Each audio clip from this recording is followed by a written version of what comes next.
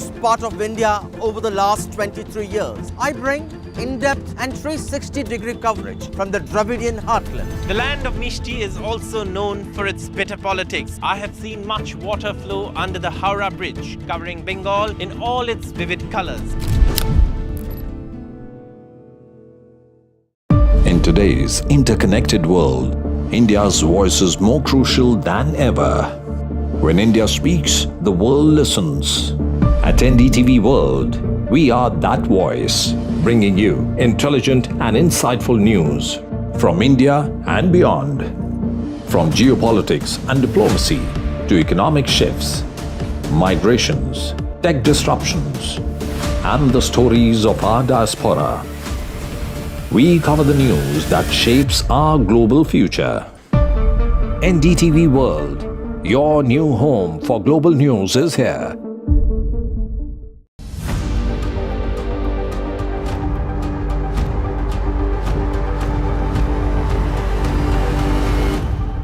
This week on India Ascends. Why is Africa crucial to India's strategic and geopolitical calculus? Will COP29 address climate catastrophes, or will the deadlock in negotiations hurt global climate goals? What does thaw in India-China ties mean for business and regional security? And big global voice on India Ascends this week, Ian Bremmer on Donald Trump 2.0. All this and more only on India Ascends.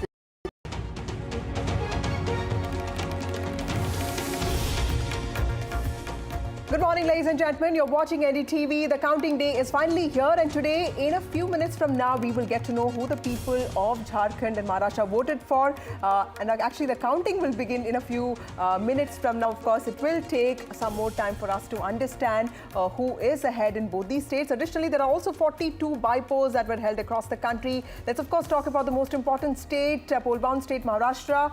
The 288-member assembly witnessed a spirited campaign on both sides. It's Mahavikas Agadi on one side, which saw the momentum in the 2024 Lok Sabha elections. But of course, there's also the Mahayuti, which is the ruling coalition, which is riding on its flagship welfare program. Not just slogans such as "Ek hai to safe hai," but even Bitcoin and cash for votes controversies came into this campaign. And this election is particularly important because this is the financial capital of the country, critical for its economy. Also a state that has seen multiple wars for symbols and name, 3 chief ministers in 5 states and in 5 years, and 4 deputy chief ministers. And all of this make these polls center around that one big question: will Maharashtra finally see political stability in the state, and will people of the state actually give a decisive mandate or not?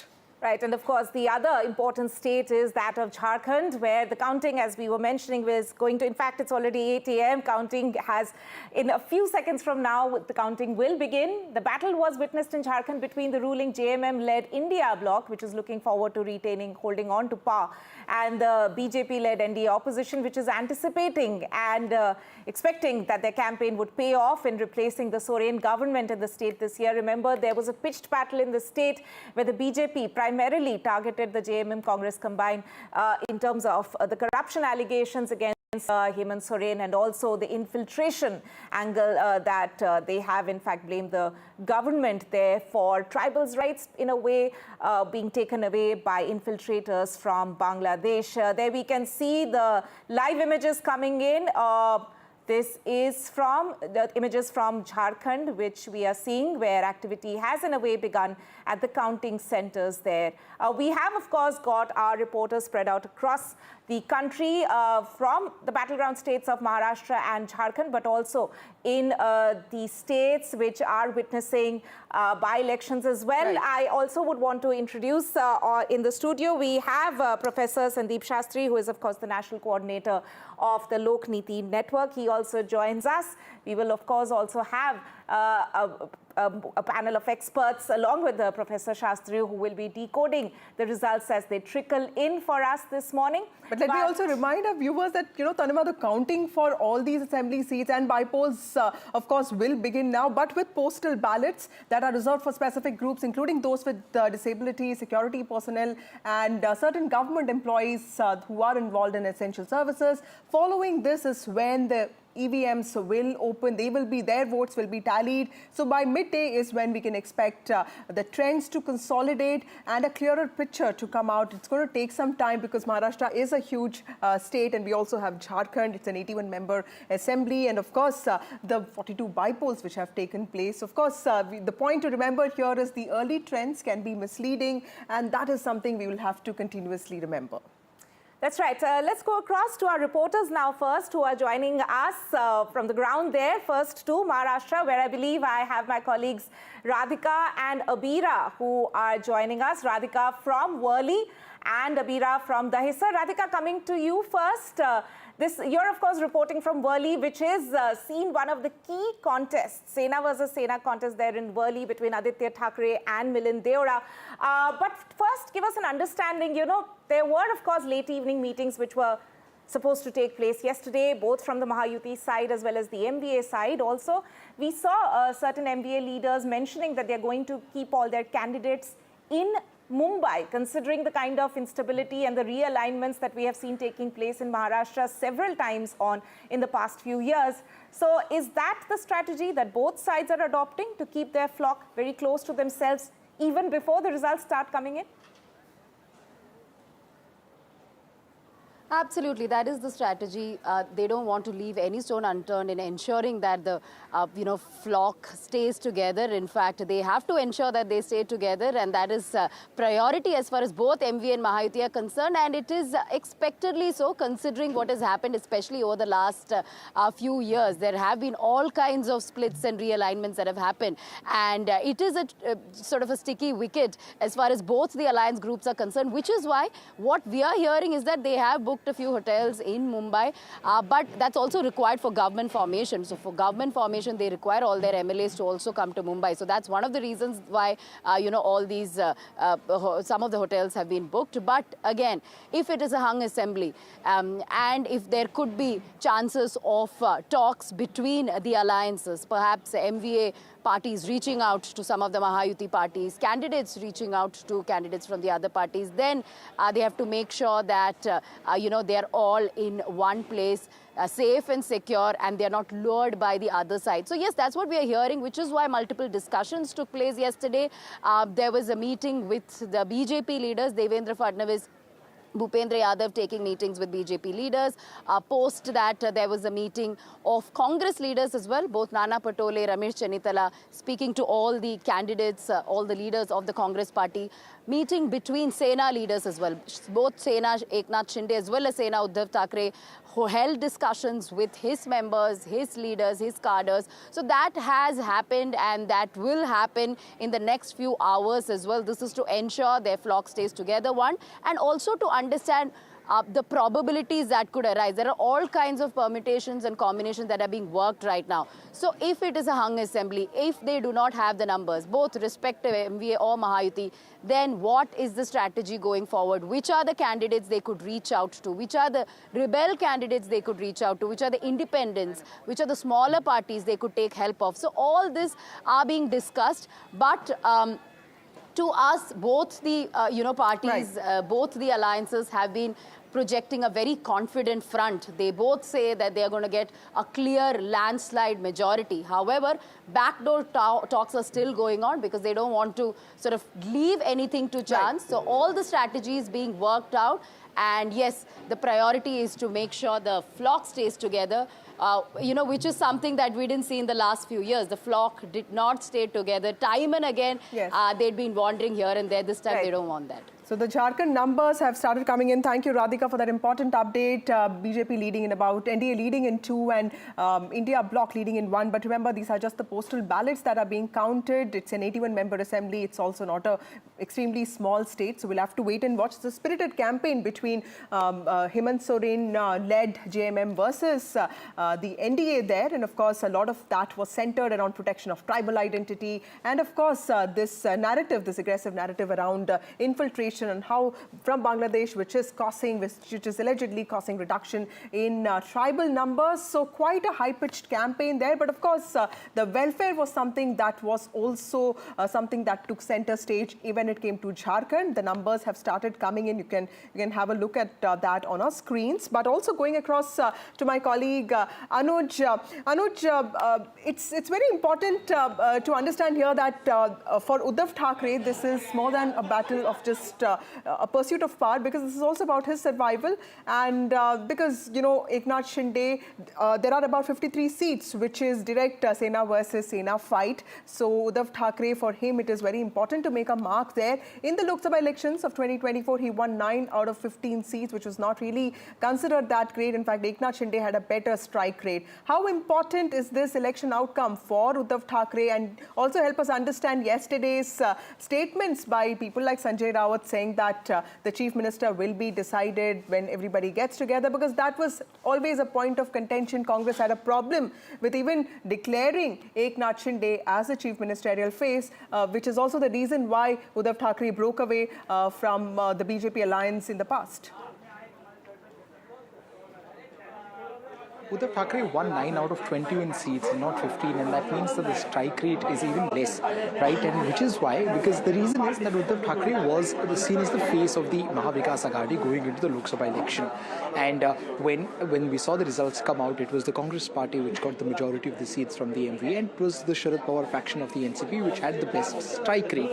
And therein we saw that some way the weakest wing in the entirety of Mahavikas Aghadi was Uddhav Thackeray, if not seat-wise, but you know, when you look at the strike rate, and that has put the party in a sort of a tumultuous situation, because leading up to the state assembly election, the Shiv Sena UBT faction wanted it the same way as it was in Lok Sabha election. They wanted Uddhav Thackeray to be the face of the campaign, and they also wanted him to be declared as the face of the chief ministership before the election. But given the results of the Lok Sabha, the Congress especially did not want to do that, considering that their stakes had now increased in the state after their after their very good performance in the Lok Sabha election, where they won close to 13 plus 1 being the independent candidate who offered his support to the Congress party out of the 17 seats that they contested. And we saw this, these fights reflect into the kind of perception that people got of MVA, and one example of that would be the seat sharing debates. The seat sharing debates, especially in places like Vidarbha, went on till the very last moment. And the problem that many of the parties, and especially the Congress party and earlier BJP seem to have with Uddhav Thackeray faction of Shiv Sena, is the fact that it becomes, it's very less flexible when it comes to making compromises in places where they do not have a stronghold. Vidarbha, for that matter, has been a Congress stronghold for the longest period of time. But we saw that the Uddhav Thackeray faction of Shiv Sena tried their level best to get as many as Congress's seats as possible. But that was a problem, given that they don't even have a candidate or a strong, foundation in the places where they wanted to contest. And these are being looked at as factors which might, result in the Shiv Sena's poor performance as far as the exit poll predictions are concerned. But the Shiv Sena UBT faction is very confident of proving that wrong. They believe that the Mumbai and the Konkan voters, Konkan, mind you, went with the Shinde Sena and the BJP with Narayan Rane's stronghold, who is a very strong leader there in the coastal region.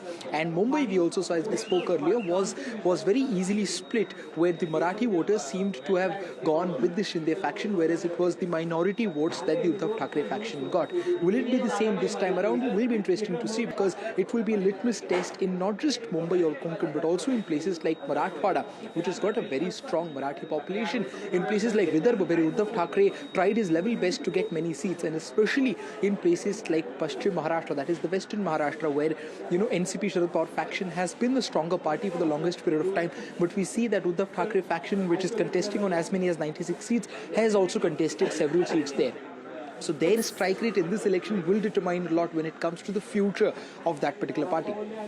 He's also banking a lot on Vidhar because it has a maximum number of seats, 62, and of course on Western Maharashtra, which is where the Mahayuti is not extremely confident about, but of course that also has a high number of seats, 59, but it is North Maharashtra, which is where the tribal seats are, Nashik and all those places, and of course, the other places like Marathwada, like you mentioned, which is where the BJP faced the maximum setback in 2024 Lok Sabha elections. That is where I think the battle is going to be, like you rightly pointed out. For some reason, Mumbai and Konkan seem to be a lot about Sena versus Sena, and here every party seems to be ensuring that it does its best when it comes to a direct fight, Sena versus Sena, Pawar versus Pawar, BJP versus Congress. So that seems to be the crux of the battle here. Right, and different strategies being adopted for all these different political regions in Maharashtra. Complex election there, to say the least. Let me also quickly go across to Abira, who is joining us from the Dahisar Borivali region. Abira, you are standing at one of the locations in the Mumbai metropolitan region, which saw a high voter turnout. And this time we have seen a record turnout as far as women voters are concerned in Maharashtra. Women, of course, have been one of the crucial vote banks in multiple areas this elections.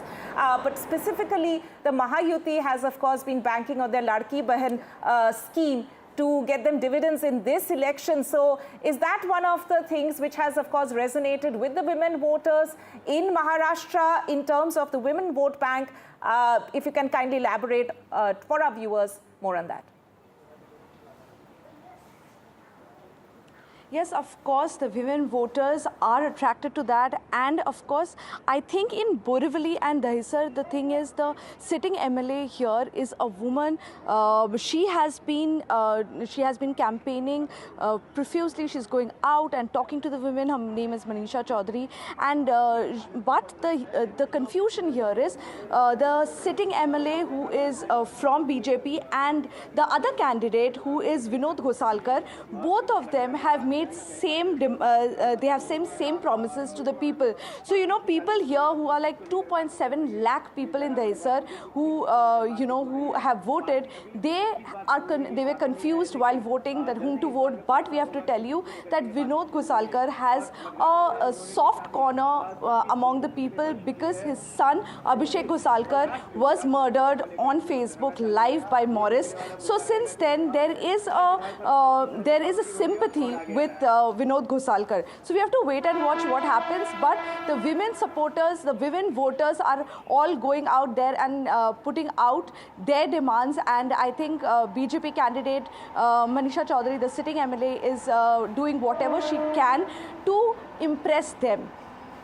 Right, Abira. So these are certain seats where the alliance doesn't seem to be working that much. We've seen the same in Nashik. We've seen the same thing when it came to Nashik. And this not working aspect only applies to the seat sharing, because when it comes to coordination amongst workers or what voters want, that's a different game altogether. And that is something we'll get to know today. And there have been these disagreements when it came to seat sharing, both in the Mahavikas Aghadi and Mahayuti. But Mahayuti seem to have handled it better, at least in terms of optics, because there are fewer seats in which there are these friendly and not so friendly fights, Tanima.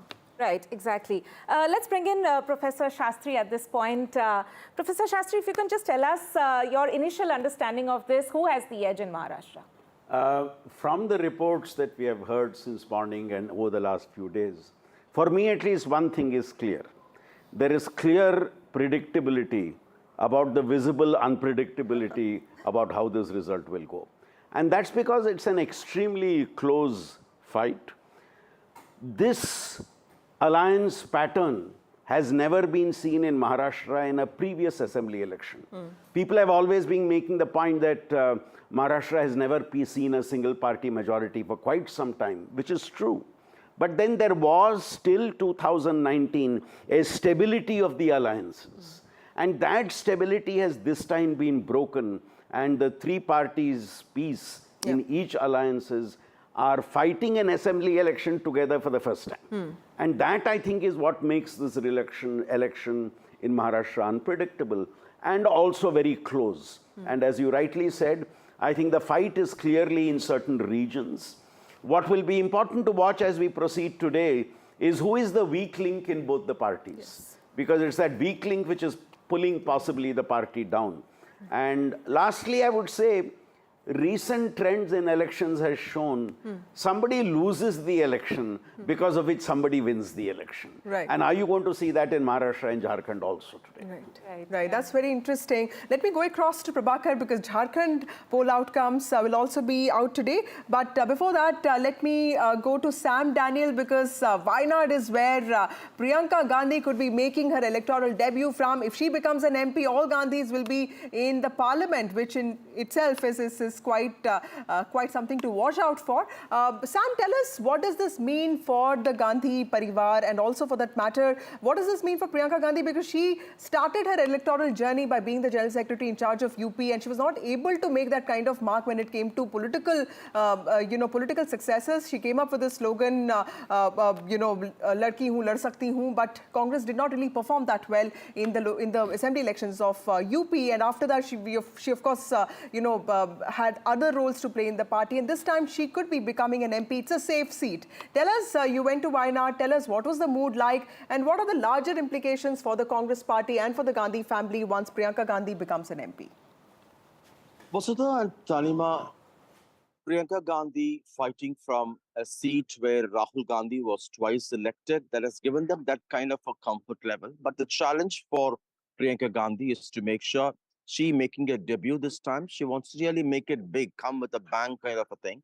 So her team hopes for a win much bigger than what Rahul had secured second time. He had won with a margin of 3.5 lakh. They hope to go beyond 4 lakh, but the voting percentage was slightly lesser this time. But will that still work for the advantage? That's something we'll have to wait and watch. It's a triangular contest with the CPI fielding Satyan Mukheri and BJP fielding Navya Haridas.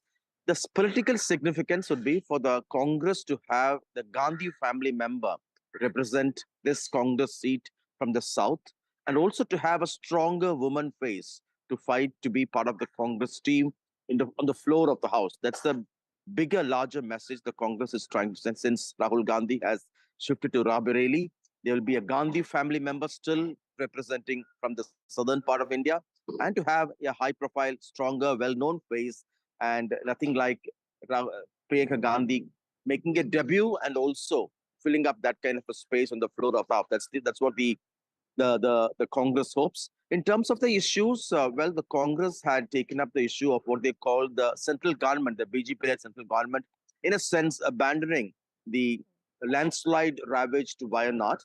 But the other two parties, be it the BJP or the left, they had targeted Priyanka Gandhi, calling her as an outsider, saying that she could actually abandon Wayanad just the way, as they call it. Rahul Gandhi didn't have much time for Wayanad in the past. So that was the political angle these parties had taken on.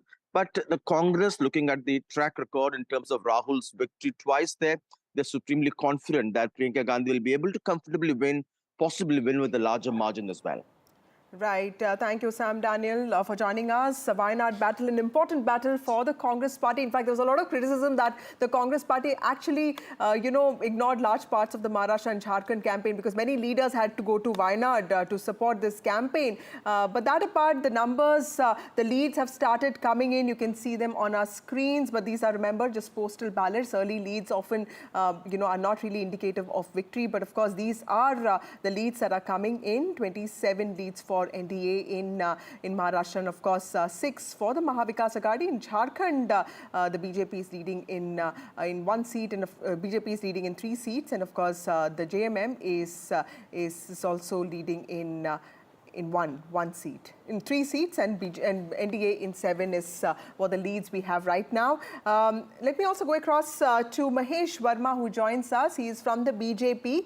Mr. Verma, thank you so much for joining us on this broadcast. Sir, I know that exit polls have often gone wrong, but out of the 10 exit polls that have come out, there are about 6 which have given you a comfortable victory. There are about, there's one that is saying that it could be a hung assembly, and the rest, 3 of them have given the edge to Mahavikas Aghadi. How confident are you of making a comfortable victory in the state of Maharashtra, given that the state is known to, throw up surprises?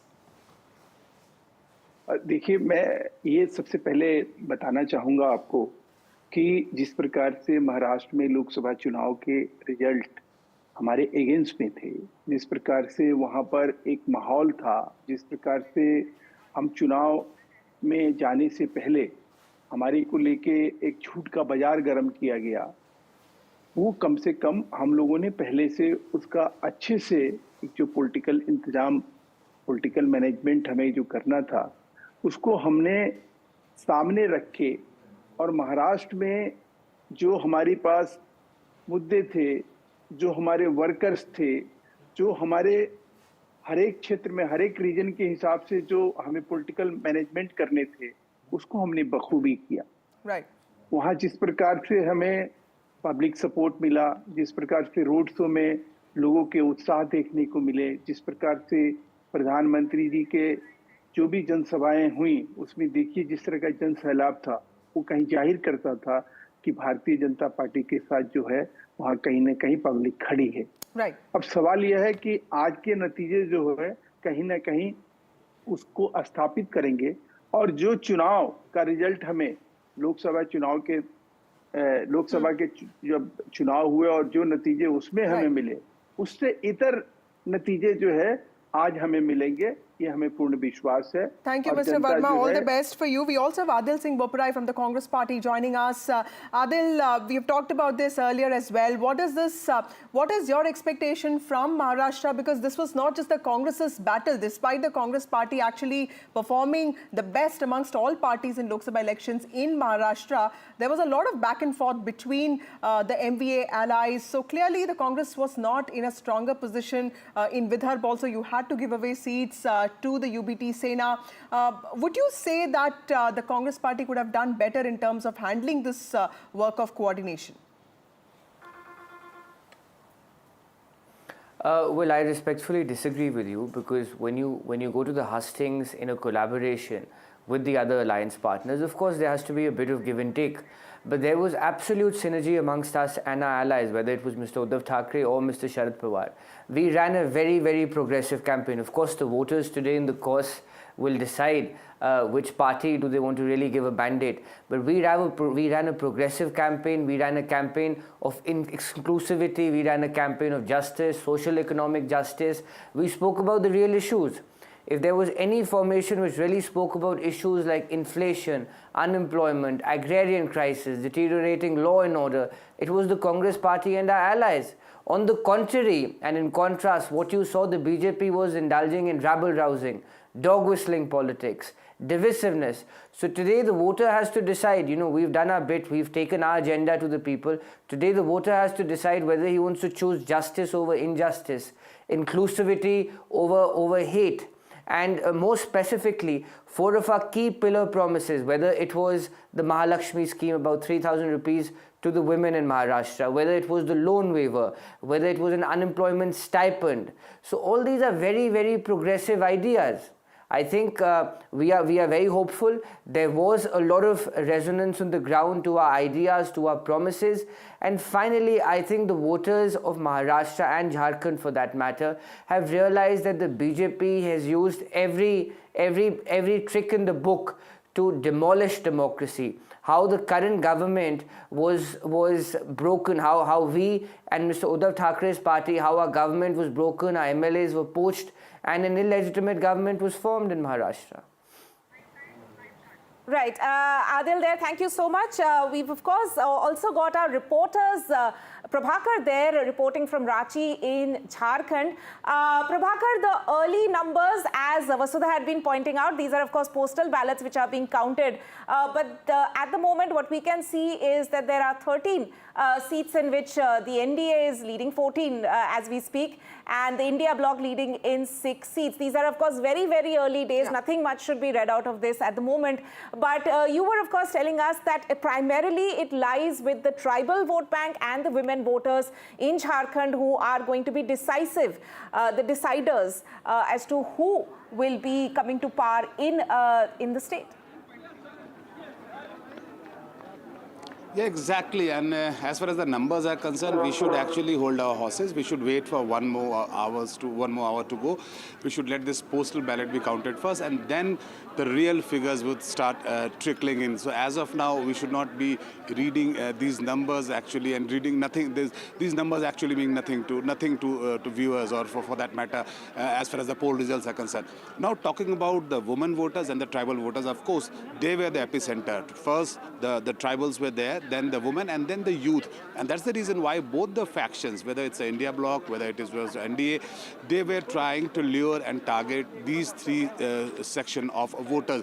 Tribals were the topmost priority, and that's the reason why you saw the narrative of the Bangladeshi immigrants being floated by BJP on the ground, and where they went on to add that the JMM was trying to settle these Bangladeshi immigrants on the ground, which was eventually eating into the resources meant for tribals. So that was in a way actually to lure the tribal voters.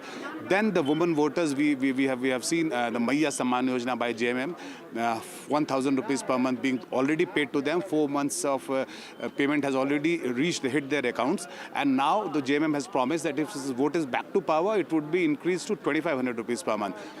In addition to that, the BJP has promised Go Didi Yojana, where it would give 2,100 rupees per month stipend to women below the poverty line. So these were the segments actually who would be the deciding force, and it will be a very interesting battle whether BJP is able to dent into the tribal vote bank, which is traditionally the JMM's vote bank, and JMM as a political party has thrived on the tribal support here in Jharkhand. Right, thank you, Prabhakar, for joining us with those details. The leads are up on your screen. 45 leads for the NDA in the state of Maharashtra, and for the Mahayuti in the state of Maharashtra, and MVA leading in about 9. And in Jharkhand, it's the NDA that's leading in 17 seats and 6 leads for the India bloc. So remember, these are all postal ballots. We'll have to wait for some time to understand some consolidation of leads happening there. Let me also go across to my colleague Aishwarya, who joins us from the BJP headquarters. Aishwarya, this is an important battle for the BJP because there are two important issues here. The parliament session begins from Monday, and the BJP will not want to give any chance, any opportunity to the opposition to have any edge over this when it comes to issues. It wants the House to run properly. And on the other hand, it also wants the blemish of 2024 Lok Sabha elections, where it faced setback in states like UP and Maharashtra specifically, to be forgotten, to be seen as an aberration. So what is at stake here? And also tell us what is happening in the BJP office, because a lot of jalebi is being served in BJP office this day. The party is also wanting to make a political statement with that sweet that is now associated with the Congress's failure in Haryana.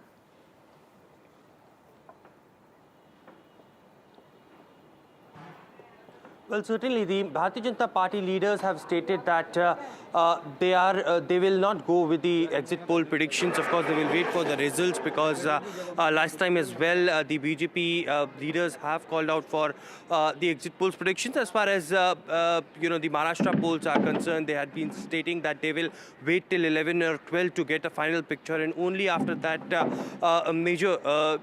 big political leaders of the Bharatiya Janata Party will come outside. On the other side, in Jharkhand, BJP seems very confident, but at the BJP headquarters, of course, you call it early celebrations, or you call it preparations for celebrations, something that we are looking at, because still, over here, what we are witnessing is preparation for the breakfast. Of course, jalebis being prepared early morning. We saw how every elections halwas being prepared at the BJP headquarters, but this time it is, of course, jalebis being prepared here with puri, sabzi and other key dishes. But on the other side, what we saw during the Haryana polls, of course, it was Congress headquarters who had early in the morning had prepared jalebis and started distributing, because they were very confident of the Haryana elections. But at around 10 or 11, when the picture changed a bit, it was Bharatiya Janata Party, who distributed almost 100 kgs of jalebis, and this time it is, of course, the BJP who is early morning, preparing these jalebis. The leaders have given, of course, the karyakartas about how much the jalebi should be distributed. Of course, it was a flashpoint between the BJP and the Congress. Jalebis is something that was much talked about, but let's see who will taste these jalebis after the election results, whether it is the Congress or the Bharatiya Janata Party. Details, sweets being prepared, snacks being prepared. Of course, this is an important day for not just the BJP but also the Congress party and all the regional parties that are involved here, because many implications, many consequences there. The parliament session is starting from Monday, so both parties would want to have a stronger position for themselves. And of course, apart from that, the BJP would want to show that the 2024 Lok Sabha elections was the setback that it faced was not really the mood of the country, and it's Haryana that's something that is something reflective of the mood of the country. But of course, the MVA and the JMM there also wanting to make their point. Let me go across to my colleague Anurag, who joins us from Madhya Pradesh. Anurag, very important Budhni elections happening there, and in the last few months, we've also seen Shivraj Singh's stature improving nationally. He is the agricultural minister, rural development minister, and in Delhi, he actually has a lot of control over these two large departments which have the maximum number of bureaucrats. Tell us, how important is this bypoll for the stature of someone like Shivraj Singh Chauhan, who of course, that came into question because Mohan Yadav was made the chief minister, understandably, without him being in know of the situation.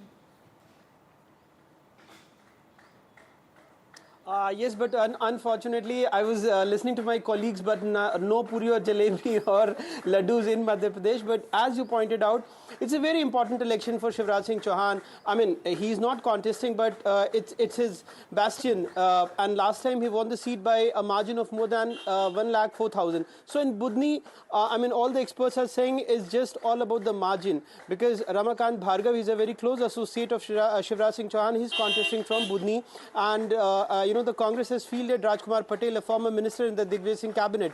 So he won the seat in 1993, but after 2006, it was all about Shivraj Singh Chauhan.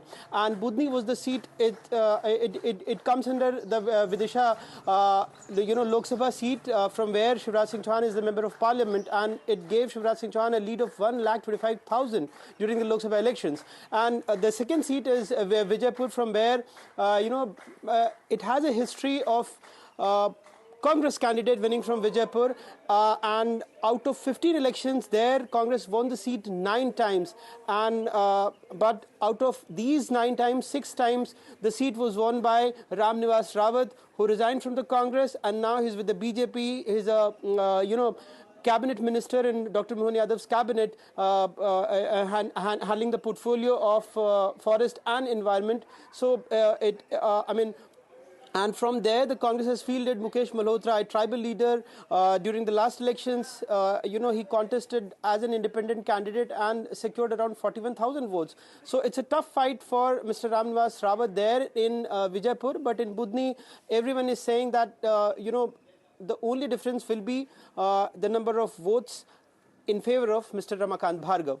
Thank you, Anurag, for joining us with those details. Former Minister Ram Nivas Rawat, who was a congressman earlier, now in the BJP, his future is at stake from Vijaypur. And of course, Ramakant Bhargav, seen as a close associate of Shivraj Singh Chauhan, Union Minister of Agriculture, Rural Development, now formerly the Chief Minister of Madhya Pradesh. He is also in the fray. Interesting elections there in Madhya Pradesh. We also have Neeja Chaudhary, senior journalist, joining us. Neeja ji, in the Lok Sabha elections of 2024, it was Uddhav Thackeray who won 9 seats out of 21, and EKNATH Shinde winning 7 out of 15. EKNATH Shinde's strike rate was considered better than Uddhav Thackeray's, and this time it's going to be a crucial election as well. Do you see this as a battle of survival for Uddhav Thackeray?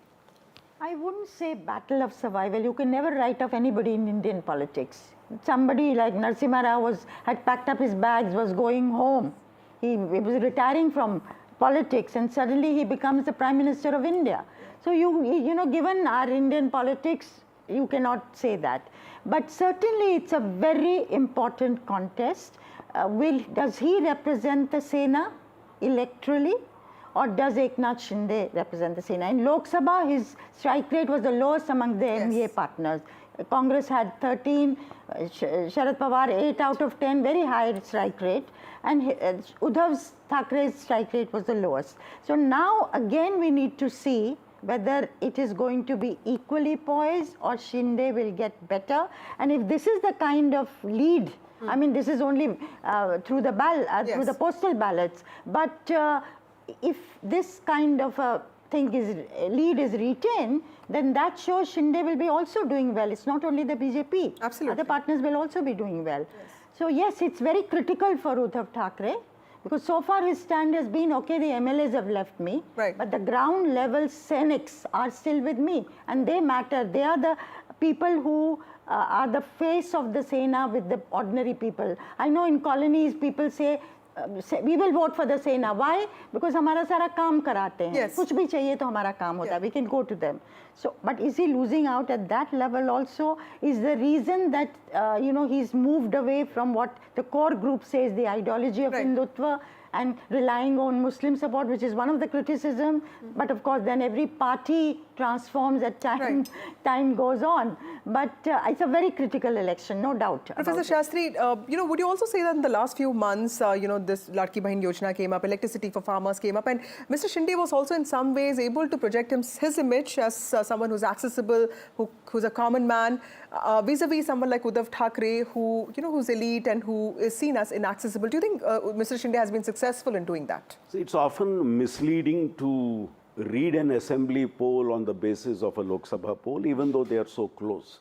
Because the issues in a Vidhan Sabha poll are very, very different. Yes. And the numbers also change quite dramatically. You are right in saying that since the Lok Sabha election, the government in Maharashtra has been making a concerted attempt to try and focus on people's welfare schemes. And the Ladki Bahin Yojana, I think, has done quite a miracle for the party in that sense, because our study in October showed that nearly 80% people said, we have heard of it, and nearly 70% people said somebody from our family has benefited from it. So yes, that is a critical factor. And the second point you made, that Shinde being projected as a prominent Maratha leader within that alliance, and being made by the chief minister and remaining as chief minister, I think was a critical factor in the whole social coalition that they were trying to construct of bringing the Maratha vote in. So today will tell us whether actually both these strategies have worked effectively or not. And I think the Mahayuti is hinging its success on these two very, very critical elements. Right. Coming to you, Neeja ma'am, as far as Jharkhand is concerned, you know, of course, a lot of exit polls have given Mahayuti the edge. But do you see a scenario where the smaller parties will have a role to play in Jharkhand, because there is a tight contest there, according to certain exit polls, between the JM Congress combined and the BJP on the other side? Yeah, if it is a very close contest, which some believe it will be, because from the beginning it's been billed as a takkar between two sides. But of late, you know, there are both kinds of stories, that feedback that has been coming. One, that the BJP had moved ahead because of a variety of reasons, anti-incumbency against Soren, corruption, and also recent days stories have been coming, there is an anti-outsider sentiment. Now, anti-outsider sentiment is of a kind that not the locals, and I don't mean the tribal versus non-tribal, but people from outside have taken leadership in Jharkhand, and there has been a reaction. I don't know how strong this sentiment is, how relevant it's going to be, but certainly there have been voices expressing this. Right. If I could just add a point to that. Traditionally, the JMM and its supporters have been doing well in the tribal region, whereas the BJP has been doing well in the non-tribal region. I think the key to the success in this election is how well does the JMM do in the non-tribal regions, even as it holds on to its tribal support, and how well does the BJP-led alliance do in the tribal regions, even as it holds on to its support in the non-tribal regions. So I think the advantage of making inroads into the opposite camps support base is what is going to be critical in this particular election in Jharkhand. So that's why we saw the most aggressive campaign of the BJP in both Santal Parganas and Kulhan. They also got Champai Soren on their side.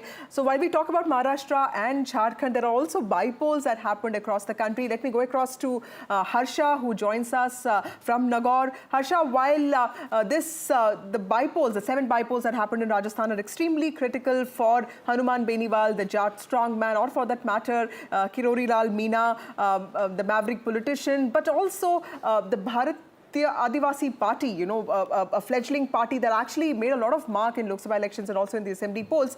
Tell us, how are the smaller parties actually, you know, stacking up when it comes to the possible outcome here?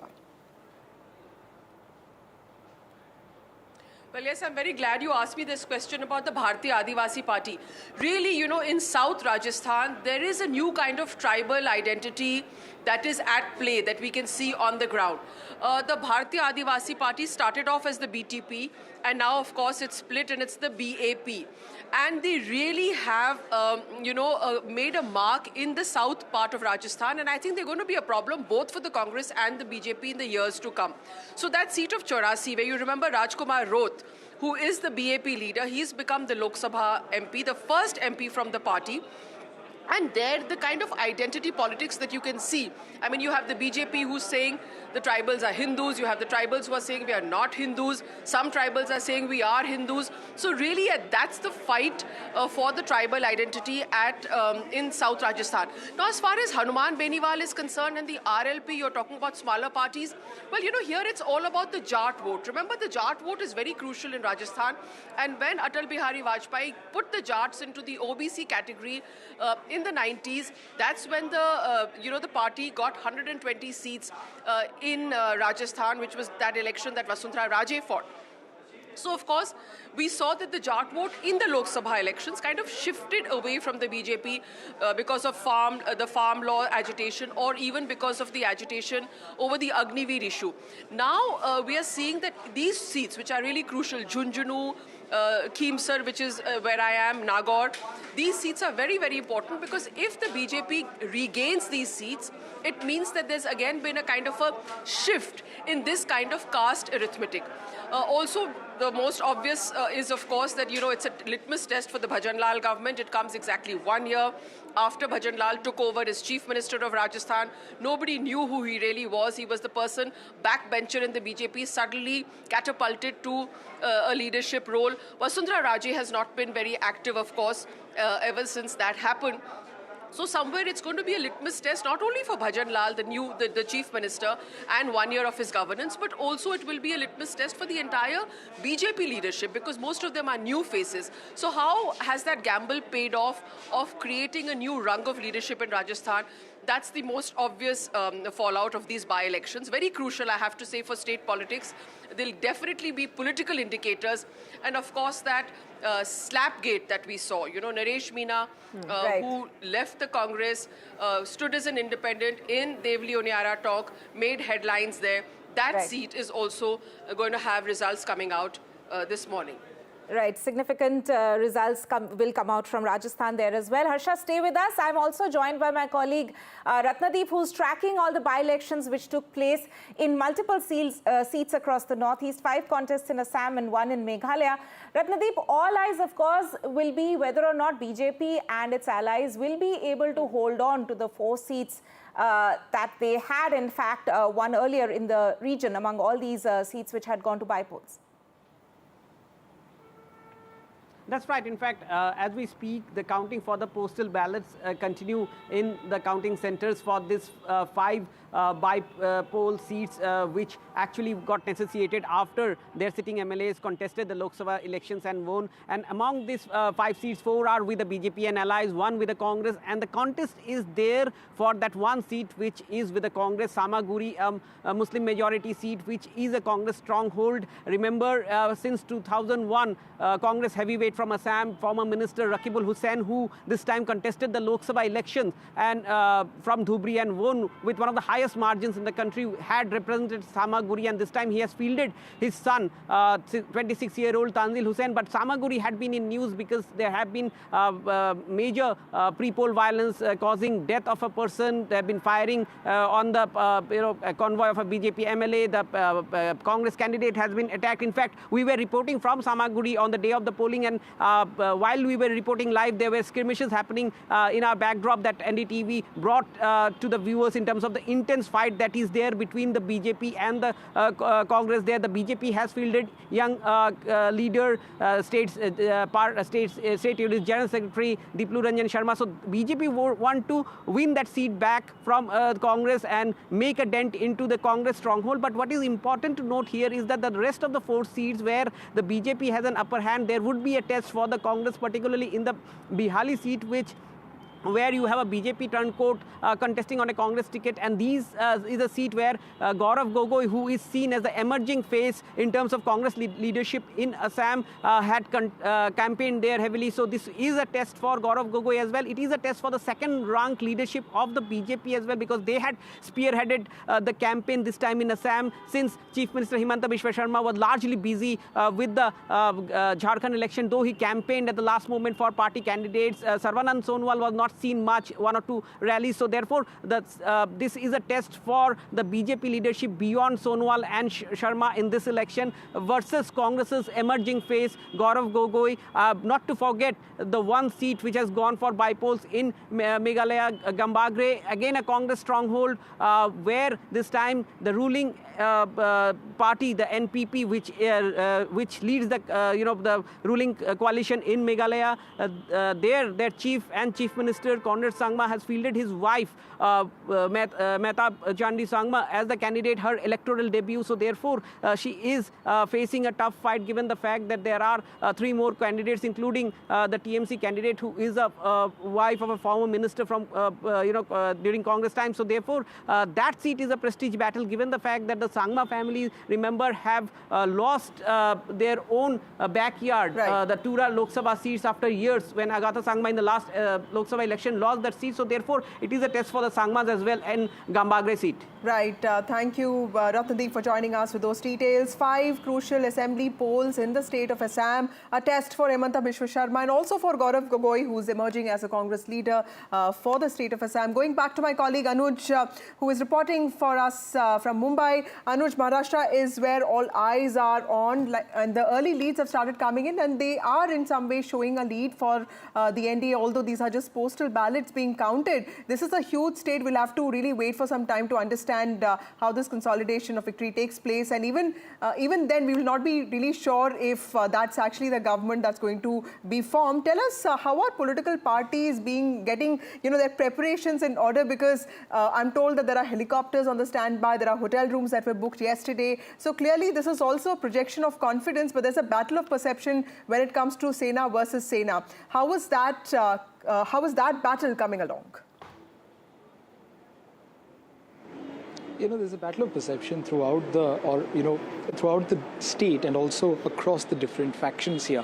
One thing is for sure is that both the alliances are ready for some sort of unnatural partnerships to take place post the result, because we've seen that there has been some sort of a conflict within both the alliances over several matters. When you talk about Mahayuti, firstly, it's about the chief ministership's face. I mean, of course, in MVA, they made it very clear that, Congress and Rashtravadi did not want to go with the face, but Shiv Sena UBT faction was very much willing to do it. But at the same time, even in Mahayuti, we see that there is not a consensus, because Devendra Fadnavis has been giving hints about coming back to power, but he's also said on multiple times that he's completely out of the race.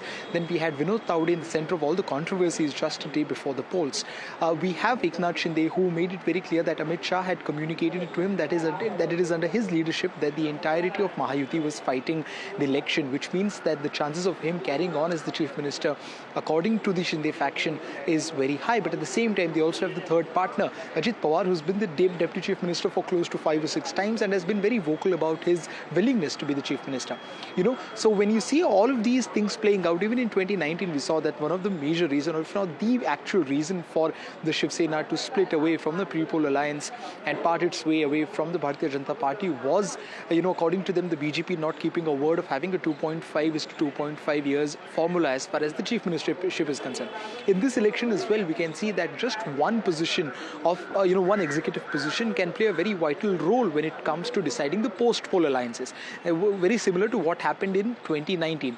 But unlike that, we've seen that especially between the NCP Sharad Pawar faction and the Shinde Sena faction, they both have not really fielded a lot of candidates against each other. And there has been a chatter going around about how, Sharad Pawar and Shinde Sena is keeping their cards open of tying it up with one another if the need comes.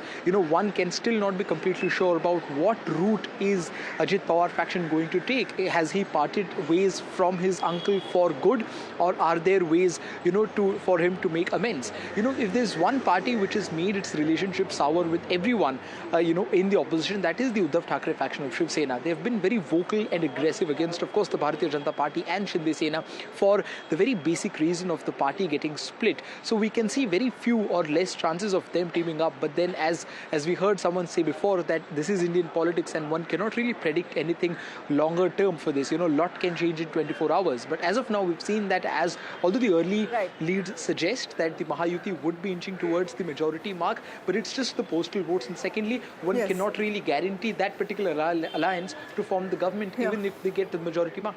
Yes. Nisha ma'am, you heard what my colleague had to say. The psychological advantage that the Mahavikas Aghadi had when the numbers came out in 2024 Lok Sabha elections, with Congress winning 13 seats, the highest, do you think the Congress did enough to retain that edge when it came to the assembly elections? Well, the general view is that the Congress's campaign was very, very localized. There wasn't a state leader campaigning all over for various constituencies. Rahul Gandhi went as a national leader and did few rallies, but it wasn't like a blitz. But then this time, the Maharashtra election was more about state leaders and less about the national leaders. In fact, people didn't talk about Narendra Modi or Rahul Gandhi at all. They were more interested in Sharad Pawar, Uddhav Thackeray, Devendra Fadnavis, EKNATH Shinde, who would make it, what are the possibilities. So I think, but in a localized election, did they put their best foot forward? Because the political families in Maharashtra who control districts, and often they are contending more than one political family pitted against another one. Like Narayan Rane's family, whose two sons are contesting from Sindhudurg, as opposed to the Naik family, who are the fours. So there are many local, I have called this a hyper-local election, the Maharashtra election. Therefore, very difficult to, predict, because there are too many players taking place in action there. So to answer your question, did they put their best foot forward? People feel they didn't put their best foot forward in Jharkhand, certainly. Yes. Because they were given 30 seats in that alliance and 41 to JMM, and then to RJD and CPIML.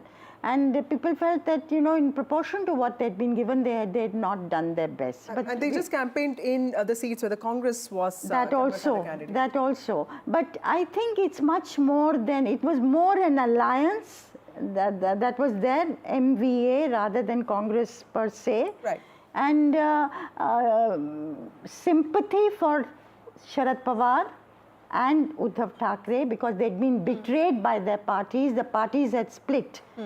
That had played out in the Lok Sabha. Okay. Now, does sympathy manifest itself second time over in the same manner? Right. Then the other thing that went in their favor was Maratha Muslim and Dalit combination. Did that also weaken? Did the Dalit component of it weaken? Even though Marathas, I think, have been with them. I think Jarange Patil's, decision to not really contest elections, because in Marathwada, the BJP faced one of its worst setbacks, winning just about one seat. Do you think, Professor Shastri, that was one thing that was key to this election outcome, whatever it is, Maratha factor? The Maratha factor is going to be critical. I think as the day progresses and as the victories become visible, which way the Maratha vote has gone would be visibly seen, along with the vote of other OBC groups, the scheduled caste vote and the minority vote. I think how these four play out will be seen in the result.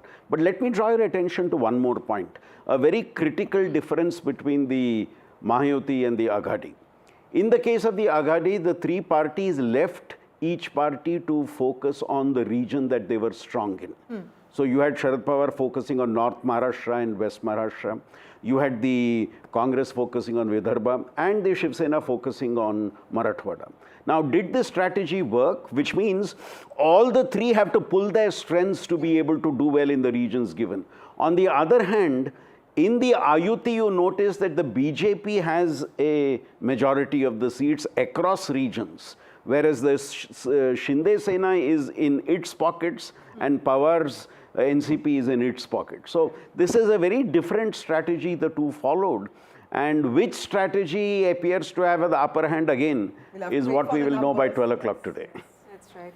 Of course, the early leads are coming in. For our viewers, if we can just refer to the numbers that we can see on the screens right now. These are, of course, postal ballots which are being counted at this point in time, but the NDA getting a march ahead with 88 lead in 88 seats, and the MVA leading in 50 seats as we speak. And as far as Jharkhand is concerned, it's the NDA which is leading in 32 seats at this point in time, and 16 seats where the India bloc is leading. But these are very early days. Absolutely. Remember, counting always begins with postal ballots reserved for specific groups, including those with disabilities, security personnel, and certain government employees who are involved in essential services, after which is when the EVMs, they get opened and their votes get tallied. By midday is when we are told early trends will start emerging. And then, of course, the consolidation of leads takes place. But in Maharashtra, it's a tricky situation, because even if the party manages to get the highest number of seats, we're not really sure if it will be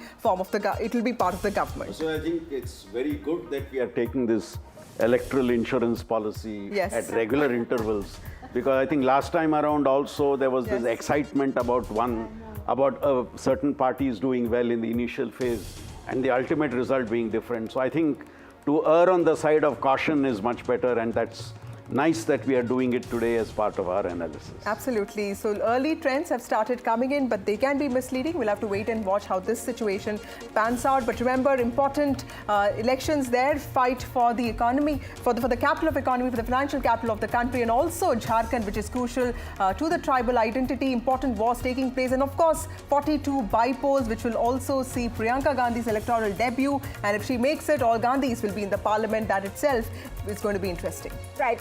Time for us to take a very short break, but stay with us. Coming up on the other side, Vishnu Shom and Maria Shakil.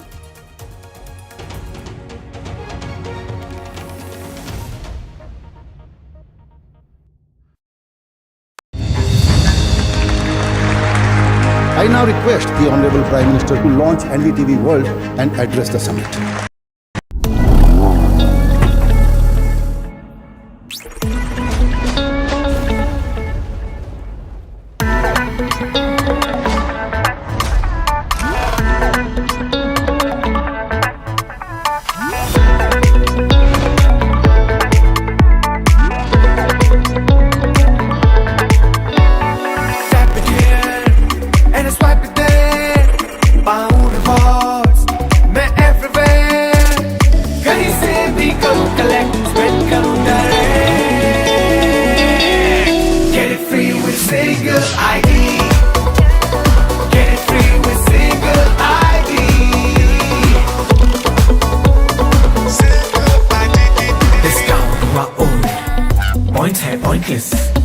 Cashback has flow, करते नहीं impress. Life हुई easy, कितना कुछ free, only with single ID. ये भी free, वो भी free, कितना कुछ free, only with single ID. Get it free with single ID. कितने सारे apps से मुझसे जुड़े, brands मेरे पास है सबसे बड़े. Get it, get it, get it, get it, get it, get it, get it. Only with single ID. Get it free with single ID. Download any single ID partner app, link your card and earn rewards with top brand. Get it free with single ID.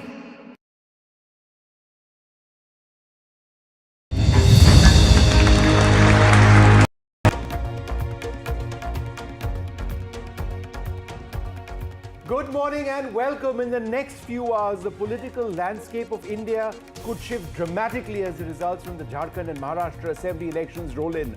With high stakes and even a higher voter turnout, these elections aren't just about local governance. They are a litmus test for national political tides. In Maharashtra, the battle between the BJP-led Mahayuti and the Mahavikas Aghadi promises a fierce contest with implications for regional power dynamics. Yes, that's Vishnu and I are joining you at a time when the EVM machines would have opened and the counting for both the states and the bypoll that's happening across a number of states would have begun. In Jharkhand, the outcome will signal whether the JMM Congress coalition can maintain its grip or if the BJP-led NDA will seize control. This isn't just about numbers, it's about the direction of development, policy and leadership in these pivotal states. Stay tuned as we bring you all the live updates, analysis, first reactions from the ground, shaping the future of over 250 million people. Don't miss what promises to be a political spectacle that could redefine state and national politics. Because, Maria, you would agree, it's not just a state election this time around. Absolutely. There has been a certain trend, which we've seen in the Haryana elections. Is that going to be something which could be a factor over here? We're going to really see what happens over here, because there are many elections coming up, but we're going to see where this leads us. So we're going to, what you see on your screens right now, with many, many words of caution. Yes. And should we add a few more words? Yes. Is very, very early leads. And these cannot be relied on. These are leads and not results. These are postal ballots which are coming in. These are early trends which are coming in.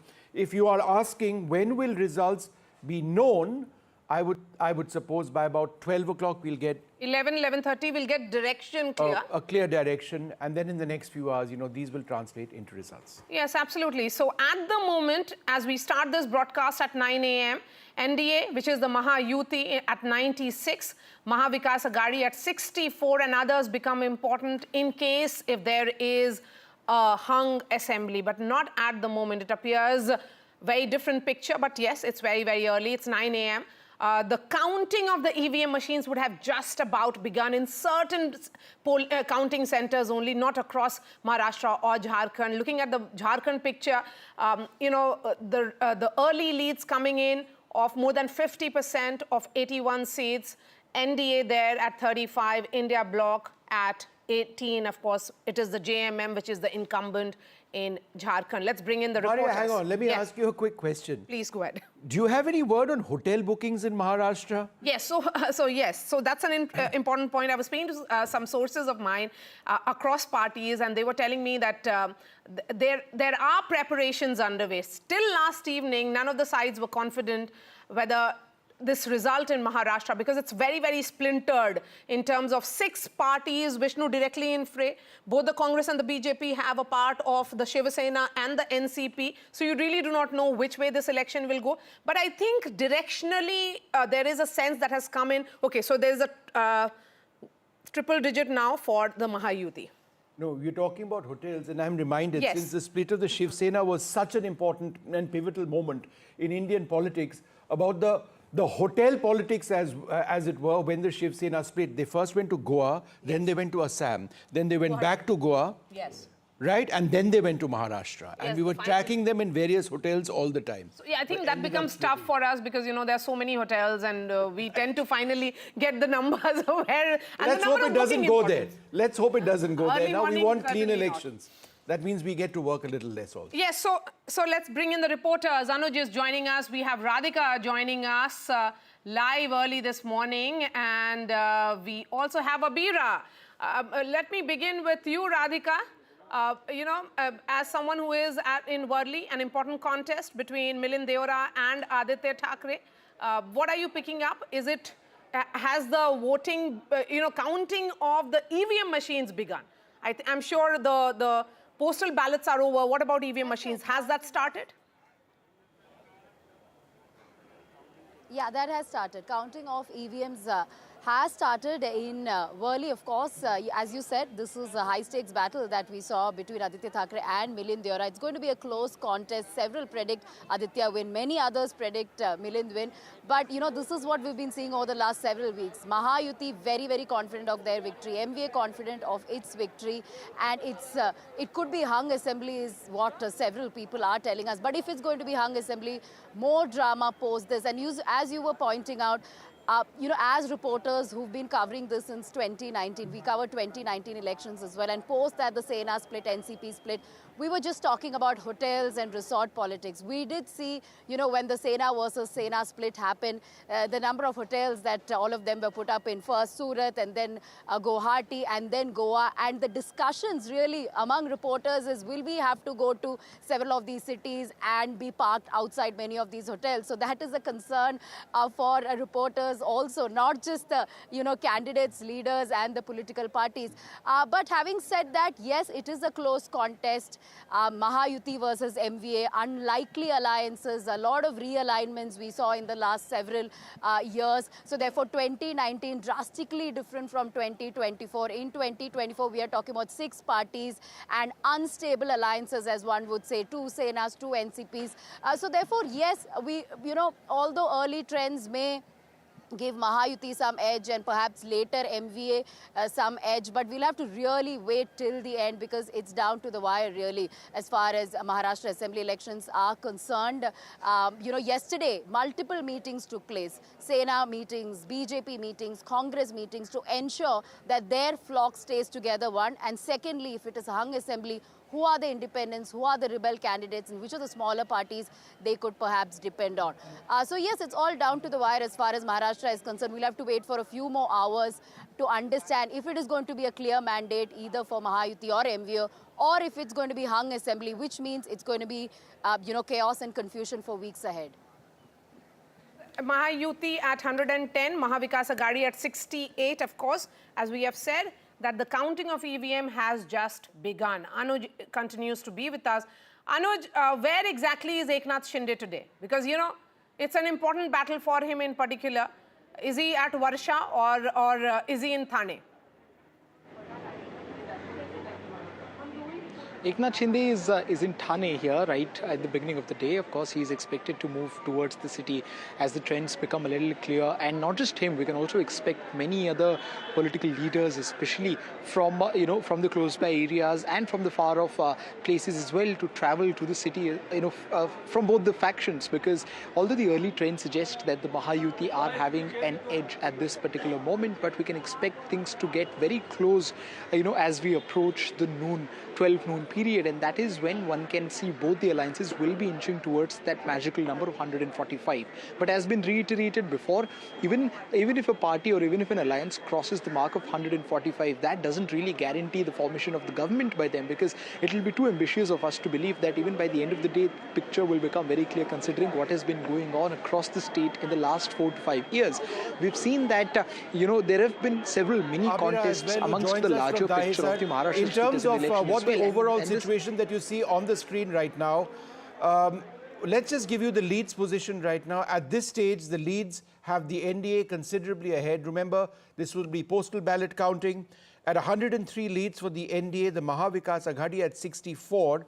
At this stage, the Mahavikas Aghadi is actually 13 ahead in terms of a change from last time around. Of course, the political formations were different, but in terms of the composition, the NDA is down 7. But again, very early days. Let's go across to Abira, who joins us at from Dahisar. Abira, what's happening around you? What's the buzz that you're picking up, and what are some of the key contests where you're reporting from?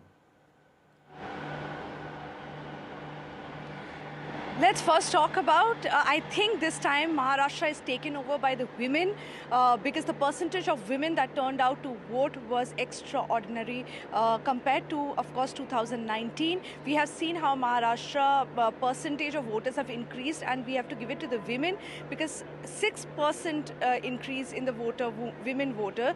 So, I think here at Dahisar, we have Manisha Chaudhary, who is the sitting MLA right now. who is the BJP candidate. She has an upper hand because she has been campaigning here, talking to the women, of course. But at the same time, we have Vinod Gosalkar, who has a emotional quotient here because he has sympathy as his son was murdered a few months back. And he has been standing here, so he has sympathy votes here. But we have to say it is the women voters who are ruling Maharashtra. Maybe they will decide who will win this election. Well, we're also joined by Clyde Craster of the NCP, Rajesh Ghotian of the Congress, and Amia Kapoor of the BJP. Thank you all very much for being with us. And of course, we've got a wonderful set of panelists coming in throughout this morning. Let me go across to you, Clyde, first. Bottom line, at the end of today, or in fact in the next few hours, voters in Maharashtra, people in Maharashtra will get a sense of the real NCP, right? It is a battle of identity for your party.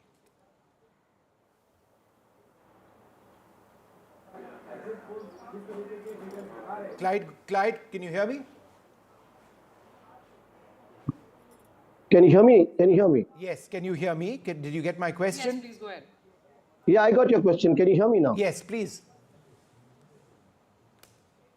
Okay. Can you hear me? All right, we'll come back to Clyde in a moment. Let's just go quickly across to Rajesh Ghotian of the Congress Party. Rajesh, I know these are very early right now, but it does appear that in terms of the lead situation, the NDA considerably ahead of the MVA. Any quick thoughts that you may have? See, when I started seeing the counting, I knew it was not possible at all. And if you see, I have been looking at the left side, that is on the screen, at a lot of Marathi channels, one of them being yours, NDTV Marathi. Now, I am having a lead count of, I don't want to just market any other channel on your channel, but I am having the latest on all the 288. It was 137, 135. So what you are showing will finally go there. And as of now, I don't want to be wrong also, it is showing 140 to Mayuti and 132 to MVA. And this is not even the first round. So I'm very sure I was on your channel 2 days back. Yes. Hello? Sanjay, come in on this. When we are looking at these numbers, it's 120 is what we are looking at for Mahayuti at the moment, and Mahavikas Aghadi at 80. Mahayuti down by 12, and Mahavikas Aghadi up by 20.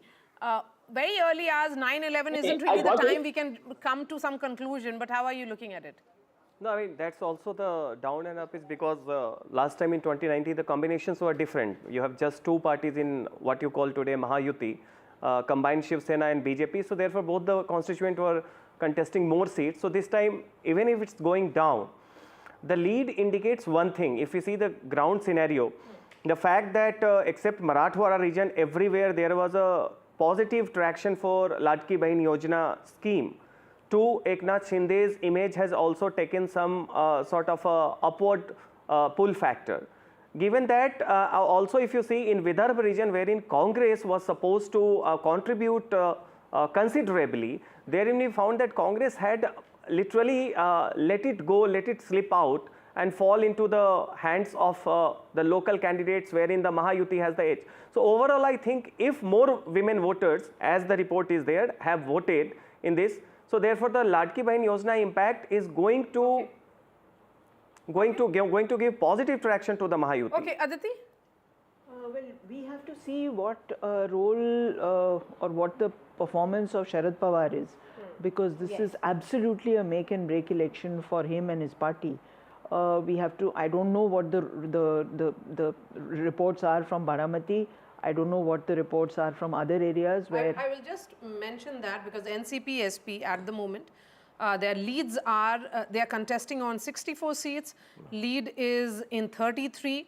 There's a change of plus 21 for NCP SP at the moment. So which is... They're contesting in 86 seats, right? 86, yeah. Yes, 86 seats. So far we know 51. about 64. 51 so far. 64 we know about so far, yes. So even assuming that it is... F5 update button, eh? Yes. Even if we assume that it is around You know, they're leading in 1 out of every 2 seats that they contested. That's pretty damn good as strike rates go. But we have to see what, I'm really interested in knowing what happens in Baramati. Yes. In fact, there's a further update, Maria. You know, I mean, they're contesting in 86, yes, the NCP SP. So far, there are leads in 71. There are leads now in 37. They're leading now in 37. There's a gain of 24 seats. And that's very significant. Yes, that's pretty good. Let's bring in Clyde and get a reaction on this. You know, of course, as far as the Lok Sabha is concerned, Clyde, we saw the results, and Sharad Pawar did give what was seen as a debilitating blow to his nephew when Ajit Pawar's NCP managed only 1 MP while Sharad Pawar dominated the NCP completely. I don't think so. You know, even in this election, Sharad Pawar, the NCP battle is going to be settled so easily. You know, Mr. Pawar remains that dominant figure in Maharashtra politics. Good morning, Maria and Vishnu. I hope you can hear me now. Loud and clear. Am I audible enough? Am I audible now? Clyde, you've been audible all throughout. Can you answer the question? Okay, thank you. Thank you so much. So I heard you. You know, I'm getting my updates, from Baramati. Yes. So at the moment, Mr. Ajit Pawar is leading, but overall picture is that, the NCP, my NCP, which is Mr. Sharad Chandra Pawar, we're leading in 45 seats at the moment. That's the update I'm getting from my central office, that we're leading 45 seats. So it's going to be neck to neck, but, like Maria just said, is it going to be settled, which is the real NCP? I have no doubt. I have no doubt we are the real NCP. The election commission may have given the verdict, things have panned out, but we all know who formed NCP. We all know who is the president of the NCP. These things happen, but at the end of the day, people of Maharashtra will decide today what they decided in the Lok Sabha election. We won 8 out of the 10 seats that we contested it. So I think it's going to be a decision that the people have taken. It's going to seal it this time around. Having said that, the updates that I'm getting also, we are neck to neck. The Mahayuti and Mahavikas Aghadi are running neck to neck. It's a battle of identity for your party. At the end of the day, in the next few hours, people would likely say, okay, I now know who the real NCP is. And therefore, as tall a leader as Sharad Pawar may be, this is at one level an existential election for your party. Well, I wouldn't call it an existential election because we know we exist. It's the other faction that broke away. They try to, exist and, call themselves the real NCP. But the truth cannot be, hidden. The fact is, we all know where the party stands. Sharad Pawar Saab formed the NCP and we're going ahead with it. That's Shiv Sena and all other political parties, because we have more details coming in now. The Shiv Sena, which is EKNATH Shinde Sena, the leads have come in on 59 seats out of 81 that they have contested leads now. They are leading in 33 of those 59. There is a change or gain of 2. Congress, though, is down minus 13.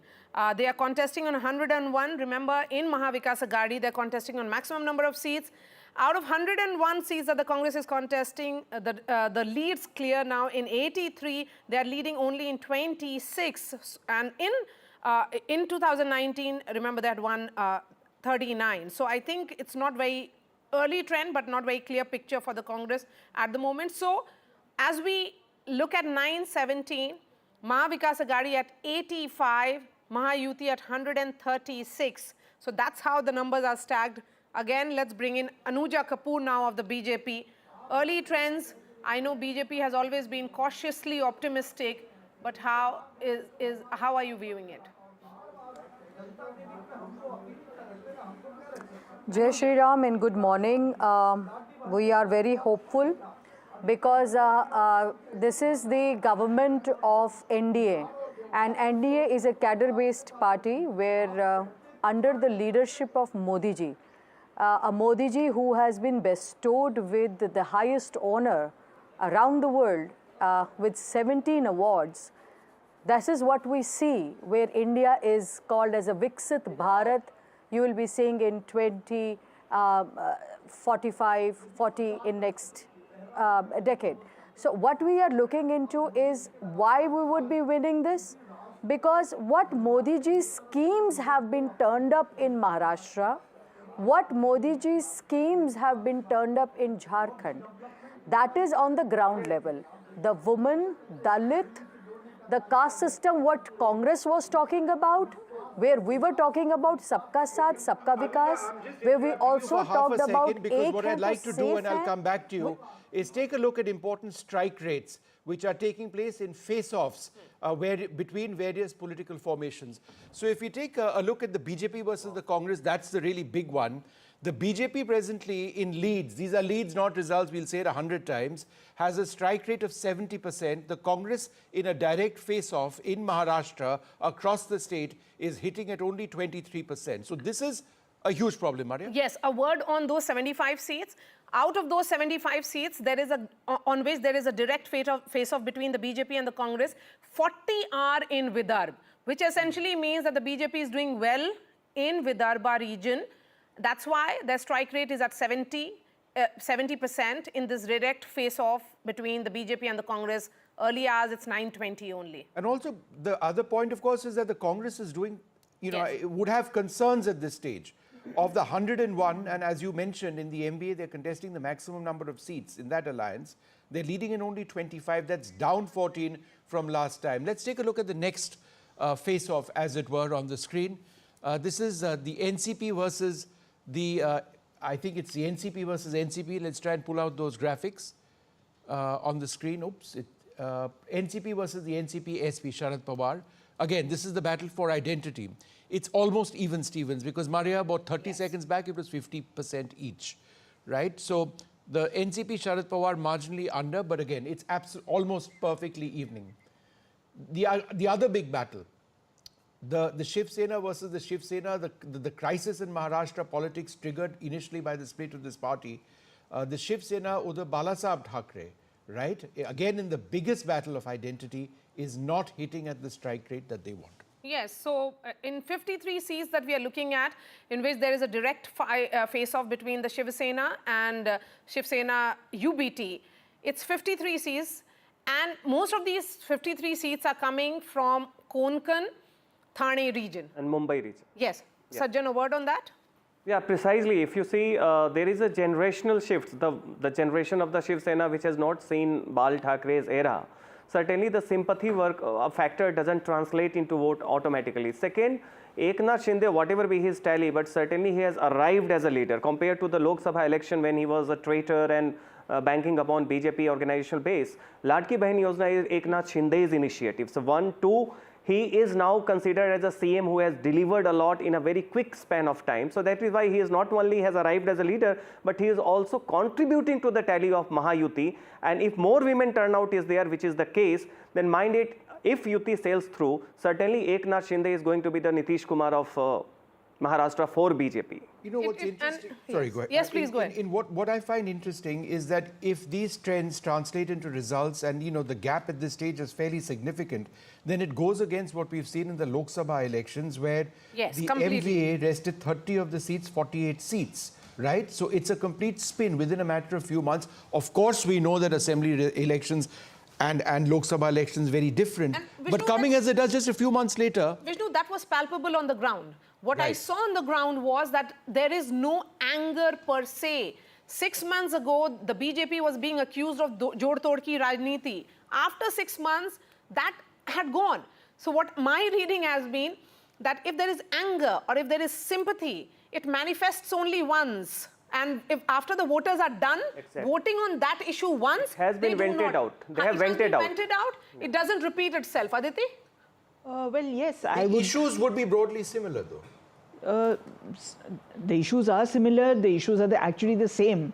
Issues of farmer suicide, issues of socio-economic crisis, issues of investment flying out of Maharashtra to other states, levels of corruption. Those issues are very much in people's minds. They continue to be throughout the campaign. This is what one heard. But I think leadership also matters a great deal. And so this election proves to us how much leadership actually matters.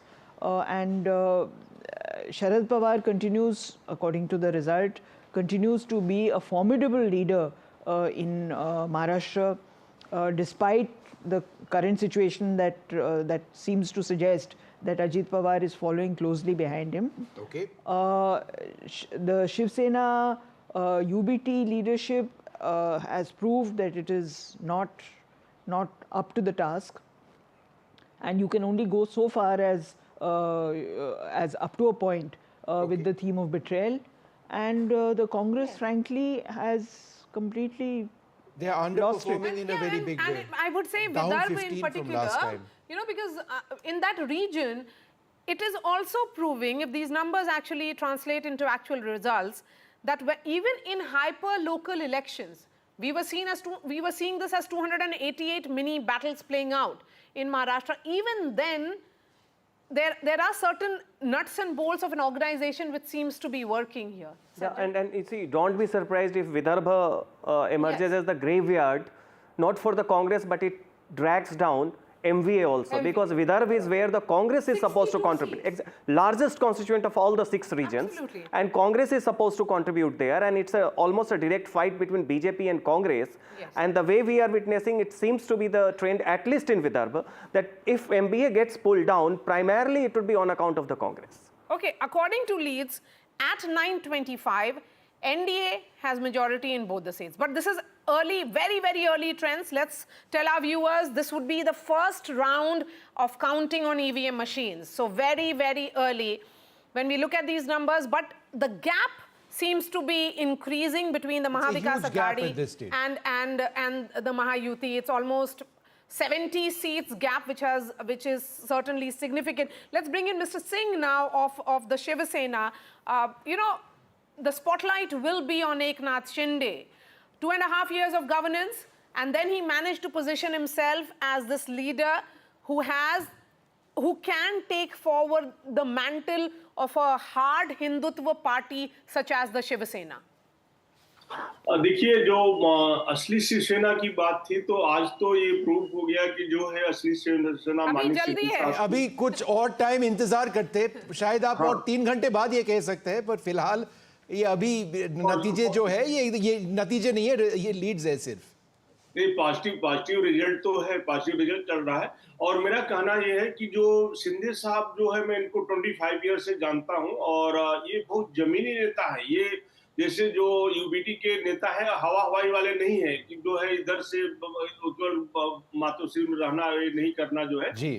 इनको मैं study किया है, सुबह 8 बजे घर से निकलते हैं, 12-1 बजे 2 बजे रात को घर पे आते, और इन्होंने जो लाडली बहना योजना किया जो है, उसकी वजह से काफी फायदा मुझे दिख रहा है। और मैं जिस समय वोटिंग था, उस समय भी वोटिंग पोल पे गया था।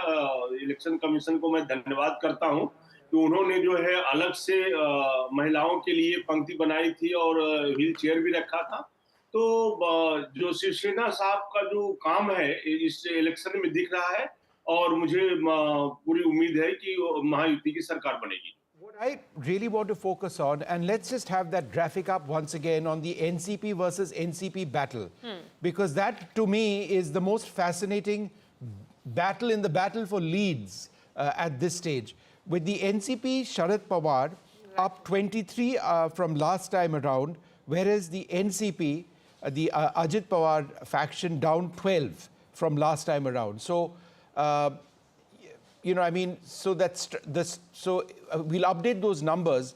But what I'm actually seeing, in the face-off right now, no, what I'm actually seeing is the overall seat, the lead position. But in the face-off, that's fine. But let's have that up again. Where are the two against each other? And we'll be updating these graphics as well. It's a 54% to 46%. So the NCP of Ajit Pawar at this stage seems to be going up. But again, that's something that we would want those numbers revised to see whether there's been a change in that in the last few moments as well. Yes, that's right. But this battle of NCP versus NCP in Baramati and parts of Marathwada. Yeah, parts of Marathwada and Baramati primarily for the first time, despite all these gossip that there is some understanding between Sharad Pawar and Ajit Pawar. In Baramati, for the first time, you'll see entire Sharad Pawar family is spiritedly, they have campaigned against Ajit Pawar personally to ensure his defeat. Sharad Pawar's wife, who never stepped out in politics, hitherto. Okay, just a moment. I just wanted to go across to Clyde, because the numbers which I'm reading, Clyde, in terms of leads, actually has the NCP SP ahead of the NCP. Is that what you're getting as well? So we'll update those graphics of us. No, Vishnu, I'm not taking anything away from what you've got, but I have got my central office, which we are monitoring because it's not surprising that we are monitoring both these parties. So right now we are leading in 43 and the Ajit Pawar group is leading in 20 seats. That's what I'm getting from my central office. So 43 NCP SP and 20 seats to Ajit Pawar. That's what is the situation right now. Ajit Pawar and Ajit Pawar candidates are leading in 15 constituencies at the moment in this direct face-off which is happening between the two parties. So Ajit Pawar, who did really badly and poorly in the Lok Sabha polls, is trying to regain, or is he riding on what was seen as sympathy sentiment done away with? Now it is about strengthening Mahayuti, the government of the day, because if these numbers hold and the gap between the two sides is only increasing, it's a pro-incumbency vote which is playing out across Maharashtra.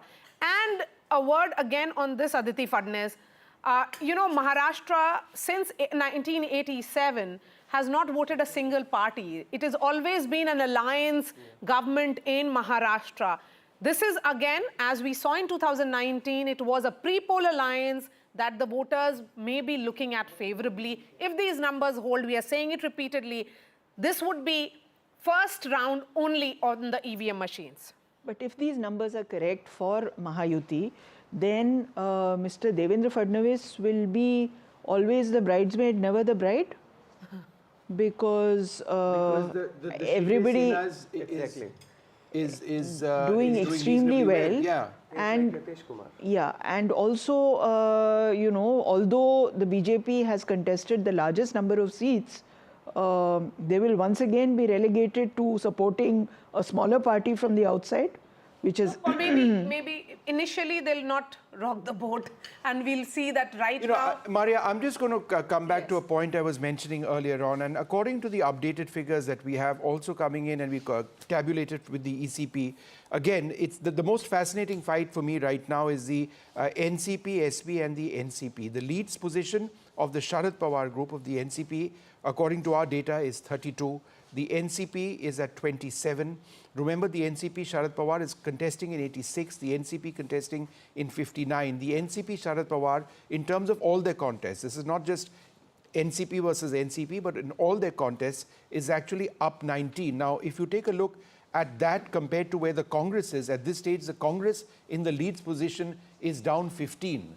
So in terms of the big partner, as it were, in the equation, the Congress contesting in 101 seats, it's quite clearly underperforming in a huge way, and the NCP SP appears to be doing reasonably well. Now, is that good enough or not? That we will get to that later. But Vishnu, I just wanted to make a small point, which is that the Ajit Pawar faction of the NCP, I continue to call it the Ajit Pawar faction, has actually not contested on its own symbol in many seats. So granular data could result in a different picture. You're talking about independents? I'm talking about candidates of the BJP who are contesting on Ajit Pawar's symbol and vice versa. Yes, Shaina NC. Exactly. She's contesting on a Shiv Sena, as a Shiv Sena candidate. Exactly. So that granular detail is also quite important when we try to assess the positions of relative positions and strengths. All right. Well, we've got our correspondents out across the field right now, reporting from the BJP headquarters. Who do we have up at this stage? Prabhakar and Aishwarya join us. Let's go straight across to Aishwarya. Give us a sense of what's happening at the BJP headquarters. Laddu? The last time this Laddu business happened, I think you and I were anchoring, and there were Laddus in the Congress office. Our dear friend Sunil Prabhu was eating one of them as well, but then the election results. So I would suggest that Laddus might be bad news, but what's happening around you, Aishwarya? Laddus or jalebis, Aishwarya? What did you get?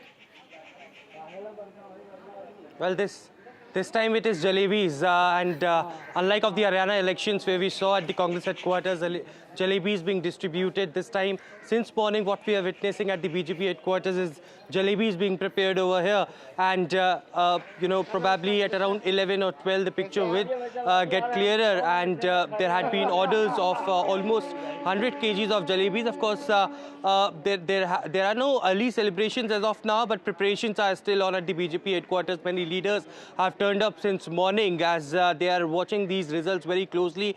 The BJP had clearly stated that they're very confident of the Jharkhand polls, but on the other side, Maharashtra is something they would like to wait and watch as to what transpires in the next few hours. But certainly preparations are on as every elections we see, if Bharatiya Janata Party wins, then it is Prime Minister Narendra Modi who comes to the headquarters and address their Karyakartas, and therefore the reason perhaps all the preparations are on and the orders have been given to the Karyakartas to still wait and watch as to what results transpired. But jalebis is something that is being prepared currently at the BJP headquarters.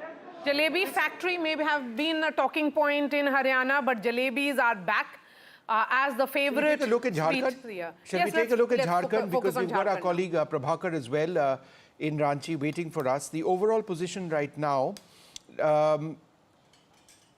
the NDA and the India Alliance both contesting in 81. The Leeds position has the NDA up at 43. That's up 17 from last time. The India Alliance, and this is terrible news for the JMM obviously, is that they're down 13 from last time. So again, very early, the total number of seats is 81. Any early reactions, Prabhakar? Is there a sense of disbelief? I mean, at this stage, actually, the JMM is up 4 from last time. So perhaps it is early days. But what are you getting in terms of some reactions on these leads?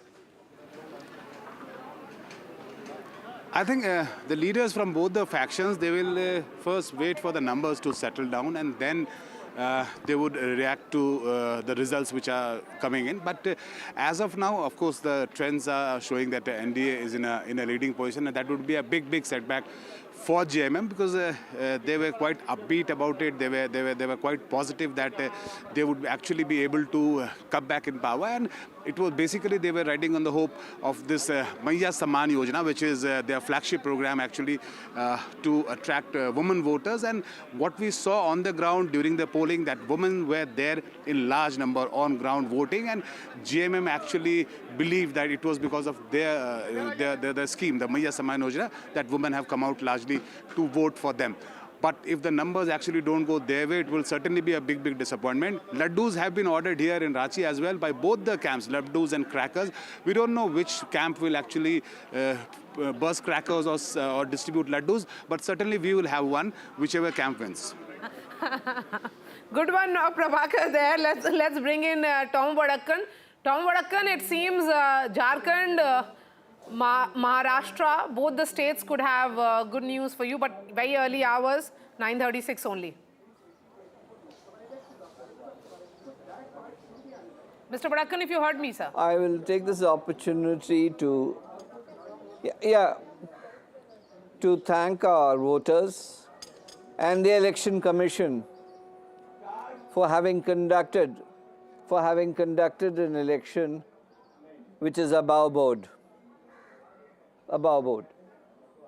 Whoever wins or loses, this is democracy at full play. No, but Tom, you're being terribly philosophical early in the morning. If you have delivered, got some very positive you will win. leads positions to you in Jharkhand and in Maharashtra. Where is the excitement, or are you in a sense of disbelief that you're doing as well as you are in the leads position in both states? No, that's not the case. We know we have delivered. We know we have delivered. No, that's more and like our guarantees and promises people have seen it. So we are not, we are somebody who's surprised with anything. If you work hard and you deliver, your Kalikartas are there and the results are there, then there's nothing to stop you. And if democracy is anything that we can talk about, that is what you deliver to the people, how well you take care of the people, and the promises that you keep and you maintain it. In these numbers that is the essential test, Tom, litmus test. That we heard two very women-centric schemes in both the states. In one state, you had about Ladki Behan. In the other, it was about Maiya Samman. In both these states, women voters came out to cast their vote. But if these numbers actually translate into actual results, in one state they voted for the party which gave them that model of governance. The other one, they have voted against it. Quite right, absolutely, and we suggest that there are many other factors at work in both states. Well, they are very different states, so you can't really equate one with the other. But even though women have come out to vote in large numbers, the factors that have impelled them to vote in certain ways may be different. And also the tribal voter, we'll have to talk about them. That will become a crucial vote bank now. All that outreach with regards to, Birsa Munda Jayanti and visually impactful images. It's not just that. It's also what BJP told us is in the Kolhan region, where the BJP, which sends 14 seats to the assembly, in the last election, the BJP got 0. Kolhan is where Champai Soren comes from. Right. That's right. So it's possible that the base of the tribal JMM-led tribal consolidation, the base of that grouping is completely broken. Sajjan, that's an interesting point. Hemant Soren in these elections, the fact that he came out of jail as a sort of hero, the fact that the JMM were looking at the entire narrative of how their premier leader has been targeted by agencies.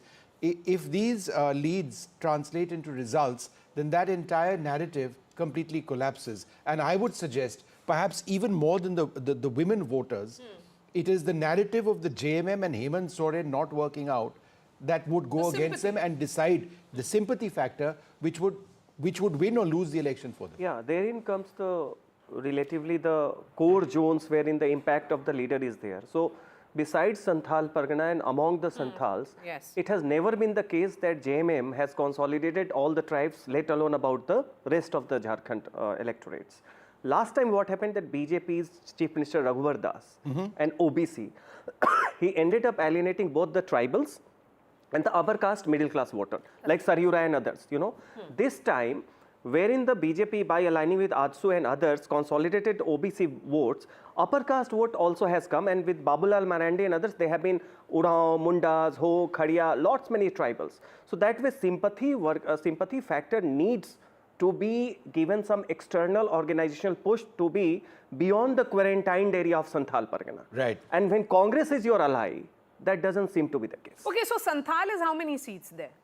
Santhal Pargana would be how many seats? In and around, if I'm correct, around 30 or something. 30. That's the dominant. It's similar to Vidarbha. I mean, the region which can make or break.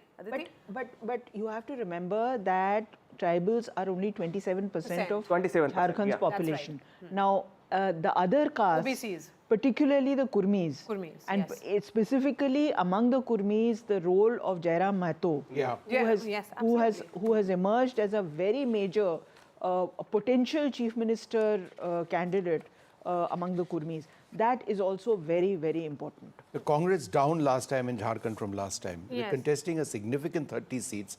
They were always being carried along by the JMM, but with this, it's just not worked out. Okay, so a word on Jharkhand now, and if we can do a party-wise breakup. The BJP is contesting on 68. We have leads in 65 so far. The BJP, of these 65 seats, the BJP is leading in 35. They have made a gain of 11. JMM contesting on 43 seats. We have a picture clear of 41. There is a change of -3. The Congress is down -9. It seems to be certainly bringing down this entire alliance. AJSU, the alliance partner of the BJP there, it is contesting on 10 seats. They are leading in 6. They are making gains of 4. So a word on AJSU.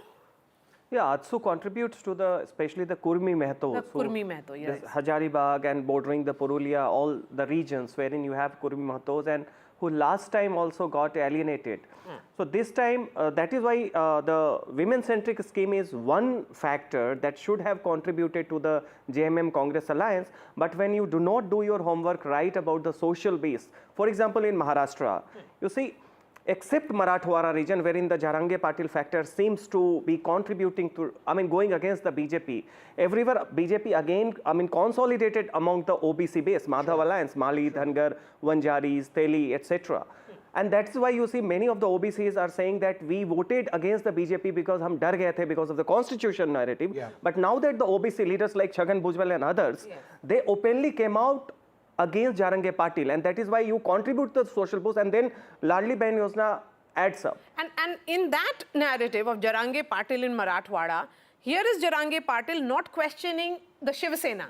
He's questioning his target is essentially Devendra Fadnavis and the BJP. That's the caste. No, that not Maratha leaders of BJP. Yes. Primarily the Devendra Fadnavis because he's a Brahmin. Yeah, so I'm saying even then Jarange Patil was selective in his target questioning. So that essentially confused the voters even more. When I met him at his home in Marathwada, he gave me an impression that yes, I'm going to start agitation again, and all his questions was only against Devendra Fadnavis. Right. So the BJP chose that in Marathwada, Devendra Fadnavis will not be in the front line of the campaign. He'll be much behind. I just want to switch very briefly to Jharkhand once again and pick up on the point that Aditi was talking about. I think Jairam Mahato and the entire insider-outsider debate is one of the most fascinating aspects of this election. The fact that he's campaigned on a domicile policy going back to 1932, saying that that is the cutoff when you'd be decide. How significant a player is he in the context of these elections and this particular insider-outsider debate, which has also been core to what the BJP has been arguing? Look, I mean, this domicile thing is already a done and dusted thing. Babulal Marandi way back, 2 decades back. It comes up, yes. Now in Jharkhand, more than that, I think his crucial impact would be among the Kurmi Mehato community who are sizable in Jharkhand. Because I think this outsider-insider debate has been dusted. It doesn't have the resonance, but because the very demand of being included into the ST category. You know, 1908 when the Kurmi Kshatriya Mahasabha happened, and they were invited, the tribal told them that you are not the Kurmis of UP and that time the plains of Bihar, do not go, but they went there because of the Sanskritization logic. No, but what is interesting now is that even there, a party like BJP, which had, not really directly projected Babulal Marandi as their face, they are getting acceptance from tribal state. It's a tribal, 28% may not be the completely dominated state, but will be seen as a tribal state. In terms of the territory, in terms of territory. Inhabit.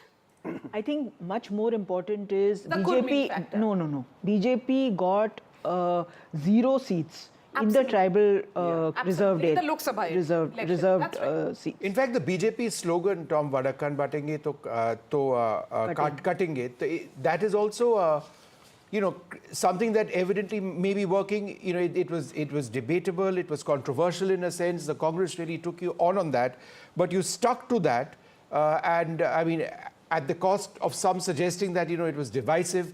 But would you suggest that that's also perhaps one of the key factors which has worked well, certainly in the case of Jharkhand so far?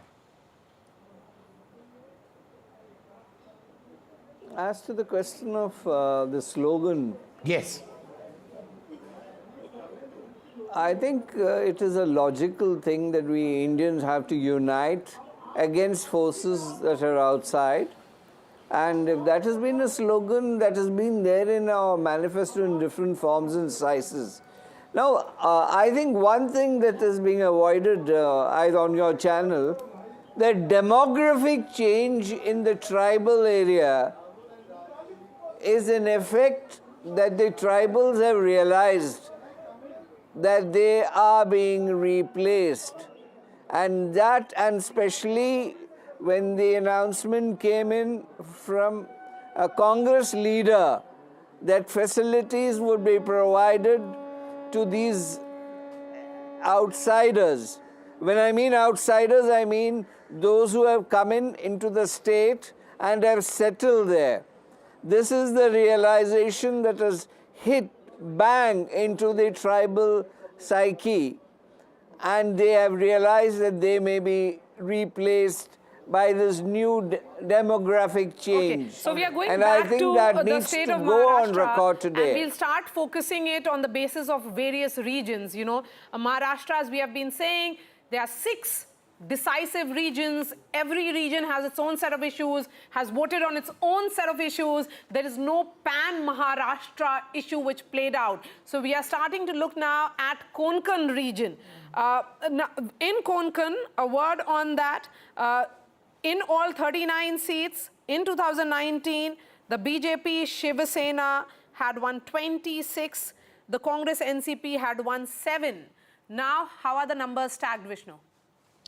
Well, if you take a look at the Konkan region in Maharashtra, the NDA up over here, up 4. The MVA leading in just 1 seat. Others are not particularly significant in this concept. It's a runaway success in the Konkan region.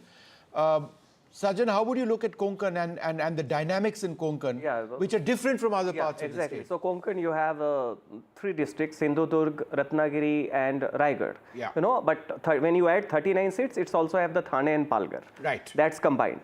Okay. In Lok Sabha election, when the generic trend was against BJP, both the seats of Konkan was won by BJP. Narayan Rane is one who is not considered a Maratha leader because he is from Konkan, and because of its continuity to Mumbai, there was more kind of a Shiv Sena base. So that is why Uddhav Thackeray was supposed to contribute here. It was his passion. He should have been the legacy holder, but we saw that during Lok Sabha election also, Konkan went Mahayuti ways. This is one.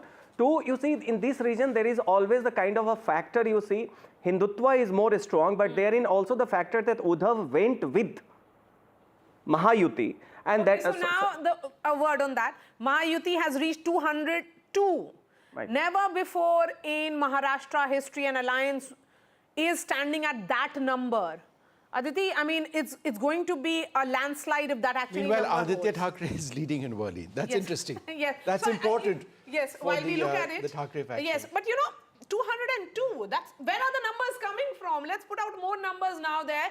202 for, okay, now 203, it's only increasing for Mahayuti. So let's bring in region-wise again, Jui, starting with Vidarbha now. Let's move to Vidarbha because that's an important battle there. In all 62 seats, how are the numbers stacked? Okay, massive gain for Mahayuti there. They are leading in 51 seats again. No, and this is very significant because this is an area which is known for agrarian concerns, and agrarian distress has played out very much in parts of Amravati, Chandrapur, Nagpur as well. Farmer suicides was something which was very, very big over here. Yavatmal is here. Yavatmal is in Vidarbha. In Vidarbha as well. If the NDA is doing well in these issues, then the sense that the MVA really held the narrative when it came to addressing farmer issues hasn't held true at all.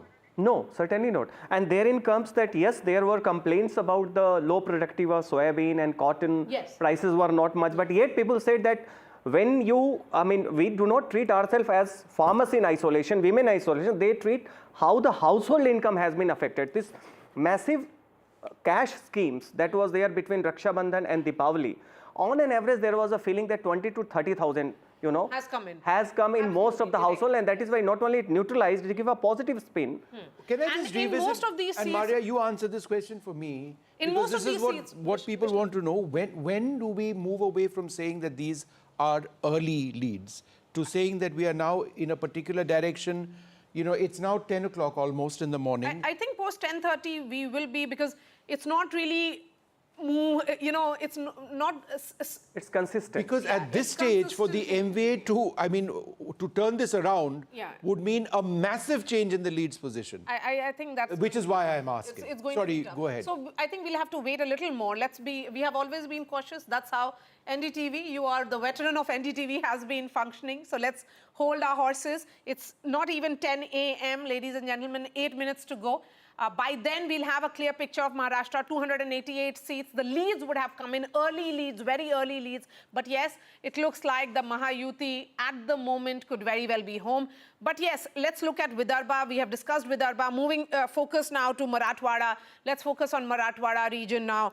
In all 46 seats here in Marathwada, BJP Shiv Sena, that time around it was the united Shiv Sena, perhaps undivided Shiv Sena at 28. Congress NCP was at 16. How are the numbers tagged now? So again here the NDA, that is the Mahayuti, has taken a lead. They are leading in 36 seats, Mahavikas Aghadi at 9. So that Jarange Patil and the supposed meeting which happened between him and Mr. Sharad Pawar, what really happened to that? Well, I mean, ultimately caste is very, very crucial to a lot of decisions that people take. I just want to go through some of the key issues in Marathwada. Yes, please. Which composes of Aurangabad, Jalna, Bid, Marathwada, drought, underdevelopment key issues, issues of caste politics, water scarcity and agricultural issues. So some similarity with concerns raised in Vidarbha. Again, this narrative appears to be a runaway, in tackling this, seems to be a runaway success in terms of leads for the NDA at this stage. And interestingly, in Jalna, when Jarange Patil okay, so it's 212 now for the Mahayuti there, and the MVA numbers, MVA numbers are only declining. So there is no hung house, there is no chaos among the mind of the voters. One word on the ground was stability. A government that completes 5 years in office, that's what people of Maharashtra have voted for. They did not want any jod-tod. They did not want. They've had enough of that. They have had enough of that. So so even if Jarange Patil was angry towards Devendra Fadnavis, a Maratha chief minister in EKNATH Shinde managed to neutralize his anger in a great extent. In fact, what had happened was that soon after when the protest started, the chief minister had travelled all the way to Jalna to meet Jarange Patil, to send him that message that he is sincere about reservation. He got that 10% passed by the assembly. Yes, that exactly. made an important impact, that he was seen as sincere to the cause of the Marathas. Yeah, and also in the last moment, because this seems to be counterintuitive in Marathwada, because Marathas constitute around 30% of the population there. Then you have 18% Muslims. Then you also have the Mahar Buddhist voters who are not much under the impact of Vanchit Bahujan Aghadi. So this triple M, Marathas, Muslims and Mahar Dalits, was supposed to be demographically help the Mahavikas Aghadi, which is not happening, which means that in the last moment also there were conversations that Sharad Pawar had been chief minister multiple times. What did he do?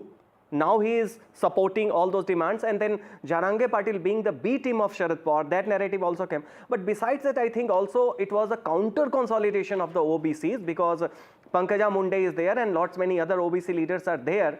And apart from that, I think women factor perhaps seems to be the X factor in Maharashtra, because the kind of victory you see simply by caste and community demographic, it doesn't make sense. If there is one of the best signs for Indian politics. We've seen the rise in women voters in the last couple of assembly elections. They were dominant, for example, in the Madhya Pradesh elections, Jharkhand, and this time as well. Son of Raj Thakre is trailing in Mahim. Right. We haven't discussed Raj Thakre. No, we haven't. It was not expected to be a very significant factor. Absolutely. MNS, what happens to Raj Thakre after this if his son is also trailing? His cousin is winning. Yes, so does it mean end of road? We don't write off anyone, but Amit Thakre, this was his electoral debut, son of Raj Thakre, MNS Supremo. He is trailing from Mahim. But let's bring in Ratndeep. Aditya was taking on Milindyora, right? Yeah. I'm being told to take Ratndeep now. All right, let's have to go to Ratndeep. Oh, there we are. See, so Aditya is leading against Milindyora of the Shinde Sena. Right. This is the second time Aditya was contesting from Worli. So Sena versus Sena over here, and Aditya Thakre, this is one of the few areas where they seem to be doing reasonably well. I'd be interested to see where some of the other battles, the key battles, the Pawar versus Pawar battles, which are taking place in Baramati. We'll come around to that in a moment. But let's also focus a little bit on by-elections. Yes, a word from Ratndeep, who's joining us from Guwahati. And Ratndeep, sorry to have kept you waiting right up off the top. But I can see that the air quality around you is much better than it is in Delhi. So, I mean, you were breathing clean air. But please go ahead. That's right, we are breathing clean air, and perhaps in the bypolls in Assam, where there are 5 seats which went for bypoll, there is initial good news for the ruling BJP and allies, as out of the 5 seats, the leads that we are getting after round 1, in 3 seats, BJP and allies are leading, and that includes the crucial Samaguri seat, which has been a Congress stronghold since 2001. Since 2001, Congress had never lost Samaguri, but after round 1, BJP candidate has taken an early lead of 2,000 votes. So therefore, remember, this time BJP has campaigned hard there in the stronghold of Congress heavyweight Rakibul Hussain, and his son, 26-year-old Tanzil Hussain, is making his electoral debut there. And there it seems the BJP has been able to make some early inroads in the seat of Bihali, where a BJP turncoat was contesting on Congress ticket, where Congress heavyweight Gaurav Gogoi had led the campaign. There Congress is trailing, and also from Meghalaya, from the Gambagre seat, which is a prestige battle for Congress Sangma's family, with his wife making an electoral debut for his party, the National People's Party. She is actually leading there in Gambagre. There is a multi-corner fight there. So these are the updates coming in. So therefore, good news, early good news for the BJP and allies, not only in Assam, but also from Meghalaya. But all eyes would be on the Samaguri seat, which has seen major pre-poll violence, even skirmishes on the day of the polling as well. And remember, this time, this was the first election of at any level in Assam since 2016, when BJP came to power in Assam for the first time, that Himanta Biswa Sharma, the chief minister, was not leading the campaign. He did campaign for the party candidates because he was busy with the Jharkhand elections. And also Sarvanand Sonowal, the union minister, former chief minister, also was not seen very active in the campaign. So BJP had this time tested the electoral management of its second-ranked leaders in Assam. So therefore, this has been a major test for the BJP itself, and also for Gaurav Gogoi, who was emerging as Congress's face in Assam. At this moment, the initial leads are with the BJP, and that too in Congress stronghold of Samaguri. Sikkim, both seats have been won uncontested. Some news flashed. Yes. Ratnadeep, could you tell us about the Sikkim contest? Both seats have been won I confess to not uncontested. knowing enough about it. Yes, that's correct. In fact, in Sikkim, there were 2 seats where bypolls had to take place. In fact, one seat was vacated by the chief minister, because in the Sikkim election he contested from 2 seats and won both the seats. So he left 1 seat, and his wife had vacated another seat. And in both the seats, on the last day of withdrawal of nomination, the main key opposition party, Sikkim Democratic Front candidates, had withdrawn their nomination, and the other parties' candidates' nomination was disqualified. So therefore, the ruling Sikkim Krantikari Morcha candidates in both the seats have won unopposed, which includes Aditya Gole, the son of Chief Minister Prem Singh Tamang. Okay. And with those victories, remember, now in Sikkim Assembly, which is a 32-member assembly, there is no opposition. All the MLAs belong to Sikkim Krantikari Morcha of Prem Singh Tamang, which is a key ally of the Ratnadeep, we will BJP. talk about Sikkim a little bit later. Let the assembly elections happen over there. These were just bypolls. Let's go straight across to my colleague Radhika. As we do that, just an overall look at what appears to be a runaway win for the NDA. But a word there, Vishnu. Still leads. That's my next sentence. But just look at the gap right now. Remember, the magic mark is 145. They are well ahead of that. For the NVA at this stage, to reverse this, the leads position would be fairly extraordinary. There are different rounds, obviously, of counting and rechecks, even of the electronic voting machines. But at this stage, it appears that the NDA in the leads position completely ahead. Let's go straight across to Radhika, who's been tracking all of these developments and joins us now. Radhika, is there a sense of despondency building up among members of the MVA at this stage? Any reactions from the Mahayuti for that matter? No reactions from MVA as yet, but when we did speak to leaders of Mahayuti, they are obviously putting up a confident front, which they did yesterday. But as of now, no reactions from the Congress or Shiv Sena UBT faction at this point. They're, of course, waiting and watching. They say that these are early trends. Let's just wait for a couple of hours more before we can call the elections. But I am at BJP headquarters in Mumbai, and these are the scenes here. Of course, several leaders are inside. None of the top leaders have come here yet, but Mangal Prabhat Lodha is inside, along with several other leaders, as well as district presidents also of a few areas. They're also inside having a small meeting. But this is the how the BJP office is looking. In fact, they've put up a huge screen as well, where the numbers are put up for media to sort of take a look. So this is, as far as Mahayuti numbers are concerned, yes, Mahayuti is in lead. And when we did speak to leaders, of course, they attributed to all of the infrastructure projects and also very particularly on the Ladki Behan scheme. We know for a fact that the number of women voters increased considerably this time, and that has been attributed to the success of Ladki Behan scheme, at least by the members of Mahayuti. One is that, and the slew of infrastructure projects that came into effect in the last, couple of months at least, especially in parts of Mumbai. When we did speak to voters of different kinds in Maharashtra, particularly in Konkan region, Mumbai, Thane, they were talking about the development initiatives, projects that have come in the last couple of years and that are in the pipeline as well. That is something that really did lure voters. And some of the projects did happen, or rather got launched or inaugurated just a few months ahead of elections, particularly the Coastal Road project or the metro. So all that has clearly worked in favor of Mahayuti, certainly, and the schemes for women, as I said, Ladki Behan, schemes for youth, schemes for farmers, that have 100% worked for Mahayuti, is what the leaders are saying. Again, early trends. Sure. We cannot, call elections. Absolutely. Okay, Radhika, hold on a second. I want to go across to Sam Daniel for a moment. We're talking about assembly elections in 2 states, but this is in a sense an all-India sort of feel because of the important by-elections. One of the crucial ones is Priyanka Gandhi Vadra, Wayanad in Kerala, looking to make her debut within Parliament. My colleague Sam Daniel joins us for more on this. So potentially one Gandhi replacing another. The stakes for the Gandhis are huge. They just have to win this one way or the other. It's a prestige battle like no other, at least in the context of these by-elections. Give us a sense of the challenges that Priyanka Gandhi Vadra faces over there, if any. Vishnu, certainly in terms of her performance, she's having a comfortable lead, winning more than 70,000 votes. And at the moment, as we speak, both the LDF and the BJP are at a distant second and third position.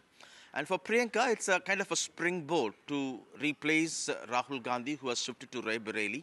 And the challenge for her would be to disprove the outsider tag that the opposition has been campaigning during this run-up to the bypoll here, saying that she would not have time to spend in Wayanad. She would spend more time in Delhi, but that's the challenge she has to encounter and disprove it. But for her politically, it's a springboard to emerge as a strong leader for the Congress, one replacing Rahul Gandhi down south, and also to be a stronger voice in the parliament. She's known to be a powerful orator, both in English and Hindi, to be able to take on the BJP, as the Congress calls it. Many in the Congress also look in her a semblance of Indira Gandhi. And while Rahul Gandhi has emerged to be kind of a people's person, traveling across the country to move with the people and to emerge as a people's leader, the Congress feels it's also time to have a strong leader like Priyanka Gandhi, who will have enough time to work on the organizational challenges of the Congress. And they feel with this kind of a mandate, they hope that she'll be able to win with a larger margin than what Rahul Gandhi had won. With that, she'll be able to focus more on the organizational challenges to help the party get stronger to take on the BJP. Okay, so the story in Wayanad is going to be about the margin of victory of Priyanka Gandhi Vadra, shifting focus to Jharkhand quickly before we return to Maharashtra, because the first round in over 161 seats is still going on. So let's be cautious while we look at these numbers and say, because in an assembly seat, depending on the size of that assembly, Maria is hoping hope that this turns out to be an extremely close election. From what we are seeing right now, it's a runaway success for the NDA. But that's what we do as journalists, cautiously waiting and seeing how numbers are turning up. But yes, so in all, there are 13 to 14 rounds. So we'll have to wait and see. There's only one round which is currently still on of EVM counting. Yes, Prabhakar, go ahead. How many rounds over in most seats in Jharkhand? Yeah, we have just completed one round out here, and the numbers you are seeing on your screen, it's a very early trend, so we should not actually read much with these numbers. But yeah, the early trend shows that NDA is having a clear lead, and they are leading on 45 odd seats, which is a good number. And the JMM camp was till yesterday very upbeat that, and even today when we had a word with them in the morning, they were quite confident that they will be able to sail through, and it's their schemes on the ground which will actually yield results for them. Especially they are banking upon the vote of women here in Jharkhand because of the scheme which they have launched for them, the Maiya Saman Yojana, and they believe that this scheme, because of this scheme, the women, they were there in large number at the polling stations. So we'll have to wait for the numbers to settle down, maybe a few more rounds, and then we'll actually have the figure actually which way the wind is blowing here in Jharkhand. Shastri, how long does it typically take for a round to be counted? Because there are 13 rounds, as Maria pointed out. It's an electronic process. So it's almost instantaneous, right? It's a process of rechecking. Yes. My own sense is that by around 11. We should get the final trend, because I think Maria's word of caution to us flows from two things. What happened in Chhattisgarh and what happened in Haryana. You see, in both these states, we saw initial trends of one party leading. In Chhattisgarh's case, in both the cases, the Congress, and then you ultimately had a different result. So I think it's only from that perspective that this insurance policy is being taken, that things could change. Things could remain the same also, of course. As Vishnu was saying, maybe these trends get further expanded. But I think it would be useful, especially in the case of Jharkhand, given the proximity of the contest, that we wait for some more time for any definitive point to be made. Okay. But initial trend, 10 a.m. right now, Aarti Jairath? You know, for me, the most shocking thing about these trends is how badly Sharad Pawar's party is doing, and how Ajit Pawar seems to be claiming the legacy of NCP in Maharashtra. All reports, and even the Lok Sabha results had suggested that Ajit Pawar was, kind of finished, and after the Lok Sabha defeat, his party kind of broke up, there was an exodus to the NCP, and yet we find that Sharad Pawar seems to be doing badly, and Ajit Pawar seems to be ahead. And to me, this is really, I'm not surprised about the BJP versus Congress, because we saw in Haryana that when the Congress faces the BJP, it just completely collapses. The BJP but interestingly, Aarti, right now we are looking Maria, at those if I could just make a small point. Yes, sir.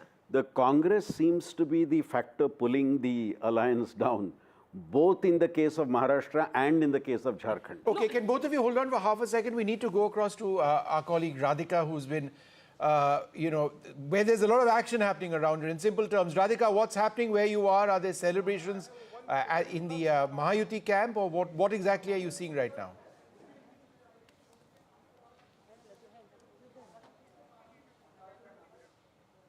All right, she's walking into an office is what I'm told. Okay, so let's wait for that. In fact, just a while ago, we did see, packs of laddu being brought inside the headquarters here. I will just try and show you that, because they just went inside with those packs of laddus. But yeah, those are the packages that are kept inside the BJP headquarters here. So clearly indicating that they are confident of a win. Of course, Mahayuti is in lead. The numbers are looking great for Mahayuti, especially for BJP, which is why BJP headquarters at this point is buzzing. Those are packs of laddus that are kept inside to be distributed perhaps in an hour or two. They are being cautious, clearly. It's not getting distributed at this point, but perhaps in an hour or two, we could see that happening. But yes, as far as Maharashtra is concerned, we know that landscape changed, and therefore there was a lot of confusion and chaos when it came to results. There was uncertainty. It was not really easy to predict, which is why pollsters gave different predictions. Of course, most of the pollsters did say Mahayuti would win, but there were pollsters who also gave prediction of hung assembly, and some also giving advantage to MVA as well, which is why it was hard to predict. Also because of the number of parties in fray this time. In 2019, just 4 parties. It was BJP, Undivided Sena, and of course Congress and undivided NCP. It was a straightforward election at the time until Uddhav Thackeray decided to break away, and then things changed from then on, and then of course all the splits, which is why this is the first assembly elections, of course, post these splits, and therefore things have changed drastically, which is why all kinds of permutations. Just hold on for half a second. I think Aarti wanted to make a really important point. Well, yes, and we'll come back to you. We'll come back to you. Stay put. Stay put, don't go anywhere. What you were mentioning is the battle for the heart and soul of the NCP, which Sharad Pawar, in what possibly his last election, absolutely, he's 84. He's turning 84 next. He's 84. This is his last election. He has been the doyen of Maharashtra politics for the last 4 decades, dominated either in front as chief minister or as a power behind the throne. And now we see a near wipeout of, so far at least, unless things change, we're looking at a wipeout of the Sharad Pawar NCP. Let's have clearly the NCP legacy is going to Ajit Pawar. We're going to have the face-off, as it were, or the NCP versus NCP. Okay, so we have now graphic the on trend stage. in all 288 seats in Maharashtra. It's 10-15. Maha Yuti leading in 217. This is, of course, the first round which is going on. Mahavikas Aghadi at 58. They're only slipping. NDA seems to be going ahead. If this holds, then it's a wave election in favor of Maha Yuti. Landslide, if this happens. But this is a wave election. Aarti was talking. Professor Shastri, you want to take this question? The NCP versus NCP, the strike rate of the NCP, Ajit Pawar at 66 versus 24%. Of course, these are the face-offs, direct face-offs between the two, but the number of seats that they've contested overall are different. The NCP contesting in 59, and the Sharad Pawar camp, I'll give you the numbers. 85. 86. Yeah. 86. No, if you look at this face-off and the trends as it stands today, very clearly we have a reversal of what happened in the Lok Sabha elections. Absolutely. And Sharad Pawar's NCP seems to be taking a backseat. Okay. Even other indications are that the lead is something like 35 for the Ajit Pawar NCP and 9 for the Sharad Pawar NCP. So clearly, what we had seen in the Lok Sabha election with regard to NCP is being reversed in the assembly election. Okay. And so, this is definitely a setback for Sharad Pawar. No, I think in all the Mahavikas Aghadi, people may have voted for revenge sympathy in the Lok Sabha, but they realize that perhaps that can happen only once. But one point which is emerging, the weak link in both the alliances seems to be the Congress Yeah, party. absolutely. The JMM is doing reasonably well in Jharkhand, Yes. but the alliance is being pulled down simply by the because the JMM contested only 41 of the 81 seats, Yes, and and the 30 remaining seats was- were with the Congress party. No, and of those 30 seats that the Congress contested in Jharkhand, the bulk of them were against the BJP. So once again, you know, what is being proved is what happened in Haryana, that when the Congress faces the BJP, it's in a one-on-one fight. On a one-on-one Okay, let's fight, just go it's across to unable to hold its our ground. political guest, Raju Wagmare of the Shiv Sena Shinde joins us. We've got Dolly Sharma from Dolly the Sharma Congress. of the Congress party as well. Arvind Tiwari from NCP SP. Arvind Tiwari of the NCP SP. And Rohan Gupta from the BJP. Dolly Sharma, let me come across to you first. And sorry to keep you waiting, but you know, I mean, these are of course early leads. But you know, it's 10:16. The sense is that within the next 45 minutes or so, unless there's a very dramatic reversal, it seems that in Maharashtra and in Jharkhand, the Congress or your alliance in deep trouble. How do you see what's happening now? See, this is too early to comment. Like you must have seen in last elections also, early trend saying something else and the results were different. So we are very positive. And also, like, you know, in the election, the muscle power that was used and the conflicts and divisions were instigated between the Marathas and OBC communities. The ruling party employed criminals and misused government machinery to further, you know, its agenda. Voter lists were manipulated. BJP extensively used power and money all over. And this was why, you know, in open you could see how money is being distributed. It's not a matter response to from the laugh BJP, upon. Rohan Gupta. Everybody has seen the way they've Rohan, would you misused like to power. respond to that?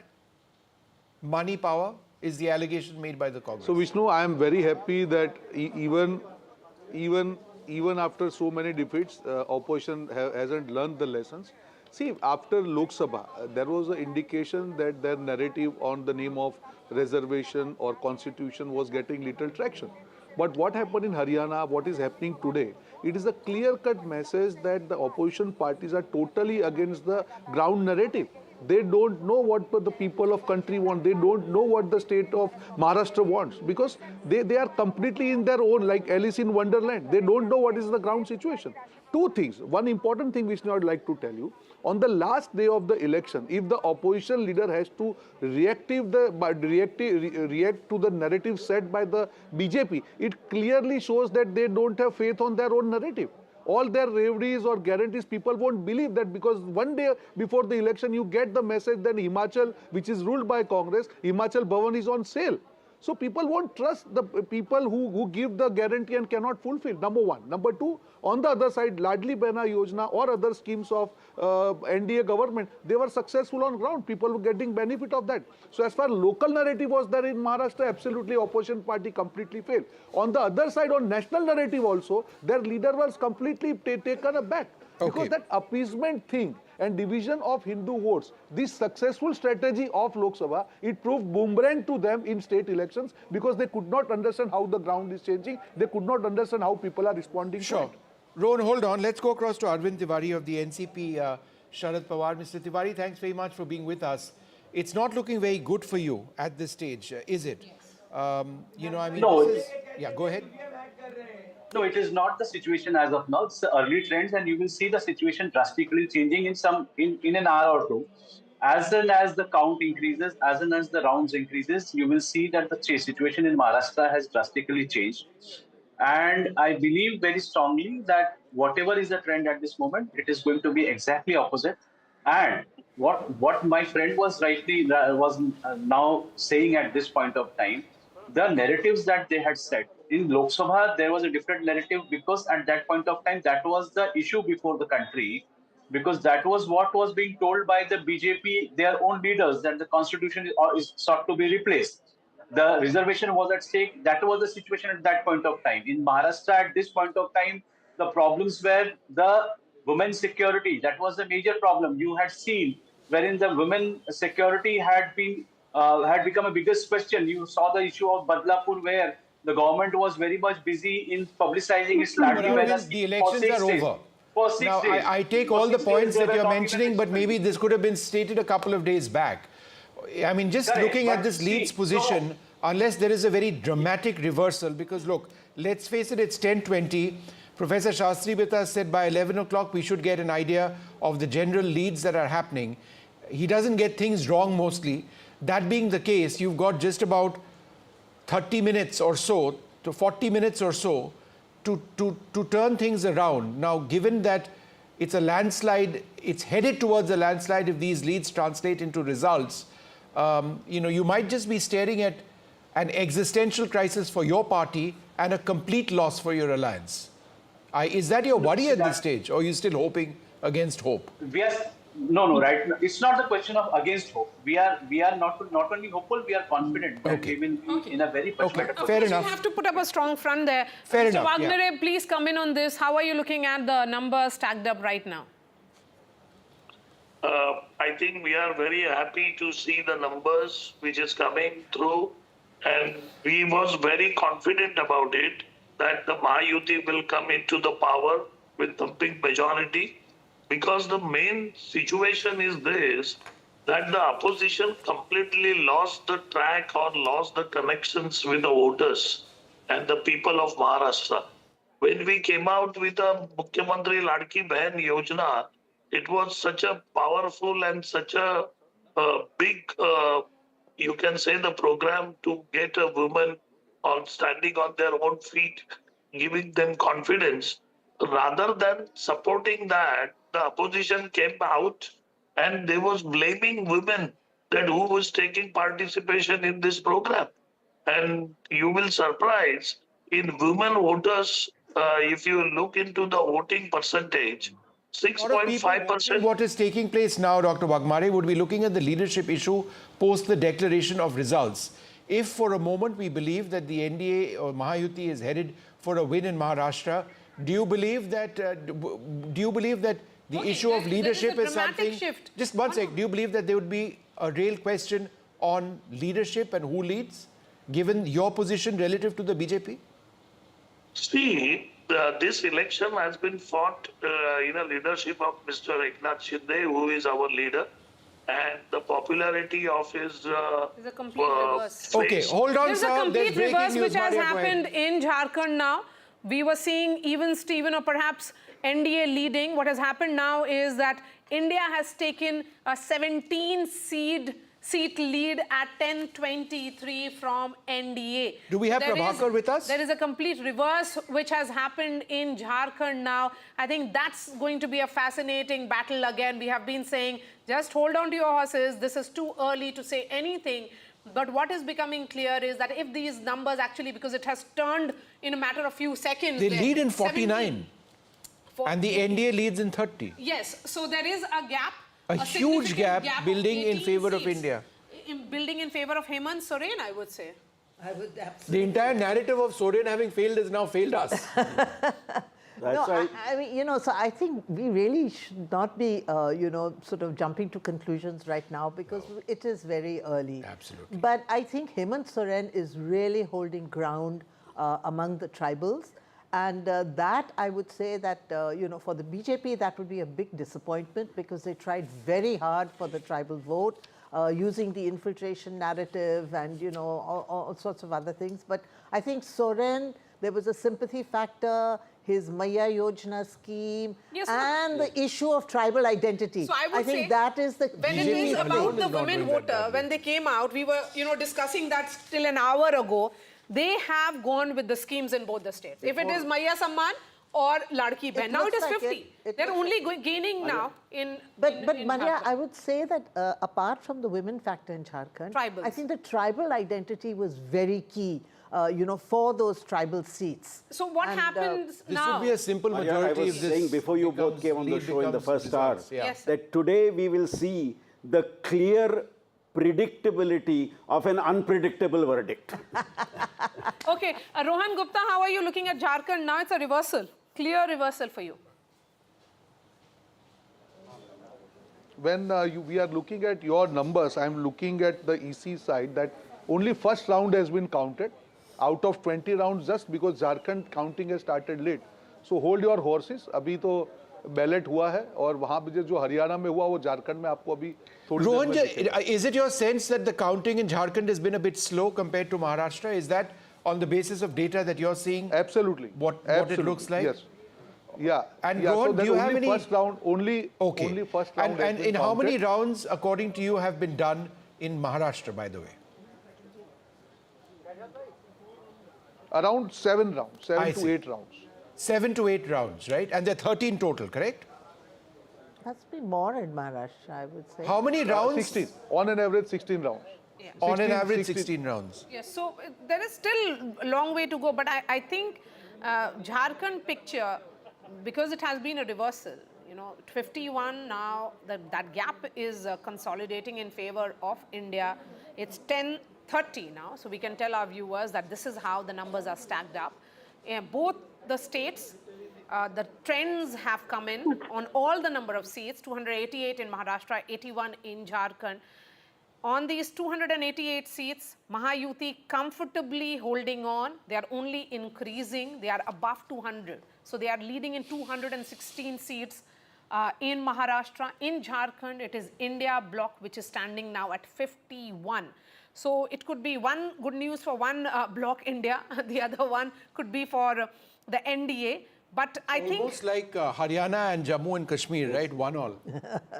Except that I would say that the Maharashtra elections are perhaps more crucial in terms of the national picture. Yes.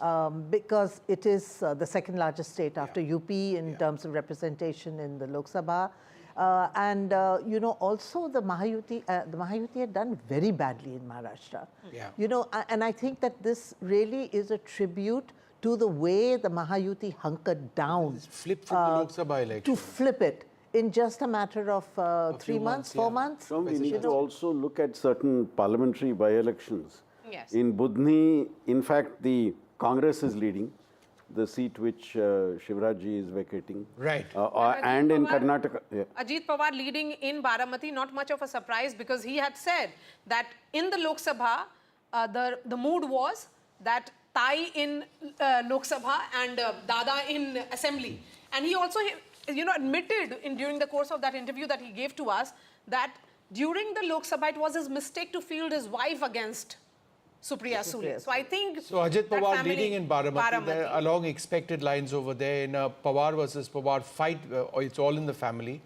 That is expected. We'll take a look at some of the other big faces. Let's keep rolling those graphics so that we go through some of the other big faces in the Maharashtra elections. Nana Patole, Sakoli, he is leading. That's some good news for the Congress party. Chhagan Bhujbal leading in Yevla is in fact trailing. Devendra Fadnavis leading in South Mumbai, Nagpur Southwest, sorry. Prafulla Gudade, Nagpur Southwest is trailing the Congress party. Because in most of these seats in Vidarbha, Vishnu, it's a direct face-off between the BJP and the Congress. Go ahead. And Nawab Malik is trailing as well of the NCP. So a prominent face of the NCP in this area, trailing Aditya Thackeray. Some good news, at least for the Uddhav Balasaheb Thackeray faction. He's up against Milind Deora. Milind Deora of the Shiv Sena versus Shiv Sena battle is losing. But that's the contest. That is one of the most high-profile Aditya Thackeray versus Milind Deora. Sort of contests in Mumbai, certainly. Professor Shastri, the one point that people watching this broadcast would want to know is, again, we've seen in the case of Jharkhand a quick turnaround. We're told by the BJP that only one round of polling is now taken place and things might change. How does the process of counting rounds in an electronic voting machine scenario, how does that actually work? They do it area by area, and the reason why you sometimes see a dramatic shift across rounds is that you get the EVMs opened in places where a particular party dominates, and that shows the shift in the trend. So in the past also, if you have seen a shift in the trend, it is largely because newer areas see the ballot paper opening, and within a constituency itself, there could be patterns in terms of voting. And that sometimes is reflected in this change across the across the I remember one very dramatic election in Delhi. Yes. In 1991, I think it was, the New Delhi seat, and L.K. Advani was trailing. He was trailing till the last round when they opened the ballot boxes from Lajpat Nagar. And then he surged ahead by 2,500 votes. So, and he won that seat. So, it depends because, there are areas... He won by less than 3,000 seats in that election. That's right. Yeah, that's right. That was thanks to Lajpat Nagar. Yes, so, Lajpat Nagar has traditionally been an RSS, BJP and that, of course, voted for. So that's why, when you see if ballot boxes are open from A area, it could be in favor of one party, then it goes to another area, suddenly there's a word from Dolly Sharma now. Dolly Sharma, forget about, I'm sure you can have a view in which not look at Maharashtra, but look at Jharkhand. Jharkhand seems to be bringing some reasons for the India bloc to cheer. Early, yes, but still, it has reversed completely. Like I said earlier, it is a pro-people agenda won the day. In Jharkhand, there were many issues, and like BJP did in Maharashtra, in Delhi, and now, and also in Jharkhand, the way they arrested the Chief Minister, Hemant Soren, everybody had seen that. And now people know, people of Jharkhand had voted for the government which worked for the people, which was ready to solve any problem that was there, whether it was women's issue, whether it was youth, whether it was any other issue. So they will definitely vote for India Alliance, and we will form government in Jharkhand for sure. Okay. Let's look at region-wise now in Jharkhand and move from one region to another. We are looking at North Jharkhand now. India leading in 19 seats. They are up 5 from 2019. NDA down 3, leading in 14 as of now. That we are looking at 34 seats of 81 right now in north of Jharkhand.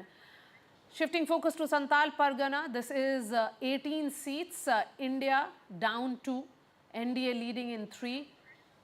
Shifting focus now to South Jharkhand, 29 seats in all, India down 1, but NDA up 2. So the maximum number of seats are coming from North Jharkhand. Which are these areas? Is it Bokaro and all those urban pockets? Urban pockets and also places where you have a significant non-tribal population. If you see where there is a strong tribal population, the JMM seems to be doing much better. So what we have been saying, that the NDA, BJP-led NDA alliance's prominence is in the non-tribal regions, whereas the JMM is more in the tribal regions. And we had said that the victory would be his or be of that party, which is able to do better in the pockets of the rival alliance. And obviously, if these trends hold, that's a big if, if these trends hold, the capacity of the NDA to break into tribal areas has been limited. If these trends hold, that's what it would be. We're going to again go to the other part of the country now, Maharashtra. My colleague Anuj outside EKNATH Shinde's residence at this stage. Anuj, give us a sense of what's happening around you. EKNATH Shinde is expected to leave for Mumbai in a short while, and here in Pakhadi, this is the home constituency of EKNATH Shinde, and behind me you see this is EKNATH Shinde's personal residence. You know, the number of supporters here is increasing slowly, and we'll eventually see more number of people thronging not just to this part of the city but also to also to the office of of the Bharatiya Janata Party of Shinde Sena and of Ajit Pawar faction of NCP there in Mumbai, considering that the Mahayuti is on its way to get an unprecedented lead here in the 2024 Maharashtra State Assembly election. We've already seen or gotten hints of supporters making their way. You can see that the Shiv Sena flags, people holding Shiv Sena flags are here holding, trying to gather outside Shinde's residence. While on one hand we've got the supporters of the Mahayuti parties beaming with confidence and excitement and joy. On the other hand, we also have the Mahavikas Aghadi leaders who started casting doubts over the procedures on reason why they believe that this isn't the mandate which would be given by the Marathi Manus or the electorate of Maharashtra. But numbers as of now suggest that Mahayuti is having a clear-cut lead, as compared to Mahavikas Aghadi, which is falling short of not just Mahayuti but also the Bharatiya Janata Party's number. EKNATH Shinde house in Thane. That's where Anuj was joining us. In Thane, a very fascinating battle, because in Panchpakari, Kokri, where the Chief Minister is contesting from, he's up against Kedar Dige. Kedar Dige is the nephew of Anand Dige, who was the mentor of the Chief Minister, that is EKNATH Shinde, Kopri, Panchpakari, the Chief Minister leading. Not much of a surprise there, Kedar Dige trailing, and that was expected. Kedar Dige saying that Chief Minister was missing in action. On ground, it felt that Thane and the people of Thane had this sense that there was a sudden influx of projects, infrastructure projects in particular in Thane, because it was now the Chief Minister's district, home district. But EKNATH Shinde, the man of the ground, I met him at midnight for the interview, and he gave me that impression that, certainly he was up the whole day, holding 7 to 8 rallies, clocking it across Maharashtra, and then sitting down for interviews. And in Varsha, it had opened up, the gates had opened up for the Janta. So the CM, he had rephrased it and said it was Common Man Chief Minister. CM for him was Common Man Chief Minister. So does it mean that the Common Man Chief Minister, Mr. Sirsa, could have the last laugh here? EKNATH Shinde, the man of the moment, if these numbers hold, you'll have to give him all the credit for Ladki Behan. No, definitely it's a collective credit, and it is a credit to our Honorable Prime Minister Narendra Modi. The people in the entire country vote for him. Definitely when the Chief Minister is there, it is not that his share is not there. It is always there when the Chief Minister's face is there and our Chief Minister is there. But people want a double engine Sarkar, and for that reason, the policies of the Honorable Prime Minister has given a good impact in the Maharashtra, and at the same time our alliance has worked day and night, and that is the reason that we are getting these good results. translate into results? Aren't you at a point? Yeah, Vishnu, I think you asked a very interesting question because, this is the whole point. They did the Mahayuti did not project a chief ministerial face during the elections. But, clearly the BJP is doing really well. Its strike rate so far seems to be So there'd be a BJP chief minister next time around. So will it be a BJP chief minister or will it be way ahead? They are. But I think, as Maria pointed out, that, Shinde, had become sort of very much the face of this alliance. In the mass and leader. a very acceptable and unlike Maharashtra politics, Maharashtra politics is about flamboyance to a great degree as well. That's right. So can you just rule him out as a chief ministerial candidate post election? Look at the leads. I think that's a really interesting question. Which is combined which is much more than the combined Mahavikas Aghadi. Correct. If I could just make a point here, it's going to be if these numbers hold, it's going to be very difficult for the BJP to convince its cadres that we don't have the chief minister at this stage. Yet, you cannot rule out the fact that the Shinde's leadership in Maharashtra over the last recent times has helped the party consolidate its position. The Maratha vote is critical. So, I think if these trends hold, it's a very difficult decision which the alliance will need to take, its leadership will need to take with regard to who becomes the chief minister. And I think this Ladki Bahin scheme is very much identified with Shinde. Yes, very much identified. Absolutely. He inaugurated the scheme. The BJP did not seem to be too enthusiastic about it actually initially. So, can you really rule him out as a possible chief minister? But it's quite clear that But yes, the BJP is doing far better. Its strike rate is far better, yes, no question. And interesting observation, really at 1040, the BJP is a low number is twice that of Mahavikas Aghadi. So their strike rate, of course, is almost 70-80% in that alliance. They had contested on 149, leading in 125. In 2019, it was 105. There is a gain of 20 plus seats. So, but it's a fascinating thing what has happened there. Shiv Sena, again, they contested on 81 seats. That is Shiv Sena of EKNATH Shinde, the chief minister there, leading in 55. In 2019, it was 41. So they have also made a gain of 14. And the weak link here is actually Ajit Pawar. He contested on 59, his party, that is the NCP.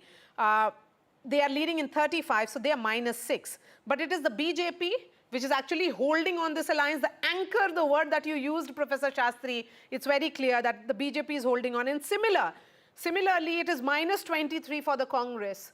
So the anchor certainly seems to be pulling this up. And at the same time, it is EKNATH Shinde who's helping that rise.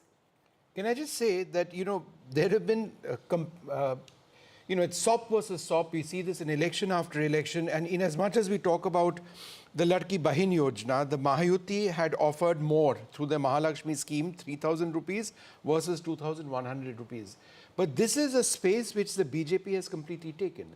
Because of implementation, for example, in Madhya Pradesh, where they rolled it out, it was absolutely fascinating. Vishnu, this is a narrative that they built up which works across the country. Vishnu, the key word you used is implementation. Yeah. These schemes have been promised by different parties over the last 15, 20 years. And many of them have not been able to do well because of the promise. That's because of the past experience of the people with the implementation of programs. Here, what we are noticing is a perception that a particular party which promises a scheme is actually implementing the scheme, therefore we go back to that party. So I think it's more a perception on implementation rather than a perception on promise. Okay, just hold on one sec. Let's go across Jain, to... Mumbai BJP Vice President is joining us. Hitesh, you can say I told you so. It's not just about Mumbai alone, where you, of course, were part of the strategy, but it appears that across Maharashtra, it is good news for the entire alliance. What do you think worked in this alliance? Well, I think multiple factors. One, there was this alliance who really projected to win the election. They were on the front foot. The policies were there. The campaign was there. It was a comparison between a 2.5 years of speed breaker of MVA versus 2.5 years of campaign of Mahayuti. Now, when you look at the campaign of MVA, it was only negativity. And negativity, Maria, as you know, as you have been an experienced person who have looked at the campaign and all, negativity does not really sell.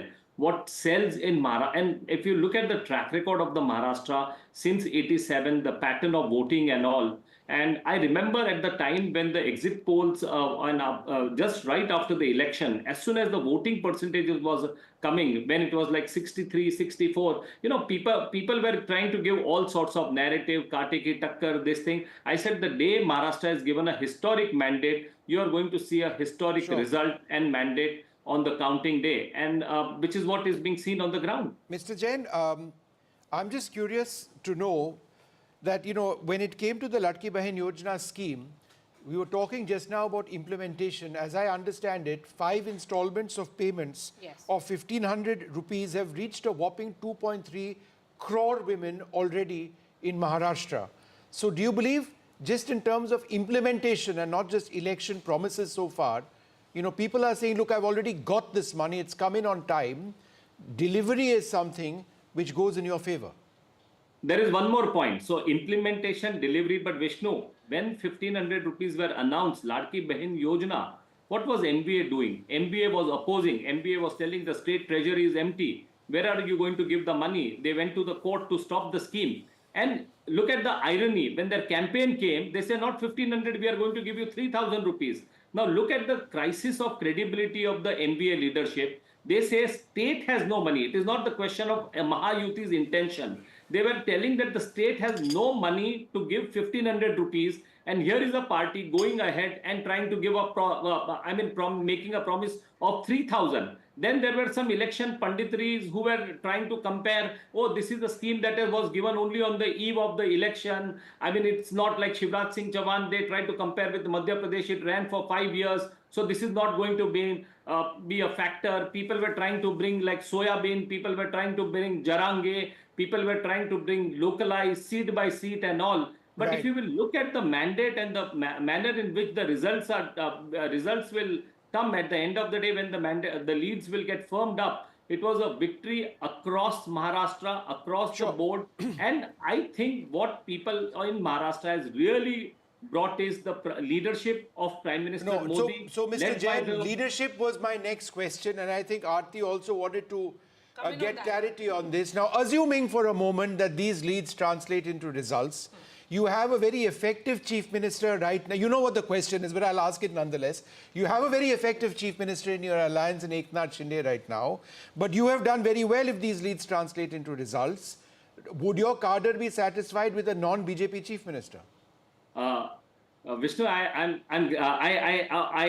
anticipated this question, but just to give you the same answer which was given by our senior party leader, Amit Shah ji in Mumbai. He said that post-mandate, all the 3 leaders of all the 3 parties, Mahayuti, will sit together and then they will decide and they will take the decision accordingly. Very diplomatic. That was the right thing to be said, Mr. Jain, at this stage. All right. But Mr. Sirsa, we have always said, I think all throughout the campaign, we have said the right things. Okay. I think our campaign was positive, and we had a lot of support from the organization also. Mr. Sirsa, now you're looking at these results, leads, I should say. The MVA trailing massively at this stage. The Congress party itself is down 21 in terms of leads at this juncture.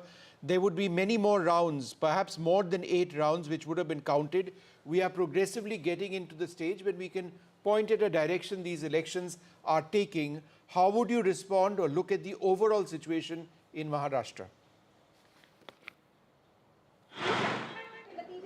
So it is not just when it is a two-third with a two-third of majority. And one must always appreciate that we were there almost from two and a half years. Right. In spite of saying by the opposition कि यहाँ तो कुछ किया ही नहीं, यहाँ तो कोई काम ही नहीं हुआ, ये तो प्रदेश के अंदर Okay, so पैसा ही just नहीं one आता, second. Can I just put that question across to Dolly? Can I just put that question across to Dolly? How do you see the numbers, Dolly, at this stage? Yeah. See, like I said earlier, the way BJP misused the power, we have seen them distributing money, use the muscle power, and also you must have seen last election, एन केन प्रकारेण चाहे सरकार बने ना बने, BJP को तो सरकार तोड़कर भी, पार्टियां तोड़कर भी अपनी सरकारें बनाई हैं भारतीय जनता पार्टी ने. सो इट्स ऑब्वियस कि जो वो लोग, उनको किसी भी तरीके से सरकार बनानी होती है.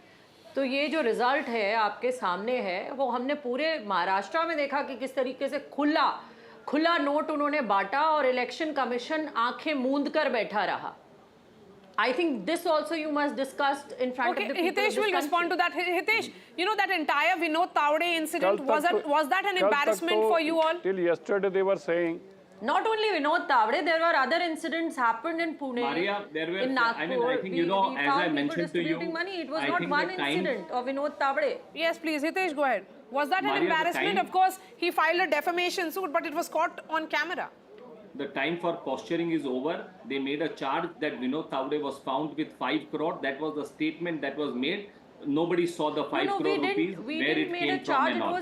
On the contrary, Maria, on the contrary, more than 20 leaders of NBA were caught distributing money in their different constituency. But be that as it may, there are larger issues to be discussed. Not this. Of course, they have to clutch on the straws to explain their embarrassing defeat. But you know, Maria, one of the very important campaign statement we should not overlook is Aditya Thackeray. When we were looking at Mumbai, we were looking of coastal road, we were looking about metro. His campaign was so regressive. He says, Uddhav Thackeray said, we will remove MMRDA, we will stop the large projects. He is leading, by the way, Mr. Jain. And what we will offer is BEST buses to the people of Mumbai.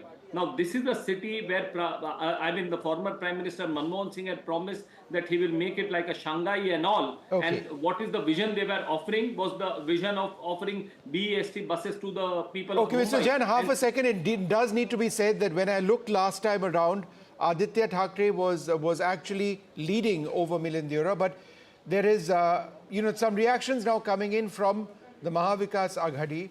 The Shiv Sena's UBT leader Sanjay Rout says, and I quote, they've done some gadbad, they've stolen some of our seats. This cannot be the public's decision. Okay. Even the public does not agree with these results. Once the results are out, we will talk more. Okay. So a sense of denial now creeping into the MVA. Well, Vishnu, I think people should give less importance to what Sanjay Rout was saying. I think for 5 years he was entertaining all the people, all the journalists is concerned. And one more point I would like to make. Like Sanjay Rout, there was a section of a journalist in Maharashtra also who amongst them was saying about the MBA is leading, the narrative of MBA and all. It is, I think this verdict is also somewhere, they will also have to introspect. You know, they used to use the words like Purogami and all, and they did not realize Maharashtra has moved ahead. Maharashtra is aspirational. Maharashtra doesn't want to get into the caste conflict. Maharashtra wants development and Maharashtra wants to compete at a high, you have Mumbai, you have a Maharashtra which is a very important state. And if you again look at the campaign, that is the difference today. Mahayuti was talking about taking Maharashtra ahead, giving the speed to the progress and development of Maharashtra. While as I was speaking to you earlier, Aditya Thackeray was promising BEST buses to people in Mumbai. All these hard questions, nobody was asking the NBA leaders. They were, I think the journalists in Maharashtra also were asking about the family, about it was just about the families, the dynasts and all. All right, Mr. Jain, I get what you're saying. Aarti, it almost seems, if you look at what Sanjay Rout's statement, which I read out a little while back, is what we saw with the Congress party in Haryana, the sense of disbelief, then going to the election commission, writing letters even before the day was done, saying that there's something terribly wrong over here, you messed up here, there. I think this preemptive... It's sort of that preemptive, good word, effort at going out to the EC or feeling out the EC seems to have begun. That stealing of the mandate, I think that's overdone now. The gadbad, they have done some gadbad. That gadbad thing is, that should apply also in Jharkhand. It was a narrow victory. Right. I think, maybe, that argument may still have had some, some sense. But in this kind of a victory, it is a sweeping victory. They're heading towards a 2/3 mandate.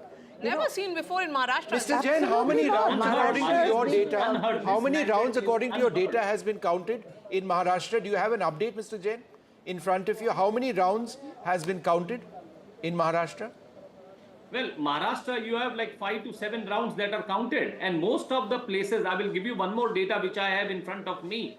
most of the candidates of Mahayuti are winning over 15, 20, 25,000. The leads are consolidating. And if you look at the leads of MBA, they still have some 15 to 18 seats where their lead is not more than 1,500. Aditya Thackeray himself is only leading in by some few hundred votes.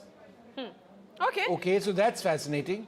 Okay, but 7 to 8 rounds. Look at the bypolls at all, because those there's a elections, very right. interesting So one we'll look at happening that in now. So Karnataka. let's thank And Karnataka, where, you know, this Karnataka bypolls, there are... Yes, there- Channapatna, which and even is Uttar Pradesh. and Uttar Pradesh. So let's look at Channapatna, which is you know, sort of Kumar Swami's son. Okay, so let's thank to the Congress. Hitesh, now. The Congress is Thank you, leading Hitesh, for joining in us. a JDS let's stronghold. continue to have other guests and shift focus now to bypolls.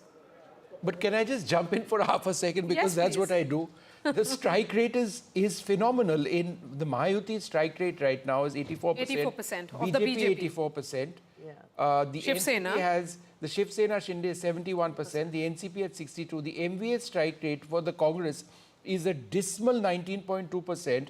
And for the NCP, Sharad Pawar is an even more dismal 11.6%. Which is the most shocking thing, actually. You didn't For expect... me, I didn't expect. No, I expected Sharad Pawar to do well. I did think that the Congress was the weak link in FVA, but I certainly did expect Sharad Pawar to, you know, pull his weight, because he has been such a dominant figure. Yes. I think what And happened this is here. really surprising. What happened here, Aarti? You know, he's being wiped out in his own stronghold, Western Maharashtra. He's Exactly. done so badly What there. is becoming clear here is that if it is about stability, the people of Maharashtra thought that they should give the mandate to the entire Mahayuti. It should not be only about one party or a particular party. In case of Mahavikas Aghadi, it is a no confidence to all three of As them. we have been stressing, if it was in the Mahayuti, it was the BJP which needed to do very well. Whereas in the case of the Aghadi, for any success to come to power, it needed all the three of them to do well. Okay, so first set of reactions coming in of Shaina NC and Rahul Narvekar. Let's listen in. You know, I have never played divisive politics. I've tried to take everyone along in every sense. But having said that, there are certain parties that only appease vote banks and play pseudo-secular politics. I think we need to move beyond that. The time has come to only talk about development, and the younger generation understands that. और बापा के चरणों में यही प्रार्थना की है कि इस राज्य को महायुति की सरकार प्राप्त हो, जिससे राज्य की जनता को न्याय मिले और राज्य प्रगति पथ पे चलता रहे। मेरे हिसाब से 175 पौने 200 सीट महायुति जीतेगी। Okay, Rahul Narvekar there, who is the candidate of the BJP from Kolaba. He's of course leading. Shaina NC, let's from Mumba Devi. Let's switch that plate to look at her picture and what is her scene in Mumba Devi. It appears that she was of course fighting a tough battle. Whether she's trailing or leading, we'll know about it in just a bit. But you know, Rahul Narvekar, we have seen how. So she continues to trail at this stage. Yeah, so because this. So she was an import. She was an import from the BJP into the Shiv Sena. Factors here. BJP and the There Shiv are two Sena. factors here. One, she was brought into the party. Number two, it's a seat which has traditionally been with the Congress. Congress seat, yeah. So now it is only Mahayuti all the way. As we look at 11 a.m. now, we can clearly see now that it is consolidating for Mahayuti. Mahavikas Aghadi at 55. A word now from Radhika. Radhika, you know, two questions to you. Where is Mr. Devendra Fadnavis? Is he in his constituency in Nagpur or is he in Mumbai? And what about the central leaders, you know, Bhupendra Yadav, Ashwini Vaishnav? Are they sitting in Delhi and monitoring it, or are they very much in their Mumbai office? You know, until yesterday, Bhupendra Yadav was in Mumbai. Devendra Fadnavis is in his residence, is what we are hearing. There is a possibility he will come to our BJP office where we are standing. Perhaps he may take a press conference. This is obviously, you know, although we're not calling elections yet, this is a, you know, the early leads are suggesting that it is a landslide victory of sorts for the BJP. You know, excellent strike rate for the BJP and very closely followed by Shiv Sena. So yes, Fadnavis expected to come to BJP office, not entirely certain when. EKNATH Shinde also expected to make an appearance. Of course, Anuj is standing there where EKNATH Shinde is in Thane, post which of course he will be making his way towards town, and there could be a joint press conference after things become clear. But you know, as far as the Mahayuti is concerned, the next step will be chief ministerial post. We know that both Shinde Sena as well as BJP have done remarkably well, at least so far as the, you know, initial lead suggests. If this is what the trend is going to be, and if it is the Mahayuti that is going to come out victorious, then it will be a discussion on who the chief minister is going to be. Remember, 26th is when the term is ending. So by 26th, if they have to take oath before 26th, on 25th perhaps, then they will have to come up with a name for chief ministerial position. Is it going to be Devendra Fadnavis?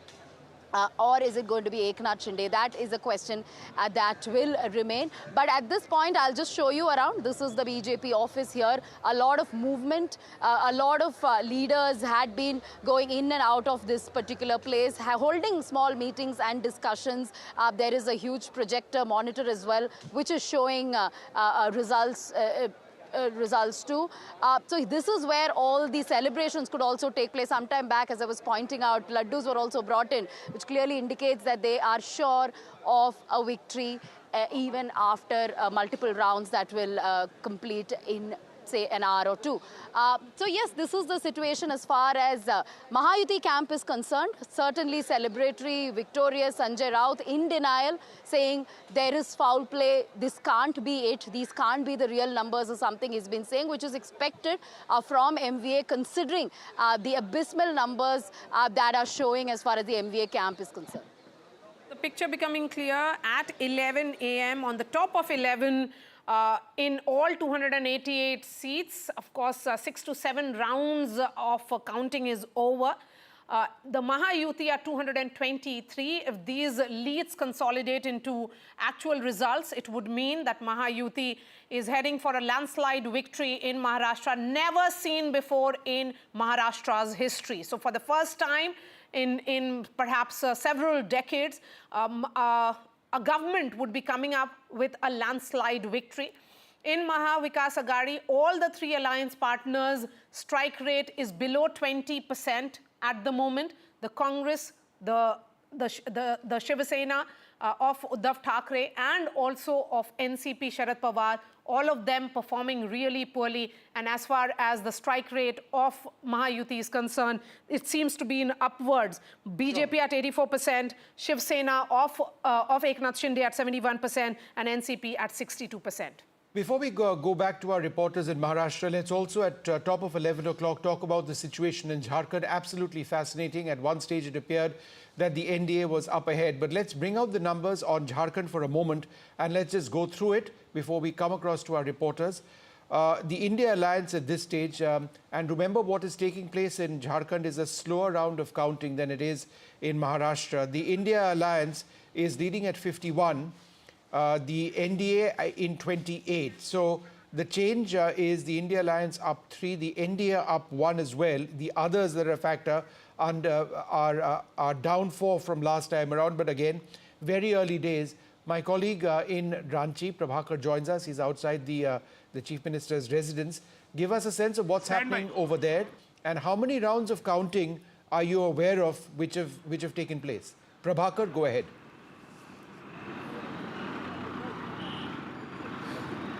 Yeah, the last update with us was of 4 rounds of counting, but the numbers are cementing now. And it's going India block way. We all know that the India Alliance is going India Alliance way. But we are parked right now at the Chief Minister's house. Here, the celebration has not started. Even at the JMM office, they are holding their horses. They are probably waiting. They'll wait for some more time actually for numbers to settle down, and then you'll see the laddus and the crackers being distributed here and crackers being bursted here. But as of now, it's a mega comeback. It has never happened in Jharkhand, and it seems that the way over there, we'll try and get that back in a moment. But just in terms of the overall situation in Jharkhand, it is fascinating because the JMM has done well. The BJP, in terms of the lead situation, is where it was in 2019. The Congress is down 4. That was somewhat expected in Jharkhand. They were always riding on the back of the JMM in a sense. But it does believe that the overall situation is one which favors the India alliance quite clearly. Do we have Prabhakar back with us at this stage? We'll try and fix that audio with him. But let's go back to Maharashtra, where it's the opposite scenario with many more rounds counted. 288 of 288 seats, the counting has begun. At least I would suggest 8 rounds would have been done by now. The NDA ahead, many would suggest that this will start firming up sooner than later. No, I think we should go to the man of the moment, which is EKNATH Shinde. What is happening at his Thane residence? Anuj, give us a sense. Have the supporters of EKNATH Shinde started arriving, or is he very much locked inside his house, away from all the limelight? As of now, he is pretty much, locked up in his house, but he's expected to come out anytime soon. And as you said, that close to 8 to 10 rounds, have been counted all across the state on all the 288 seats. And one direction that all of these early trends are showing, I am saying early because time-wise this still is early, but the gap between the NDA and the India alliance, that is the Mahavikas Aghadi here in Maharashtra, is increasing. And I'm outside Thane residence of EKNATH Shinde, and as you can see, the activity around this place has increased. The number of supporters coming here has increased, and one can expect Chief Minister to walk out of his residence any point of time. We've been interacting with a lot of Shinde Sena leaders since last few days, and they are very sure of the fact that it is not just the Mahayuti which will be coming back to power, but it is also EKNATH Shinde who will be, laying his stake, claiming his stake very strongly for becoming the Chief Minister of the state. It is under his leadership that they believe, schemes like Maji Ladki Bahin have been popularized across the state. Mind you, it is not just Maji Ladki Bahin Yojana, but it is Mukhyamantri Maji Ladki Bahin Yojana, which means that the name of the Chief Minister has been going around with that scheme all across. Besides that, EKNATH Shinde has gained a very good reputation all across the state amongst different categories. He comes from the Maratha community, which is why he's seen as a safer bet by even the BJP RSS cadre when it comes to the growing anticipation and the protest of the Maratha reservation protest. He comes from a farming background as well, and he's got a very good hold over the farming community in the western Maharashtra. In Mumbai and close by regions, he's got a strong hold over the Marathi Manu sentiment, and that was one of the conflicting ideas even in the Lok Sabha elections, where the doubt was whether the core voters of Shiv Sena are going with UBT or are they going with Shinde faction. While it was quite, quite divided in the 2024 June elections, but right now the picture seems to be much clearer, where all the places where the Shiv Sena had their core voter base, be it the western Maharashtra, be it Konkan region, or several other pockets where the Marathi population vote is higher in number, most of these places seem to be going with Shinde Sena, making him, validating his presence and his position of chief ministership here in the state. Okay, so Chief Minister, Mr. EKNATH Shinde, who will be credited for this victory to a great extent. He was seen as the person who was among the people, a Maratha leader who neutralized the Maratha agitation, ensured that Jarange Patil, who was against Devendra Fadnavis, his deputy, continued to back the chief minister, who was a Maratha chief minister. So EKNATH Shinde, the man of the moment, we are yet to hear from him. Perhaps he is also getting some feedback from his team, because I've been in touch with his team. They are suggesting that this number is only likely to consolidate. But the larger picture here is becoming clear. This is a landslide victory for Mahayuti. And if these numbers consolidate, it would only mean that for the moment it is EKNATH Shinde, but will the BJP, which is of course at 84% strike rate, a three-digit in three numbers, digit numbers on its own, will its cadres be okay with a non-BJP chief minister? So we'll try and get that answer from the panelists who are joining us on the top of this hour. But Vishnu, what a fascinating battle. I'm told... I suspect that Eknath Shinde's place is pretty quiet at this juncture, primarily because they're thinking about that CM issue. Because with leads in a situation like this, more than 8 rounds of counting, if there is going to be a flip starting at 11 a.m. in the morning, it seems very difficult whichever way you look at it. Nija Chaudhary joins us as well at this stage. Nija, we look at both Maharashtra and Jharkhand in a bit. But at this stage, with at least 8 rounds done, I think it's safe to say that, and this gap, that it appears that the NDA is headed to coming back to power, that also with a landslide. Yeah, I think given the gap that there is, it's a given. What is of interest is not that the Mahayuti is going to come back to power. What is interesting is who is going to be the chief minister now, given the convincing numbers that the BJP has. And remember, Maharashtra being, as we've often said, financial hub, corporate world is there, MNCs are there are development plans. Would the BJP now like its own chief minister? You know, Amit Shah had said this to Eknath Shinde at the beginning of the campaign, that we have made sacrifices for you, now we hope you will make the sacrifices. And the way Mr. Fadnavis was projected during the campaign and backed, of course, if the numbers had been different, suppose it was 80 for the BJP and 50 odd or 60 for Eknath Shinde, it would be a different story. But now I think Mr. Devendra Fadnavis's chances to become CM have improved. But let's put that question across to BD Singh. He's the spokesperson of the Shiv Sena Shinde group. Thank you, sir, very much for being with us. I think at this stage it's pretty clear where these elections are headed, with the NDA at 220, 221.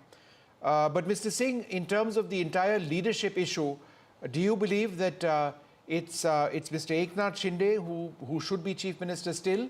Or do you believe that there could be a change, in particularly if the BJP continues to do as well as they're doing? Mr. Singh, go ahead. Yes. जिस तरह से अगर माननीय शिंदे साहब का देखा जाए, ये जो शिवसेना से अलग हुई ज्यादा दिन नहीं हुआ, 2.5 साल का सफर है। इस सफर में इन्होंने जिस तरह से परफॉर्मेंस किया, ये जो है, जो भी आपके रिजल्ट सारे रिजल्ट आए हैं, उसमें सबसे अच्छा रिजल्ट जो है माननीय शिंदे साहब का है। और दूसरी तरफ से ये बोला जाए कि अगर असली शिवसेना या नकली शिवसेना की पहचान की जो सील थी, जो इलेक्शन कमीशन ने दिया था, जो है वो प्रूव हो 100% प्रूव हो गया कि असली शिवसेना माननीय शिंदे साहब है। और लीडरशिप के बारे में हम बात करते हैं, बीजेपी के जो लीड्स है इस वक्त वो भी काफी स्ट्रांग है, उन्होंने आपसे ज्यादा सीट्स पे कंटेस्ट किया है। तो अगर चीफ मिनिस्टर का पद के लिए एक बातचीत शुरू होता है आप दोनों के बीच में, आप लोग मानेंगे कि शायद बीजेपी का चीफ मिनिस्टर बनना चाहिए इस बार? देखिए, ये तो क्या है कि जो महायुति की सरकार है उसमें डिस्कशन होगा, डिस्कशन के बाद ही ये डिसाइड होगा कि कौन चीफ मिनिस्टर बनेगा।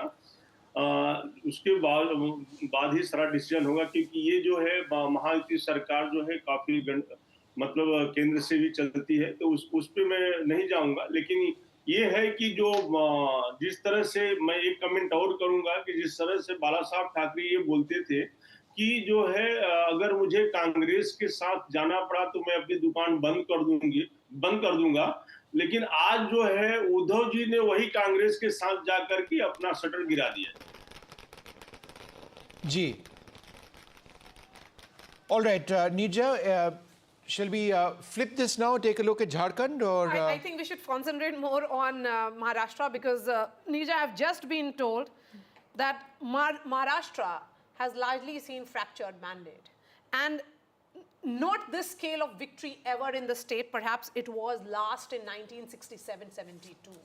I mean, this kind of victory for an incumbent of 2.5 years, and an incumbent which only 5 months ago faced a massive setback in the Lok Sabha.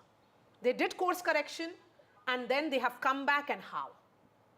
Look, I have only one simple, I keep saying this, it's one factor responsible for this, and that is women. Ladki Behan. In both the Ladki states. man and money. Mahila Samman and Ladki Behan. Yeah, in both places, women have emerged as a major factor in the electoral process of the country, as a constituency, that the way we not regarded them. And remember, money in the hands of women is different from money in the hands of men. That money has actually come in the case of... Money has come for 5 months in the hands. 5 installments of 1,500 rupees. And Vishnu, I keep... 2.3 crore women. That's right. Absolutely. And as I've said this several times, I did not meet a single woman who said, I have not got money. No. It was random. So implementation has been fantastic. So as implementation it was in Madhya has Pradesh been fantastic, earlier on. and this the people in the Mantralaya tell you. The Sure. officialdom tells you how hard they've had to work. Nija, let me ask you this. You know, I mean, it may be the women's factor which actually decides which way the election has gone, but there is a battle of identity which will be decided. Yes. Who's the real Shiv Sena? I have suggested that it's an existential question for both the Sena and the NCP. The women's vote we've focused on, and this being India's second largest state, the national sort of scenario over here, should the NDA win, it's huge. So let's talk about the battle of identity first.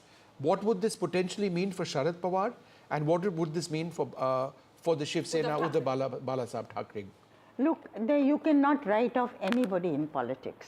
So even Uddhav Thackeray, a very weakened Uddhav Thackeray, will remain there.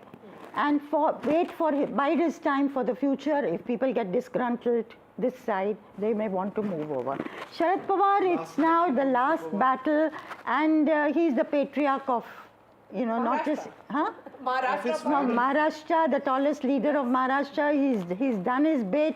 There was sympathy for him last time, and that sympathy played out. Sympathy doesn't play out again and again. So, yes, he will be there. Again, let's see what, you know, suppose you have a disgruntled EKNATH Shinde's group and a disgruntled Ajit Pawar group, if they are not satisfied in the new government. We have been discussing that. Is there a possibility of a potential realignment post this result?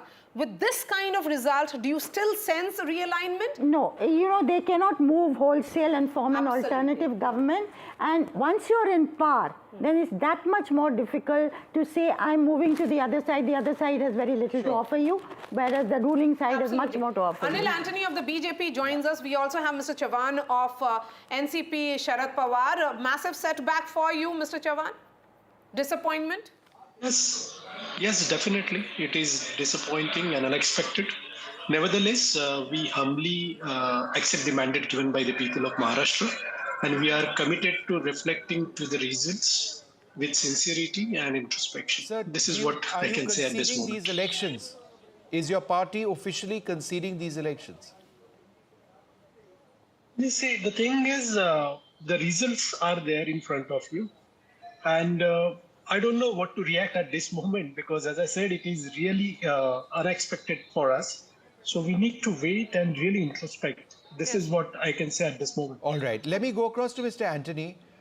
You know, extraordinary leads, and if these leads translate into results which will start happening anytime now, then, you know, we need to look at the next stage. That would be government formation.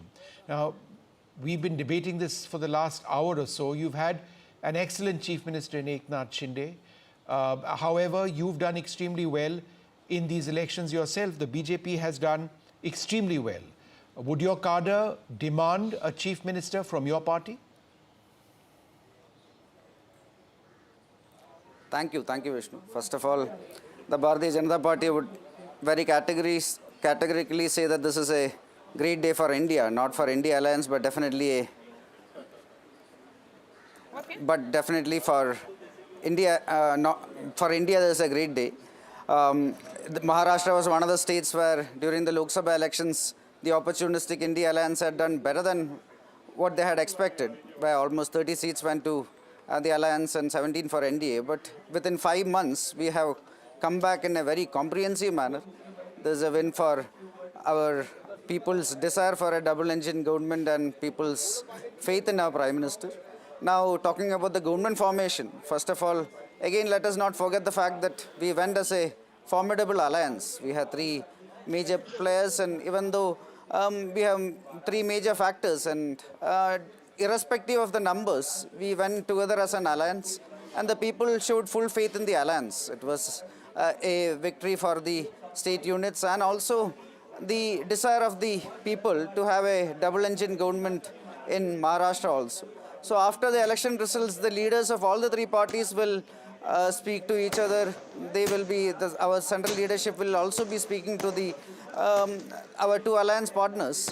And finally, one thing we can assure is that we will have a government, a very stable 5-year government that will be ensuring that the welfare of the people of Maharashtra and the development of I the know state you will be kept in looking at priority, Maharashtra and because that a is 5-year the big government, prize. a stable government will be there. But what about Jharkhand? You know, it seems that the tribals who did not vote for you during the Lok Sabha polls have again not gone with you in these elections. Although it turned to be a different picture completely in Maharashtra. But in Jharkhand, you'll have to work a little more on the tribal voters, that constituency which is still not convinced with your policies and ideas. No, there are elections happening across India today. There are by-elections happening in many states, including my home state in Kerala. And Maharashtra is definitely a comprehensive result. Jharkhand, yes, at this moment we are slightly behind, but let's say it's a difference of 8-9 seats can change a lot, and Not 6-7 really. rounds of counting is left. So Not let really. us not come to let us not come I'm to not conclusions there. Giving you, I shouldn't be giving you hope at the moment because Jharkhand looks like that it's 49 for India bloc, that is JMM and So they're Congress and ahead of RJD. the simple majority mark Yes. if these leads. But Anil, I'm just trying to understand Yes, over simple here. majority, they are ahead. Yeah, so it does. So if we take a look at what's taking place in Maharashtra now, would you suggest there was any one deciding factor which has resulted in your being in such a decisive lead? Was it the factor of women and schemes? Because Maharashtra is fascinating, from agrarian distress to the women's vote to the demands of an increasingly young Mumbai, to caste identity, to Marathi pride, right? It's a hugely diverse state. What won it, or what is potentially winning it for you? So it's a combination of many factors. It is a outright rejection of the divisive politics that was put forward to the people of India by the India Alliance. It is a thumbs up, a huge thumbs up for our Prime Minister and his vision for Vikasit Bharat. It is also a very good sign of a desire by the people of Maharashtra to have a double-engine government. And then, like you rightly mentioned, a lot of schemes. We have done a lot of development in Maharashtra. The opposition was trying to create narrations, non-existent narrations, including Mahima Singh of the projects, Congress, Maharashtra and not ask getting her- enough projects, ask her to etc. respond to this. But all this was rejected by the people. Okay. Everything that the opposition perhaps projected got rejected in Maharashtra? Mahima, go ahead. Jai Hind. Jai Hind. I would say it is not that. Jai Hind, am I audible? Yes. Mahima, go ahead, we can hear you. Yeah, so thank you for having me on your show. Yeah. So Maharashtra and Jharkhand both, in fact, were eager for a change. But what happened in Maharashtra, now the trends are becoming clearer, is certainly, going to be a victory of the rhetoric, the high decibel rhetorical campaign run by the BJP. While in Jharkhand, it is the people's issues, the fight for the people's issues that the Congress and our allies had put up is right at the center of the victory that is imminent for us. But Maharashtra, I would certainly say that, it's quite a misfortune of kinds for a democracy like ours. Because it was a government that was formed by backstabbing. It was a government of intrusion formed by the BJP, betraying people's trust, breaching people's mandate. There was a major trust deficit. In spite of that, if this is happening, it is extremely unacceptable, absolutely unacceptable. And which is what our alliance partners, spokespersons are also speaking about. You must have heard Mr. Sanjay Rout talk about it. And of course, what's happening on the ground, the kind of poaching that has already happened, the kind of factionalism that has happened. A BJP who was accusing Nawab Malik of, linking with Dawood Ibrahim, having links with Dawood Ibrahim, fielding him as their candidate, accusing Ajit Pawar, Mr. Modi accusing Ajit Pawar of 70,000 crores of corruption and then fielding their party. And this kind of mandate is not only unacceptable, Maria and Vishnu, I would say it is also indigestible. We can digest it, but whether the people of Maharashtra will digest it is a larger question. At the end of the day, Be it in it is Haryana or about in other people's states, rights, it is about people's voice. Yes, I think this was the larger sentiment in Maharashtra. This is reflecting on the vote in Maharashtra right now if these seats actually consolidate. People had moved away from anger of six months ago. They had moved away from that sympathy of 6 months ago. Maharashtra today is sending that message that they vote differently in the Lok Sabha and Assembly, yes, but it's also a pro-incumbent mandate. Maria. Let's accept it and go ahead. That's the beauty of Indian democracy. Yes, you know, we have been focusing on the women voter. Legacy debate, yes, but let's not shift the spotlight from EKNATH Shinde. You know, ma'am, you know, here is someone who has managed to do what somebody from the Thackeray family could not. There was a rebel in Raj Thackeray when he created MNS. He has done what Raj Thackeray could not. You're absolutely right. It shows how India has moved on. Yes. And India that appreciates somebody who comes from humble beginning is the Modi phenomenon. Yeah. And claws his way up and uses Sam Dam Dand Bhed, has fire in his belly, will to power. Yeah. People somewhere respect that. And therefore, you know, you compare it to entitlement, you got it, you know, through the family Nija, name. if I can jump in, what I find the most amazing part of Eknath Shinde's journey is when the Shiv Sena split, there was the entire hotel drama taking place. He broke the party. Nobody thought it would work. People thought that this is just going to be utterly disastrous and all these Shiv Seniks are going to come back to the main group, as it were. He took them to Goa first. From Goa, he went to Assam, came back to Goa, put them on a bus, came back. He became chief minister and might well be chief minister once again. It is an incredible performance. Where does this leave the original Shiv Sena? You're right. I mean, it will be very difficult now, if they are in power, for them to even think of splitting.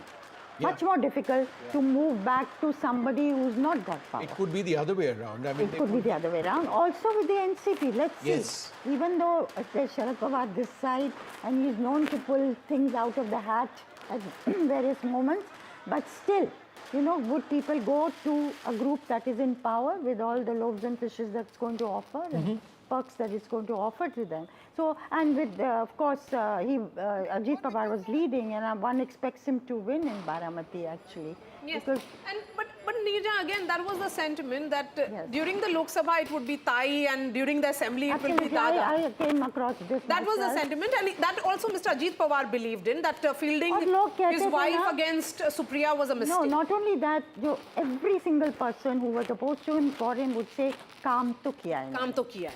So that was an acknowledgement. Five-term MLA who has delivered on the ground. So, but overall, Ajit Pawar's performance may not be as good as Eknath Shinde's. So, will this be the same troika that will return in Maharashtra politics with Eknath Shinde and his two deputies in Devendra Fadnavis and also Ajit Pawar? That remains to be seen. But we have Mr. Singh of the Shiv Sena joining us. What's your assessment? Yes जो है जो शिंदे साहब का जो जमीनी ये था, इससे पूरा इलेक्शन में दिख रहा है। और जैसे इसमें मैं ये देख रहा हूँ कि भले बड़े भाई की भूमिका में बीजेपी है, लेकिन क्या है कि जो है जो इंडियन कल्चर है, इंडियन कल्चर के अनुसार जो है बड़े भाई हमेशा छोटे भाई का ध्यान देते हैं। जिस तरह से राम का राज्याभिषेक होते होते उन्होंने भरत जी को राजगद्दी पे बिठाया था, इसी तरह से हम लोग उम्मीद करते हैं कि छोटी भाई का भी बड़े भाई ध्यान रखेंगे। Okay. I just want to, for our viewers joining us now at 11:26 a.m., let's just quickly go through what the scene in Maharashtra is and also in Jharkhand. Let's remember, in Maharashtra, the magic mark is 145. That's what they are seeking right now. The NDA at this stage is more than double that of the MVA. At 221, I think it's safe to say that they're going to be forming the next government in the state. at least 9 to 10 rounds of voting would have taken place. The BJP, the dominant party in Maharashtra, they are up 23 compared to last time in terms of leads. They are at leading in 128. The Shiv Sena up 12. And this is the Shiv Sena affiliated with the BJP, the Shinde Sena at 53. The NCP is down 5, but still at a commendable 36 in terms of their leads.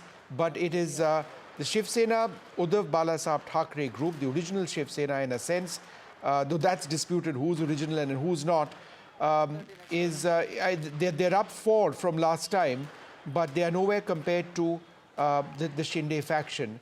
The NCP Sharad Pawar is exactly where they were at this stage in terms of leads. 13 now, there were 13 last time around. They contested in 86 seats, so there is no change. But it's Ajit Pawar and his NCP, which seems to, really be holding the cards. Now, that's what the overall situation is. Let's turn our attention now to Jharkhand. And in Jharkhand, there have been fewer rounds of counting. The counting started, as we understand it, a little bit later in Jharkhand. But after the very initial trends suggesting that the NDA was coming up, it now appears to be the absolute opposite, with the India Alliance leading now in 48, both India and the NDA contesting in 81, the NDA at 31, the India Alliance, that's the JMM Alliance, leading in 48. So what does it do to the momentum which was built by the India bloc? Yeah. Immediately after the Lok Sabha is the big question. Correct. So will that momentum then, or the Lok Sabha results, be seen as an aberration, Mahima? Mahima? Sorry, who do we have joining us at this stage? Mahima, let's quickly get a word from Mahima. Mahima? Could you repeat the question, Maria? Will the momentum which was seen after the Lok Sabha polls in favor of India, when BJP was down to 240, below the majority mark, be seen as an aberration, that result as an aberration, because you have one victory after another and decisive victories, Haryana, Maharashtra? I would, before I delve into your question, Maria, I would actually, because I was looking at the Jharkhand trends and, the leads that we are getting there, it's quite interesting because the kind of high decibel campaign the BJP ran with Hemanta Biswa Sarma at the helm of it as the ambassador was quite intriguing in an uncomfortable, in a rather adverse way. Yet what you see in Jharkhand is a victory of people's rights, people's issues, and that is what we expected in Maharashtra also. Lok Sabha was not an aberration. Rather, it was the reality. You see, the BJP had upset its ideological father, the RSS, and that is when you saw the real people's issues come to the fore. This time around, whether it was Haryana or the Maharashtra, BJP, which was a few months ago telling the RSS to take a back seat because the BJP can stand on its own feet now, is actually, having to rely upon the appendages of its allies that it has broken apart, it has excoriated to the extent of, extinction of the real ideology. So the BJP, that is basically the khichdi of BJP, which is being cooked today, which apparently is gaining these leads today, is setting in a major identity crisis in our society in the forthcoming years, Maria, and that's worrisome. And why I'm saying this is because, as I said, it is a misfortune. It is unfortunate, the kind of trend we are seeing, whether it was Haryana or Maharashtra, because people will not accept the results. Although the BJP may have succeeded, the Congress may at the end of the day go back to its drawing board. Our alliance partners may go back to our drawing boards for Maharashtra while we celebrate Jharkhand. Sure. But at the end of the day, it is the people whose trust was backstabbed by the BJP. Yeah. I wanted to go back just briefly to Nija. Nija ji, let's look at 4 or 5 key factors in these elections. A, there's a thumbs up for the Prime Minister's infrastructure push. Obviously, the women's scheme, the Ladki Behan scheme, Ladki Behan, Ladki Behan, right? That's done. Okay, that's done dramatically. Ladli, that has become Ladki in Maharashtra. In Maharashtra, that's done well. the Shinde has settled the issue within the Shiv Sena on the legacy debate. And whenever there is, and this is what fascinates me, whenever there is a direct contest between the Congress and the BJP, the Congress is not in the picture. What does it say about the Congress in these direct contests, I mean, from a national standpoint? Well, I think if you look at it, the Congress tends to drag the alliance down. And now look at, Jharkhand, they're saying 5 RJD people are leading. They got 60 tickets. Right. Congress got 30. Now I think it's not so bad that they're leading in 13. Earlier the figure was much lower. So the final figure will be interesting. But overall that is correct. So I think Congress, even though there may be a sentiment as in Jharkhand, does not seem to take advantage of it as it should. And it's not the dominant party.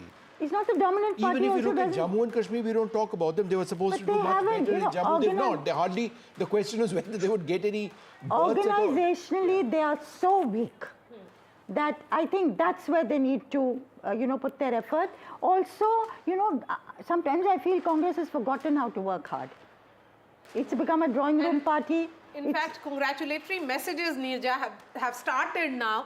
Who's congratulating who? Yeah, first set of visuals coming in now of Devendra Fadnavis being congratulated by his mother. But let me bring in Radhika now. Radhika, so, should we expect some kind of a big celebration in Mumbai office? Or will the leaders be going and collecting their certificates and then postponing it and letting the Delhi office have all the spotlight, the BJP headquarters where Prime Minister is expected later tonight? 7 p.m., right? Yes. Well, certainly there will be celebrations at Mumbai office, which is why I showed some of those laddu boxes. At some point, that has to be kept out, that has to be taken out. So that will be expected in a bit from now. Yes, Devendra Fadnavis is certainly celebrating in his residence. So those are the visuals from his residence of his family member, his mother, calling him and congratulating him. And this is the movement, or rather the activity at BJP office here. We just saw Vinod Tavde a while ago in this particular place, which is the BJP headquarters. He will be taking a press conference in a bit. In fact, he spoke to us off camera. He did speak about, of course, he did not speak about the allegations against him, but he did speak about the factors that have been attributed to the victory of BJP and Mahayuti in general.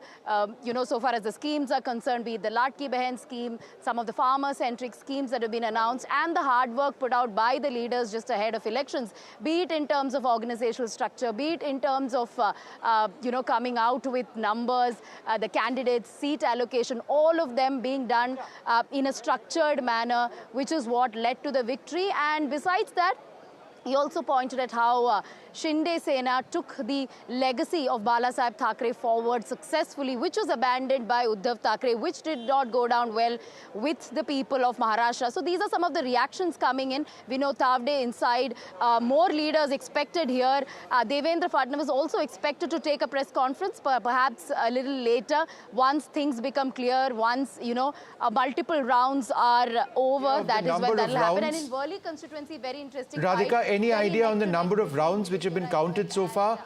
Because at this, we should be in a situation soon to call this election, particularly with this gap. Do we have an idea of the number of rounds? I think in both the states now. Radhika, any idea of the number of rounds? What I'm hearing is at least about 8 rounds have been completed. No, but that's been going on for a while. Okay, so let's listen in to the first reaction that is coming in. Devendra Fadnavis in conversation with his mother.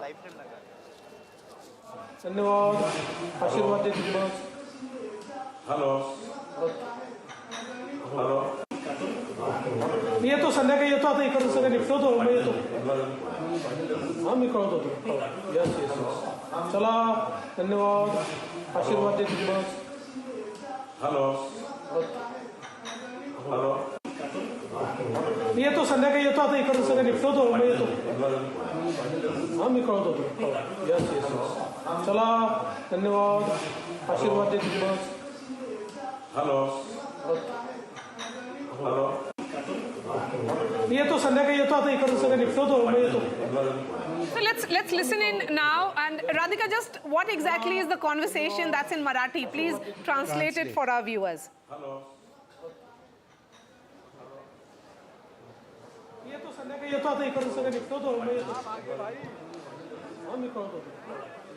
All right, so Devendra Fadnavis gets a congratulatory message from his mother. There is another picture that is coming in now of Mr. Bawankule, who is the state president of the BJP, with Devendra Fadnavis. I'll ask the producer to put that photograph also on the television screen. So the celebrations indoors clearly right now has begun. But let's not forget that the BJP's strike rate is the highest in this election. Their tally is much above the entire MVA, twice the MVA, and also the combined strength of their own alliance partners, that is the Shiv Sena and the NCP Ajit Pawar. So Mr. Bawankule and Devendra Fadnavis exchanging a hug, embracing each other with joy. That picture will be coming up as well. So BJP in this election has sent the message that they can also ensure and turn the tide completely after 6 months. So that is Mr. Bawankule, who is the state president of Maharashtra, and Devendra Fadnavis. Devendra Fadnavis, a Brahmin leader, the BJP experimented with him in 2014 for the first time, and we saw after 5 years there was the pre-poll alliance of Devendra Fadnavis and the Shiv Sena won, but then the entire turn of events happened. But Anil and Anthony continues to be with us. We have other guests as well. But a word on the BJP's organization, how this picture should be read. On this, Yeah. You know, sometimes maybe it's so Okay, Nirja, we've got Shaina NC with us. I'm so sorry. Shaina, thanks very much for being with us. You know, I mean, we've been seeing your own Leeds situation go up and down. Where do things presently stand for you, Shaina? So honest to God, Vishnu and Maria know that mine is the toughest constituency in all of Maharashtra. It's hardcore, 140,000 Muslim, 1 lakh Hindu, and we have worked tirelessly to try and make a developmental agenda reach out to the people, because for 15 years you saw no development at all in Mumbai. No cluster redevelopment, no schools, no colleges, even water, electricity issues, sewage, parking, the works. I mean, it's really the most congested constituency.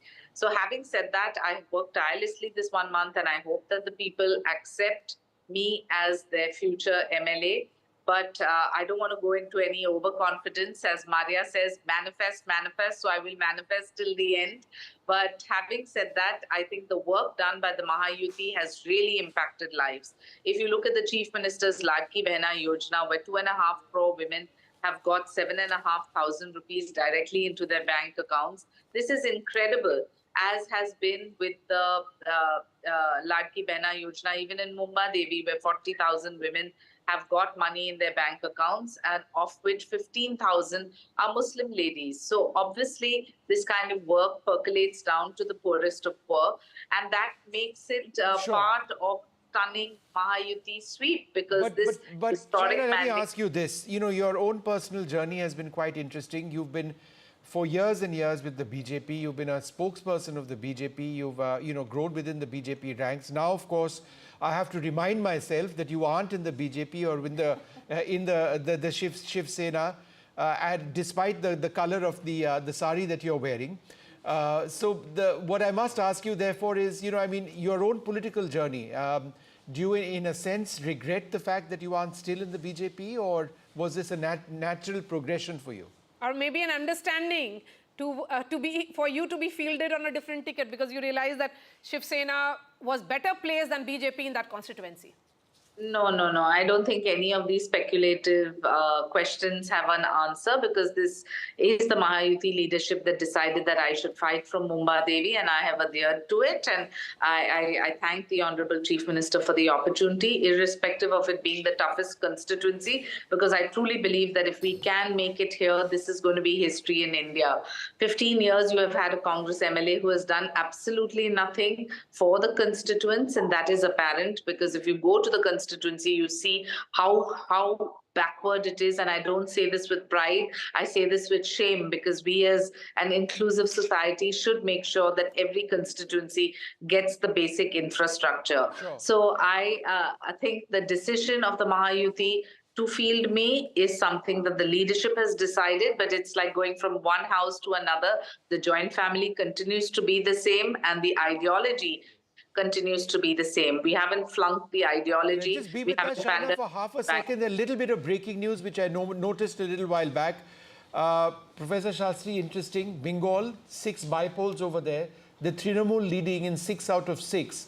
It comes on the back of the entire RG car situation. There was an expectation that it might hit Mamata Banerjee very hard. If those leads translate into results, it would be significant because she faces huge troubles in Bengal right Vishnu, now. I think by-elections need to be seen from a totally different lens. Very often the ruling party in the state does well because of the specificities of that by-election. Yeah. And this is proving true in West Bengal, it's proving true in Karnataka, where the last trend was all the 3 by-elections the Congress was leading. Right. So there is that trend, other factors being equal, that the ruling party has How would a you slight look advantage. at this, Neerja? Trinamool leading all 6 seats in Bengal, quite unexpected? No, not. I agree with him. The incumbent government has the advantage as far as bypolls go.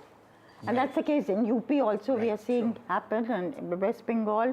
Rajasthan, of course, the government, the chief minister was, had to take away. Last time the BJP lost 11 seats in Rajasthan, so they had to make up. I don't know what the tally is there, what the situation We'll try and is get the tally in Uttar Pradesh as well. Maria? Yes, we'll try and get details because, bypoll results are equally important. Last I saw was that the BJP was leading in 6 and 1 RLD and the SP only in 2. Yes, so I think there is a great shift from the Lok Sabha. Yeah, there is a shift. But as I say, bypolls it'd be very surprising if bypolls are lost by the party in power. Yeah, they normally go towards the party in power. And of course, Mr. Yogi Adityanath was, it was a prestige battle for him after, the setback in the Lok Sabha elections to show that his popularity is undimmed in Uttar Pradesh. So perhaps Mr. Yogi Adityanath has also settled that discussion within his party. Whether he'll be moved to Delhi or somewhere else. A lot of speculation around him as well. So, but TMC leading in all 6 seats in Bengal, they did very well in the Lok Sabha polls. So TMC continuing with that trend. But yes, we have seen bypolls after bypolls. It is the government of the day which tends to win those bypolls. State after state, election after election. But shifting focus again to Maharashtra, I would say, because that's where the big story is. Professor Sandeep Shastri is joining us at this hour. It's settled in favor of Mahayuti. We are still not calling the election because as journalists, we are not supposed to be calling elections. We are just reflecting what the numbers are showing.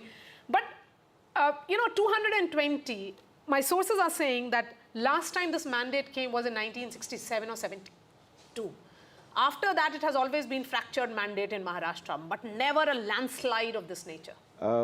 What you referred to earlier was also possibly a single party getting a majority because of a particular sweep. This possibly would be the first example of an alliance doing so well. The numbers may settle little less, little more around where we are, but it indicates a clear trend which is in favor of the NDA in Maharashtra, and which is in some senses a reversal of the Lok Sabha verdict that you had in that state.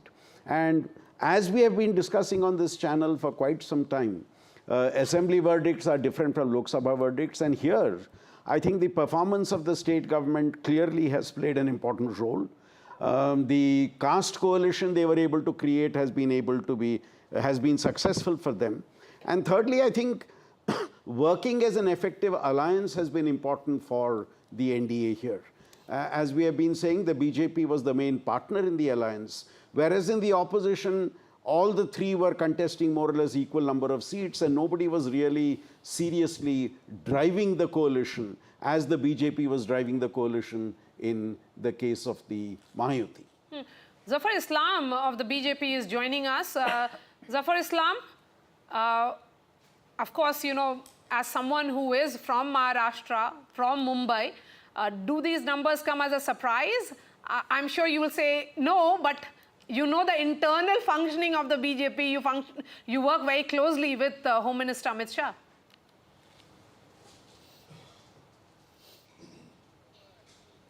If you see my tweet in this morning, rather I gave it by to NI and that was aired on many channels.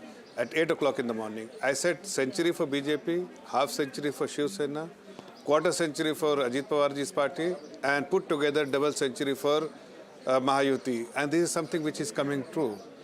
And it is primarily because of the Modi magic which actually works. All these other strategy they have, the FVA, has actually not worked because they are not connected with the people. Because I worked for 2 months in Maharashtra, as you know, that we exactly know that which party was connected with the people.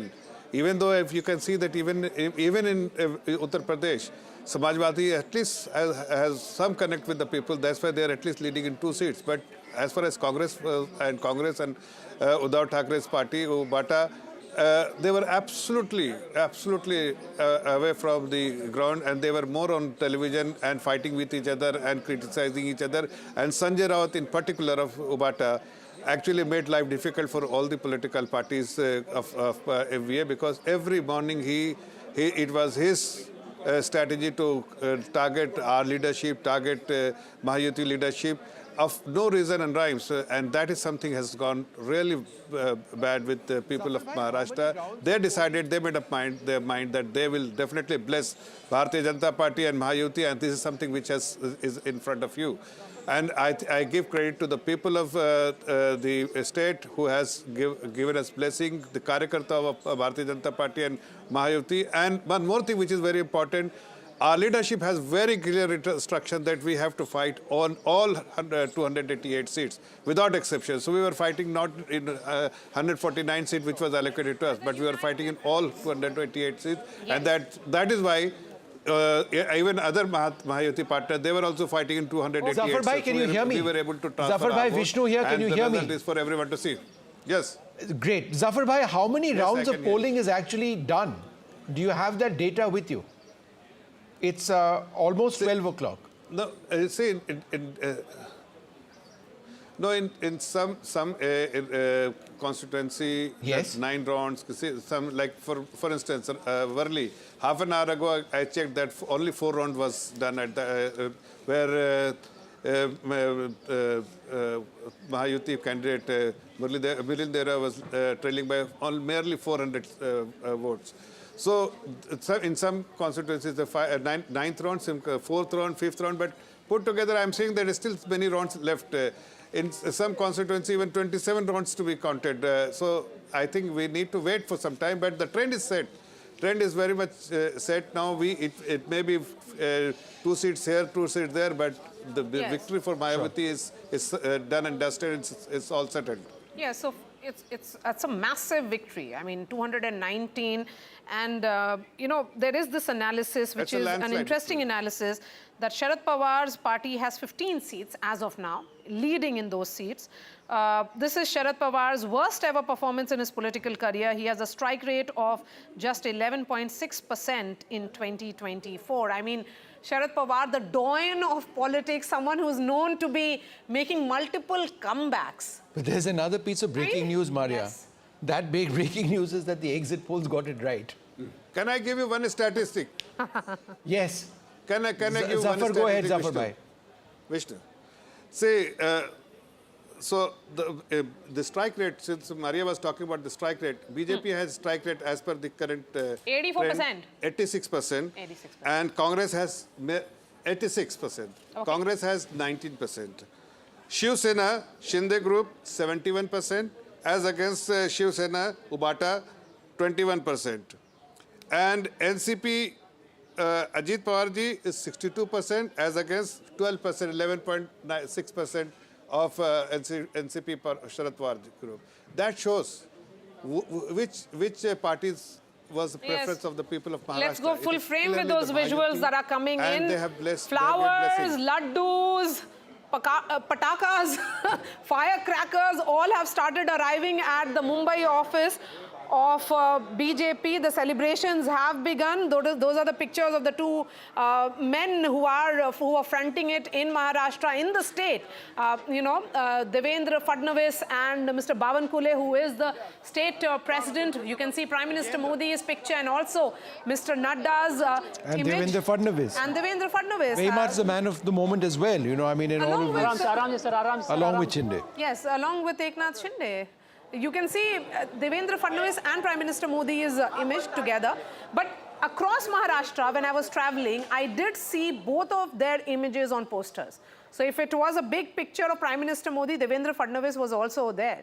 Although his own personal acceptability may not be high, particularly in Marathwada because of because of the Maratha agitation, but largely this kind of victory requires togetherness or strategy working at multiple levels. I think two levels, I would say. The RSS is back with the bank as far as campaigning went. Door-to-door distribution of checks. I think they, unlike the Lok Sabha elections, when they held back, that's one factor. And I think the RSS may also have a say in who becomes chief minister. Number two, I wonder, was there an inherent sympathy for Devendra Fadnavis that manifested itself for this chief minister who was downgraded to deputy chief minister? And somewhere people have voted for the BJP. Was there a factor like a vindication of his honor? I do believe that despite all of the arguments and debate that we've had, that it will be Devendra Fadnavis as the next chief minister. It seems unlikely that it wouldn't be the case. Vishnu, in a poll that we did, when we asked people, are you voting for party candidate or leader? Nearly half the respondents said candidate. It's the candidate who makes the difference, then the party, and then the leader. So I think Fadnavis has got the benefit of a party which was on the upswing and a right set of candidates being chosen, and the two factions supporting what the BJP wanted. I mean, the two parties in the alliance supporting what the BJP wanted, that worked to their advantage. Where I think there was a lot of division within the three partners in the opposition alliance, which is seen in the type of results that we are getting. I'm just saying that 6 months ago, it was a different story altogether. Absolutely. I mean, the same alliance was seen as cohesive. Mahavikas Aghadi's differences sorted narrative out. in our politics has changed completely, Absolutely. right? I mean, the BJP is on the upswing again. From Rahul Gandhi saying, I think the day after the Lok Sabha elections, that we have reason no longer to fear the Prime Minister. Then, campaigning hard and yet losing decisively in Haryana, doing very poorly as a party in Jammu. And now it appears that they've not done well over here as well. So in terms of the momentum which the Congress believed they had picked up, many would suggest that that may not be the case, though yes, there is a strong possibility that they may win Jharkhand. Also, the consolidation of the OBCs behind the BJP has been very, very strong. And possibly the consolidation of the Marathas behind the MVA has not been that strong. Marathas behind the chief minister, perhaps. Maratha chief minister. There is a split in the Maratha. See, the Maratha vote last time was consolidated with the Aghadi. But now with the projection of the Maratha chief minister and Shinde being very visible in their campaign, I think a segment of the Maratha vote, a big segment has shifted to the And perhaps alliance. the fact that he appeared to be more sincere by giving the 10% reservation which got passed by the Maharashtra Assembly. And nobody else has taken any other position. Nobody they has said taken in excess to 50%, we'll give 10%. They're not agreed, any of them, to making them, in the Kundi vote. Yes. All right, let's take a look at what the overall situation is, and let's have the strike rate numbers up as well. We are gradually getting to a scene where the trends are now going to fast become results, and it appears quite clearly that the NDA is winning Maharashtra. Devendra Fadnavis is likely to be the next chief minister. We would wait, of course, for a formal series of conversations between the alliance partners. Vishnu, you spoke too soon on Devendra Fadnavis becoming the chief minister. For the moment, it appears that the BJP could very well go with the same formula of having Are you hearing that? Shinde. Are you hearing that? That clearly has been the indication as of now. All right, so we'll see where that goes. But for now, that's what the situation. No, they haven't said it, but the indication. I got an indicator that it could be Fadnavis. Maria, we'll go with her word. She covers this much closer than I do. But we're going to take a short break, and then when we're back, when Team NDTV is back, we'll be looking closely at Maharashtra and Jharkhand in many ways an equally fascinating election, but one that seems to be headed to the India alliance. We'll take a short break. There's more coming up.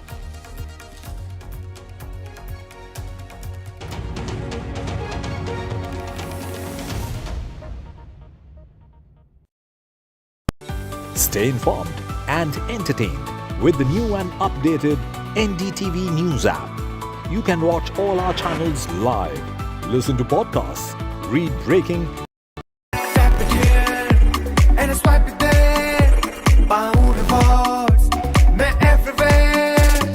कहीं से भी करूँ collect, spend करूँ direct. Download any single ID partner app, link your card and earn reward with top brand. Get it free with single ID.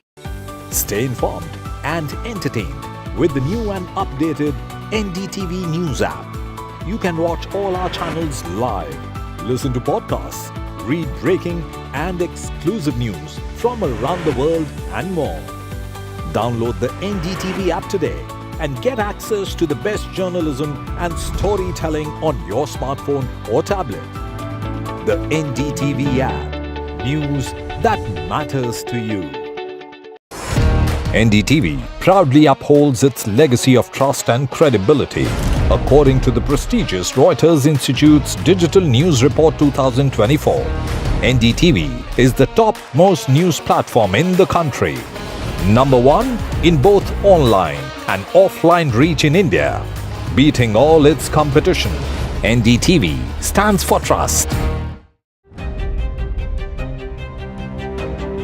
Hello and welcome to India Sense, where I speak with global opinion makers. The United States has made a strategic decision over the last 20 years to move closer to India.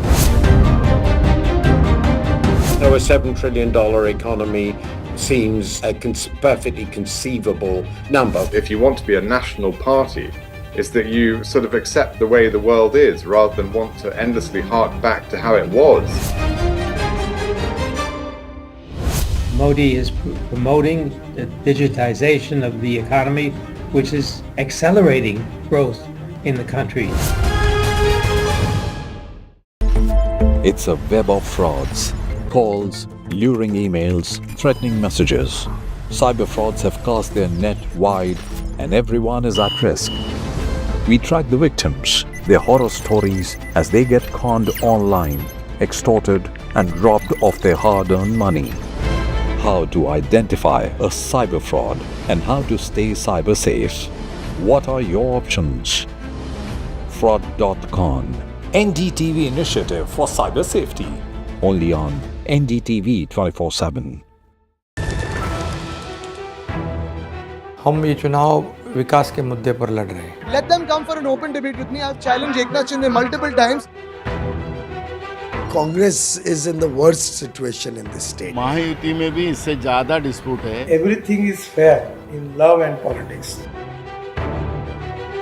Vote देने वाले ही जिताने वाले हैं ना. So we worked on 4 options.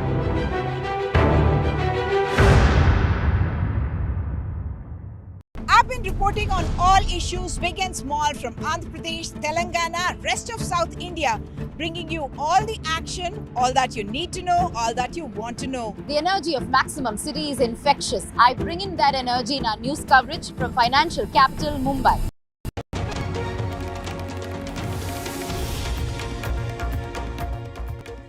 Good afternoon, everyone. The Mahayuti is poised towards a comfortable victory in the state of Maharashtra. It's a restive state that has not seen one party touch the majority mark on its own in the last 5 assembly polls. And in the last 5 years, it has seen 3 chief ministers, 4 deputy chief ministers, multiple wars for symbols and names. But leading in over 127 seats, the BJP also seems to have really put on its best performance. But how does that change the dynamics? What are the large implications of this win? All of that is going to be keenly watched. Good morning, and it's just not a victory, it's a tsunami for the Mahayuti in Maharashtra. I mean, for all those who were thinking it's going to be a keenly contested match, just take a look at what's happening at this moment. If you talk about the MVA, I think it's that's the man of the moment at this moment, isn't it? What's the Devendra Fadnavis with the BJP president of Maharashtra, Mr. Bavan Kule.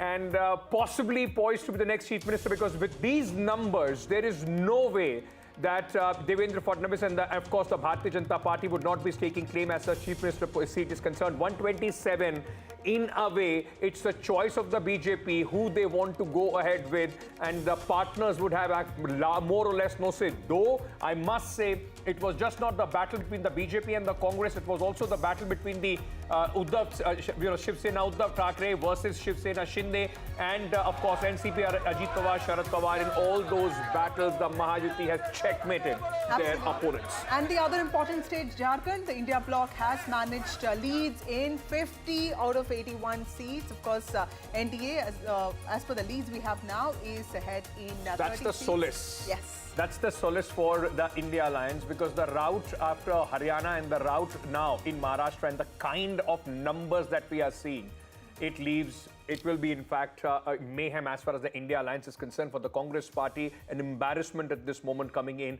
there from Maharashtra. So we'll get you all the latest details, but let's quickly start with the headlines. Fadnavis, the ultimate comeback man in Maharashtra. Fadnavis stars in BJP's stunning show, specifically in the seats of Vidarbha. NDA set for a landslide victory in Maharashtra. Stunning feat by the BJP. Contested 149 at this moment, leading on 127. Some relief for the India bloc. Its source in Jharkhand widens its lead, defying anti-incumbency. Hemant Soren most likely to retain power.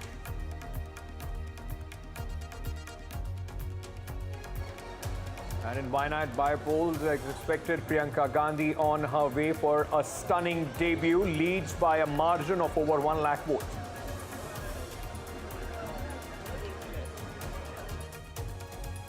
Results of bypolls that took place, 42 of them are also coming in. TMC and BJP maintain lead in West Bengal, UP respectively. In Punjab, Aam Aadmi Party leads in 3 seats, Congress in 1.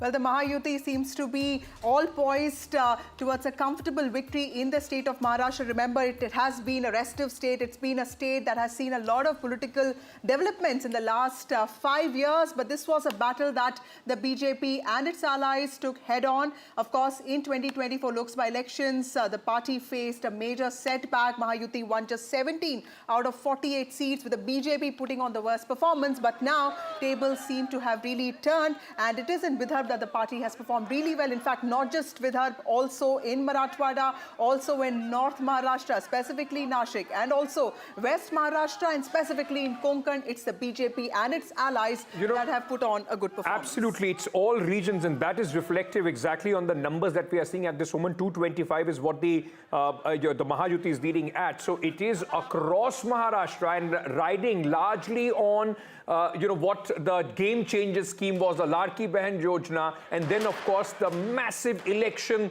management of the Bharatiya Janata Party at its best being displayed as we talk about these numbers. In just about 4 months from the Lok Sabha elections, the reversals and the way, in fact, in all the areas where the party was weak, whether it is now the reversal of the Dalit vote coming to them.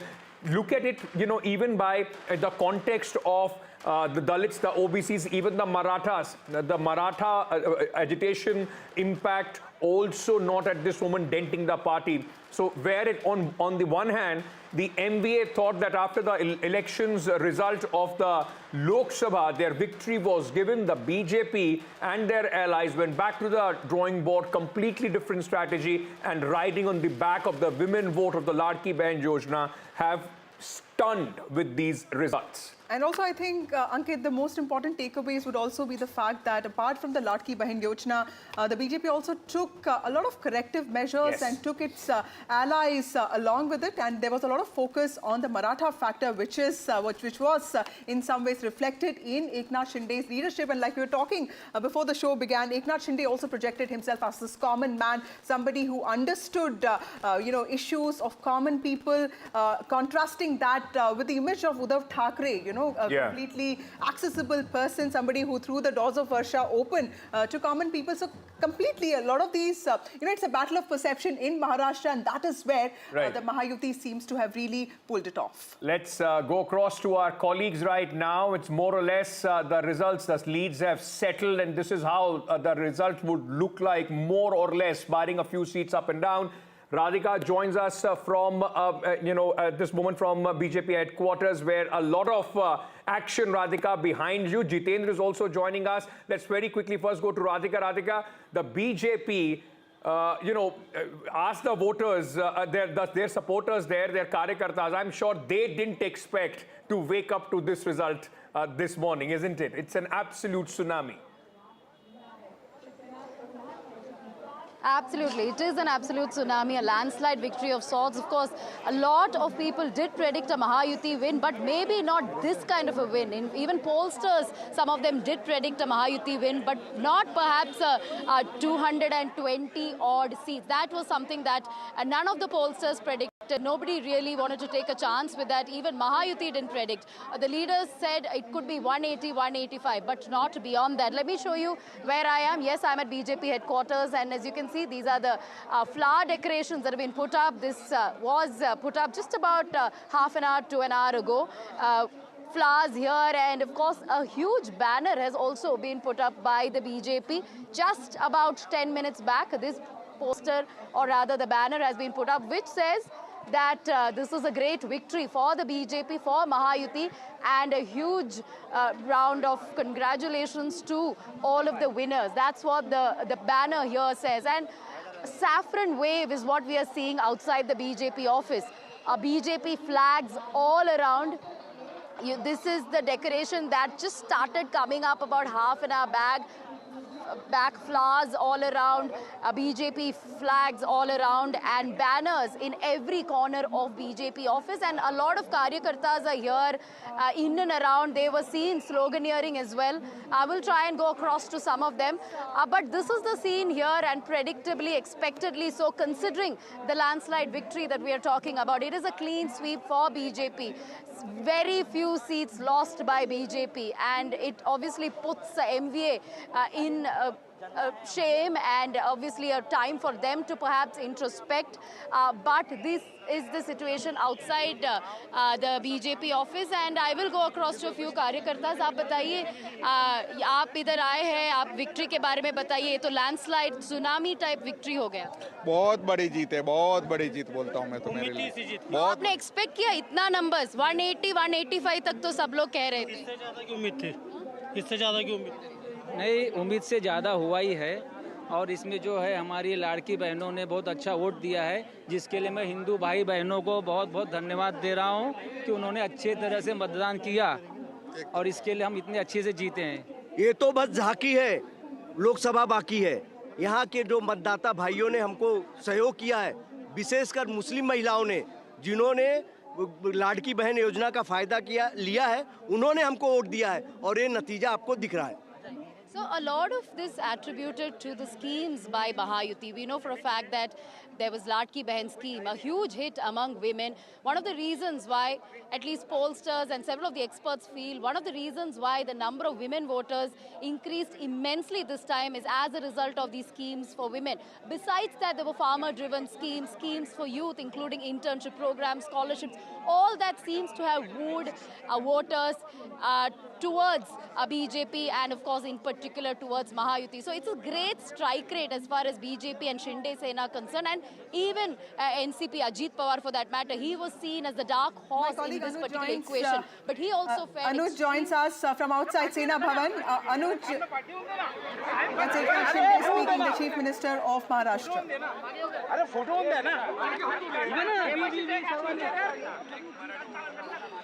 The Chief Minister is also leading from his constituency, Kopri Pashpakadi, and also a strong man there, Maratha strong person. But of course, the BJP doing well on its own this time.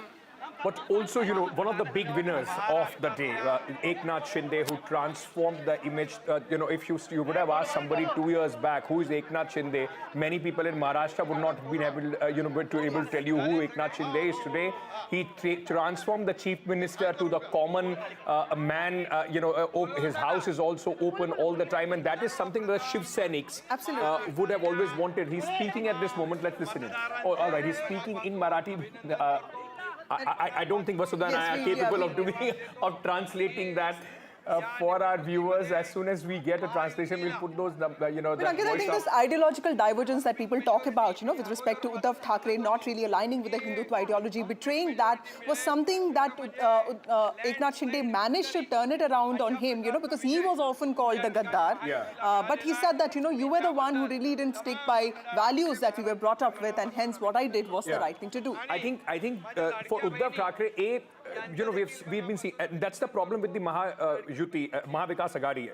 Right from the Lok Sabha election, whatever worked for them, they continued with that. Rahul Gandhi continued with his constitution plan. Uddhav Thackeray still continued to try and gain some sympathy, calling him Gaddar and Pachas Koka, so on and so forth. That trick worked once, did not work in this election. And of course, with the Ladki Behan Yojana riding on the popular women vote, I mean, there has been an increase as far as the women voters are concerned in Maharashtra. And Eknath Shinde, he was able to present himself as an absolute contrast to what Uddhav Thackeray was standing at. And if there was, if this election was in any way a referendum on who the real Sena is after the Lok Sabha, possibly the voters, especially the Marathi Manus, who the Uddhav Thackeray faction was banking heavily on, has answered that. Like, somebody in the BJP told me that Maharashtra does not need mass leaders. Like if you talk about Yashwant Rao Chavan or Shankar Rao Chavan or Mr. Nayak or... Okay, we have Anuj with us to translate what Mr. Shinde is speaking about. नोंद आणि त्याची कामाची पोचपावती या महाराष्ट्रातल्या जनतेने आम्हाला दिलेली आहे. खरं म्हणजे आता आम्ही 2.5 वर्षात जे काम केलं, आता पुढच्या कार्यकाळामध्ये आमची आणखी जबाबदारी वाढली आहे. The people of Maharashtra have validated all the work that we have done, but this also puts us under more responsibility to work even harder in the next term. सर्व कार्यकर्ते मनापासून काम करत होते आणि म्हणूनच हा विजय एवढा मोठा. All the workers worked very honestly for this fight, and that is why this victory has been possible for the entire Mahayuti. मतदारांना धन्यवाद देतो की खूप मोठ्या लीडने, मार्जिनने त्यांनी मला. I would like to thank to all the workers and all the people of Maharashtra for giving us such a huge and unprecedented lead. पुन्हा एकदा सगळ्यांना मनापासून खूप खूप शुभेच्छा. मनापासून सगळ्यांचं सर्व मतदार. I'm thankful to everyone, all the workers and all the people of Maharashtra. आज मैं महाराष्ट्र के तमाम मतदाताओं को बहुत बहुत धन्यवाद देता हूँ, उनका अभिनंदन करता हूँ, क्योंकि ये विक्ट्री जो है ये लैंडस्लाइड विक्ट्री है. ये मैंने कहा था कि महायुति को थम्पिंग मेजोरिटी मिलेगी और इसीलिए मैं तमाम मतदाता जो है, मेरी लाडली बहनाओं को मैं धन्यवाद देता हूँ, लाडले किसानों को मैं धन्यवाद देता हूँ और लाडले हमारे भाई हैं, लाडले सीनियर सिटीजन हैं, सभी वर्ग जो है, सभी वर्ग को मैं धन्यवाद देता हूँ कि उन्होंने ऐसी विजयश्री प्राप्त कर दी है कि न भूतो न भविष्य तो ऐसी विक्ट्री जो इस बार मिली है, जो 2-2.5 साल हमारी महायुति ने काम किया है. ये महायुति ने जो काम किया है उसके काम के ऊपर ये जनता ने शिक्कामोर्तब किया है, काम को तवज्जो दिया है, प्राथमिकता दी है और इसीलिए महायुति को इतनी बड़ी जीत हासिल हुई है.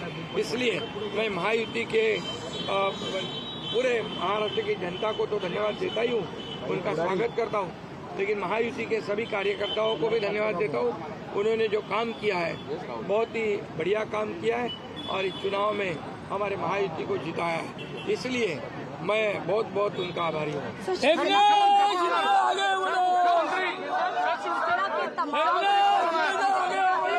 Say that I can come back as the Chief Minister.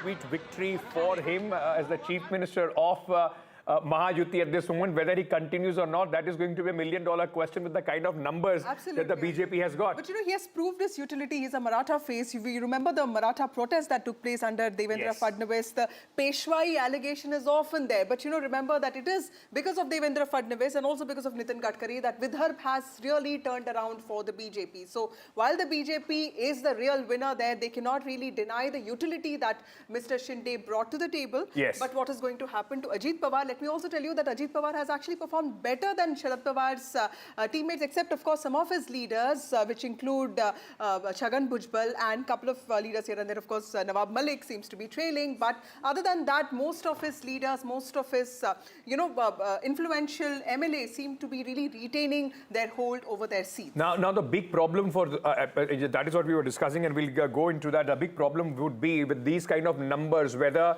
whatever number of MLAs are winning for Sharad Pawar and also for Uddhav Thackeray, whether they are going to stick around, or is there going to be another, it will be easy to break those and go back and bolster the claims of Ajit Pawar and EKNATH Shinde. But we also at this moment, let me introduce our other guests who are joining us. Neerja Chaudhary, senior journalist, political analyst, is with us at this moment. Zainab Sikandar, political analyst, is also joining us. Dr. Shama Mohammed, national spokesperson of the Congress Party, is with us. Pradeep Bhandari, BJP national spokesperson, also joining us at this moment. Thank you so much to all of you and welcome to the broadcast. Let me, Mr. Sushil Vyas, spokesperson of the Shiv Sena Shinde faction, is also with us. Sanjay Gupta, who's the leader of the Shiv Sena UBT, also joins us. Thank you all of you for joining us on this broadcast. To you, Shama Mohammed, first. Shama, what really do you think went wrong with the Maharashtra campaign of the Congress Party? Because just about 5 months ago, the party emerged as the party with the highest number of seats, 13 seats in all, and it was supposed to be this driving force, the anchor of the MVA, but clearly there are things that went wrong. Do you think that it was also the allies that in some ways pulled the Congress down with the kind of demands that they made with respect to seat sharing? First and foremost, I myself am shocked when what I'm seeing in Maharashtra. I was there. I mean, you can have a difference, but not this much. Now, one thing they are saying is the Ladli Behna or Ladki Behna scheme worked. But even if it worked, it can be 156, 160. But this sort of landslide is very unbelievable for me. I mean, I don't want to blame anybody. I don't want to blame my alliance partners or any of those things. We have to see exactly, talking to the leaders, what exactly went wrong, because it's very shocking. Farmer distress was huge, unemployment was huge, businesses going out of there was huge, women's security, many issues as such were very big. So yes, there was a Ladli Behna scheme, and when it came itself, I was at the opinion that we should really take it up, in the sense as it was given 3 months before, and we knew that the election, which when somebody wants one nation, one poll, normally last election, Jharkhand, Maharashtra and Haryana all go together. So why it? Of course, we knew it was for this. But as you know, I mean, I'm not going to blame anybody, but there is no independent election commission in this country. That is a very big issue. And you cannot say polarization worked, because the same polarization was done in Jharkhand. It did not work. I mean, but it's the same election commission also conducting the elections there, ma'am. No, let me just finish. Let me finish. Despicable ads were put on where Muslims are entering a Hindu house, they're taking over, showing us Guspetias, and JMM Hemant Soren outside his photo that he's allowing this. I mean, that's despicable. So that did not work there. All right. So they cannot say that ek hai to safe hai worked. I will not believe that. That is not the. But okay, what did not work for the Congress Party? Before I go to our other guests, because like you are saying, even if you call out the election commission, the same election commission has conducted the election in Jharkhand, where your alliance is coming back to power. The route in Maharashtra is there a feeling that the Congress Party, like you were saying, there have been so many issues. And just 3 days before people voted, the Congress did a press conference, and that's the time they announced, 7,000 rupees for the soybean farmers. Were you not able to, in fact, your messaging continued from what happened in Lok Sabha? You thought after Lok Sabha election, it's a given that you are going to win, while the BJP was able to reinvent itself. So just one point. I'm not blaming the election commission for anything, but for the dates of the election, when they say, one nation, one poll, you can't tell festivals are there and then change dates. That I don't agree. We all know festivals in the beginning of the year, we get the calendar. So we know when festivals are. The other thing is, yes, I agree with you and admit in Telangana, the guarantees were given much before. The guarantees itself came 2 weeks before. It was very late.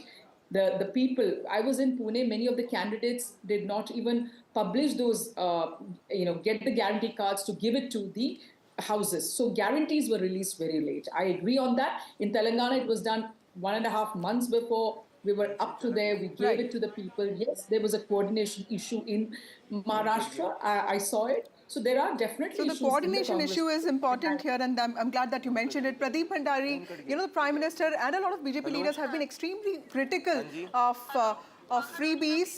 But of course, what is happening is state after state, we see the BJP actually offering a lot of guarantees. Okay, I think Pradeep is not able to hear us. Yes. We'll go back to Pradeep. Let me go across to Sanjay Gupta, who comes from the UBT Shiv Sena. Sanjay Gupta sir, आपको लगता है कि जिस तरह उद्धव ठाकरे ने एक बहुत ही ज़्यादा पर्सनल अटैक सेंट्रिक कैंपेन जो चलाया था, इतनी बार जो एकनाथ शिंदे को गद्दार बोला उन्होंने, आपको लगता है कि that actually made an impact and that actually led to a lot of anger amongst people कि at the end of the day Eknath Shinde भी तो एक कॉमन पर्सन थे, कॉमन शिव सैनिक थे, वहाँ से वो एक चीफ मिनिस्टर के पद पे आए थे. फोन तो करवा कर देखिए, एकनाथ शिंदे जी गद्दार नहीं, वो बागी थे. उन्होंने बगावत की थी, और बगावत जिस बात पर की थी, इस बात को हमारी पार्टी के सीनियर लीडर्स ने कई बार बोला. मनोज जोशी जी ने बोला कि हमारा नेचुरल अलायंस बीजेपी है. प्रताप सरनायक जी ने भी बोला कि हमारा नेचुरल अलायंस बीजेपी है. और हमने भी कई बार इस बात को चेताया कि जिस तरह से हवा दिखाई नहीं देती मगर जीवन उसी से होता है, ठीक इसी तरह से हर पॉलिटिकल पार्टी अपनी विचारधारा पर टिकी होती है. लेकिन जब हम बोलते थे तो अक्सर हमसे पूछा जाता था कि आप किस तरफ हो. तो जिस विचारधारा को छोड़ करके पार्टी ने जिस तरह से कांग्रेस के साथ गठबंधन किया, इस बात से हमारे उद्धव गुट में भी 90% लोग ऐसे हैं जो आज भी ये चाहते हैं कि हम कांग्रेस के साथ गठबंधन में ना रहे और हम बीजेपी के साथ ही गठबंधन में रहे, क्योंकि हमारी पार्टी चुनावों के नंबर्स का असर है. अभी से इस तरह की आप बात कर रहे हैं, कल आपके जो एमएलए दोनों जीत के आ रहे हैं वो भी अगर बीजेपी के साथ चले जाएंगे, वो भी वापस चले जाएंगे शिंदे जी के साथ. तो उद्धव ठाकरे का जो पूरा सवाल था कि असली शिवसेना कौन है, वो क्या आप इन चुनाव से जवाब मिल गया है?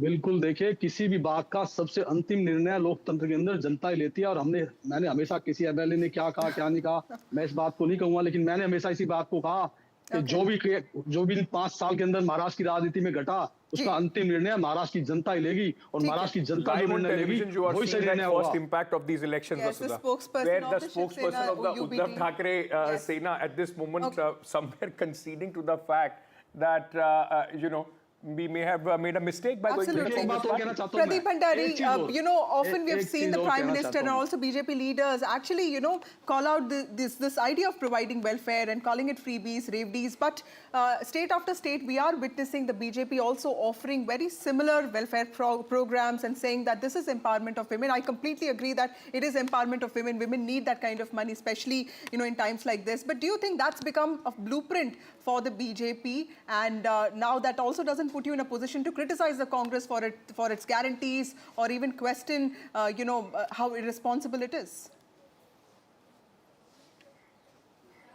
Well, thank you so much, Vasudha and Ankit, for having me. Well, there is a difference, Vasudha, here that when we give a guarantee, we complete and we ensure that the guarantee, we live to our what we promise. And there's a difference because the Congress party, whatever it promises, the Congress party does not deliver. Look at Karnataka as a test case of Congress party and look at Maharashtra as a test case of Prime Minister Narendra Modi's Bharatiya Janata Party and NDA. In Karnataka, the Congress party could not provide Greh Lakshmi. Congress party has increased the price of milk. Congress party has increased the price of water. Congress party has ensured that the land of the farmer is given to work. So we can go on to our political debate. Today I want to focus on a very important point, Vasudha. I was listening to Shama and she could not even concede. She started to blame the election commission and was saying that the result is unrealistic. Please look at this last history. 2014, the same individual said the result was unrealistic. Prime Minister Narendra Modi came with full majority. 2019, the same individual said that the result was unrealistic. Prime Minister Narendra Modi came with full majority. 2024, they said that they're coming in absolute majority. We repeated the government for the 3rd consecutive time. In Haryana, they said that it is impossible for the Bharatiya Janata Party to come.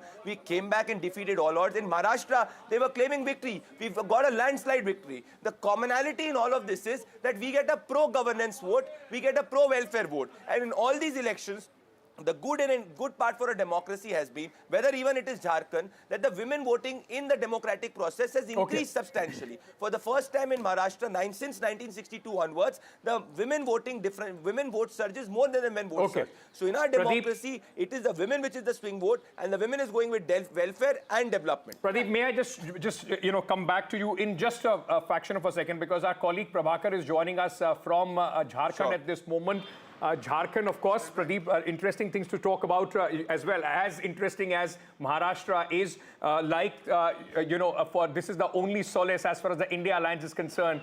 Prabhakar, for Hemant Soren, now, not only does he emerge as one of the biggest tribal leaders, not just in Jharkhand, but across the country, he has also done something which is not usual in Jharkhand. 5 years we have seen the government changes. This time he has been able to make sure that the alliance crosses that victory mark. Yes. And is it more of an emotive vote? Because, like Ankit said, that he is, Hemant Soren is the, most popular tribal, in fact, the only tribal chief minister that the country has. He was also jailed for a few months. What is an emotive vote, or was it also the welfare push and also... Maya Samman, I mean, the women voter once again. And the campaign around tribal identity, protecting Sarna Code, is that all, all these factors, did they play an important role in making the voters, go for Hemant Soren's party, or at least as of now, we think that's where the leads are showing us to.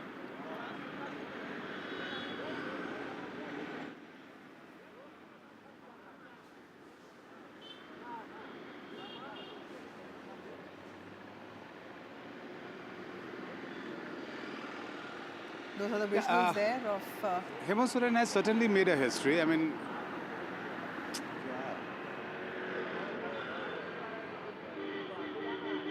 so Hemant Soren certainly has made a political history, and it has never been done in Jharkhand before. He is a chief minister who served for 5 years, and then he made a comeback, which was never seen in Jharkhand before that. We are right now at the chief minister residence, though it wears a deserted look as of now, but we are told that as time passes, you'll see laddus and crackers, all laddus being distributed here and crackers being busted here. Now, what actually worked for JMM on ground is something very interesting. Hemant Soren was from day one playing a victim. He said that he was a tribal chief minister, a tribal leader, and the way BJP had not only targeted him, but he was sent behind bars. So he went to his voters actually claiming to be a victim, playing a victim, and that seems to have worked on the ground. As far as BJP's effort to dent into that tribal vote bank of JMM, which is considered to be their vote bank, it did not work on the ground. We saw the narrative of the infiltrators, the Bangladeshi migrants, all being floated on the ground by BJP, but that actually did not seem to be working on the ground and did not work for BJP at all. And most importantly, the women voters.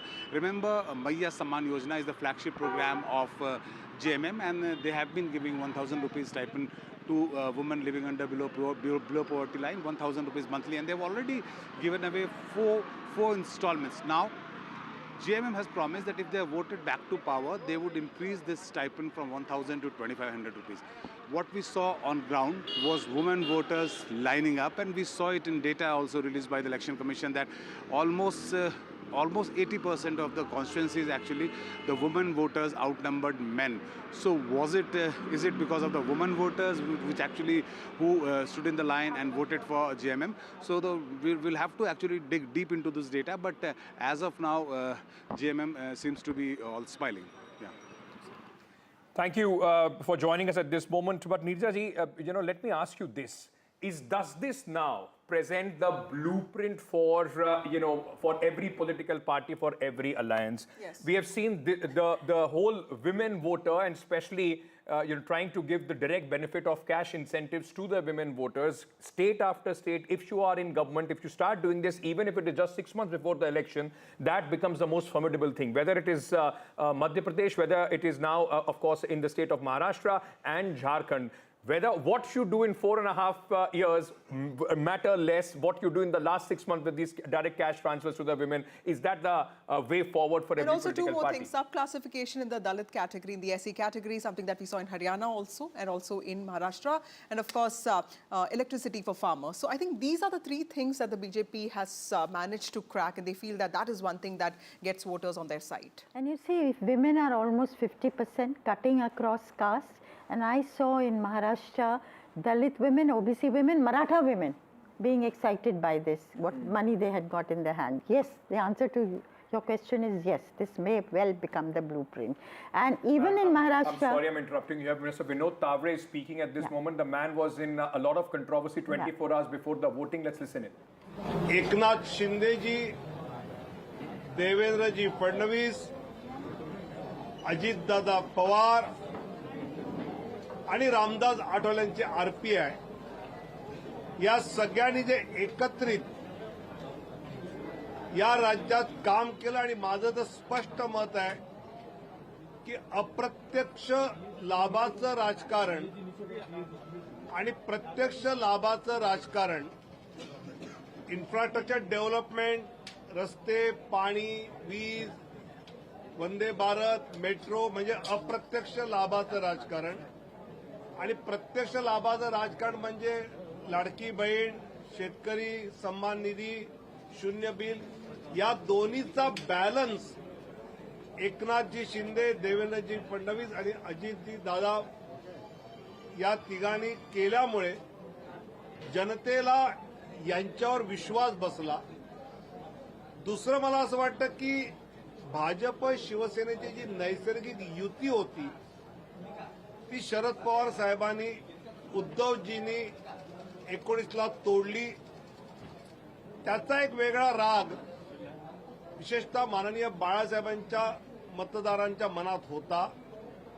रोज सकाळी राज्याचं राजकारण कलुषित होणारं वक्तव्य भांडूपवरनं यायचं, आणि ज्यावेळी एकनाथ शिंदेनी बाळासाहेबांचं हिंदुत्वाचं धनुष्यबाण, हिंदुत्वाचं शिवसेना नाव हे हिंदुत्वाच्या मूळ प्रवाहात भाजपबरोबर आणल्यामुळे एकनाथ शिंदे साहेबांना बाळासाहेबांच्या विचारांची मतं ही बीजेपीच्या बरोबर मिळाली.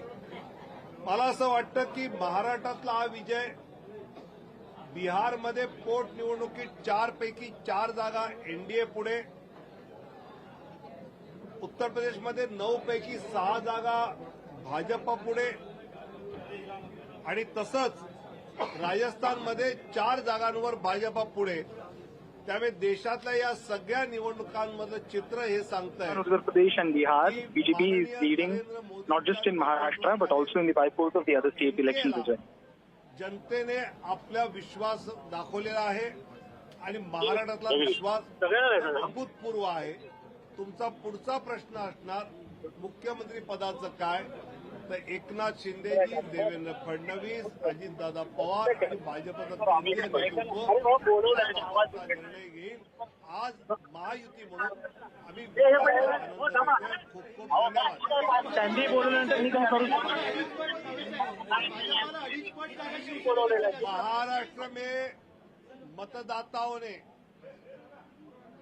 जो भाजपा महायुति को Sanjay Pugalia, who's the CEO and editor-in-chief of NDTV, has his analysis on what went right with respect to the Maharashtra elections and how did the narratives pan out. Let's listen in to what he's saying. सोबत आहे विनोद भी अपने साथ. Informal चर्चा भी कर रहे हैं इस पूरे इलेक्शन के बारे में.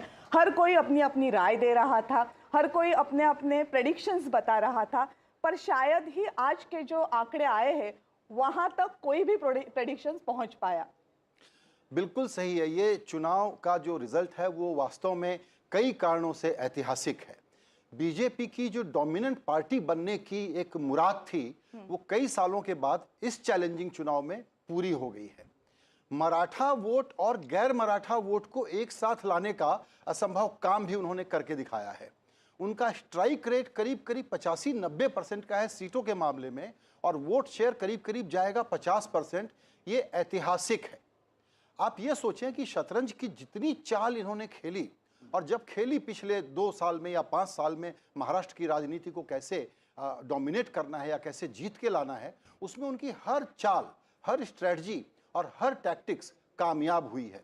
शिंदे को तोड़ करके लाना, अजित पवार को साथ में लाना, शिंदे को प्राइमेसी देना और उसके बाद ऐसे मुद्दे गढ़ना जिसमें एक तरफ विकास और दूसरी तरफ उससे भी बड़ा महिला वोट बैंक, ये जो था उन्होंने इनके लिए कमाल किया है। इस तरह की विजय की तो बीजेपी को खुद को भी उम्मीद नहीं थी, ये बात मैं आपको बता सकता हूं। तो इस चुनाव का जो सबसे बड़ा आउटकम है वो ये है कि लोकसभा चुनाव महाराष्ट्र के मामले में एक एबरेशन था।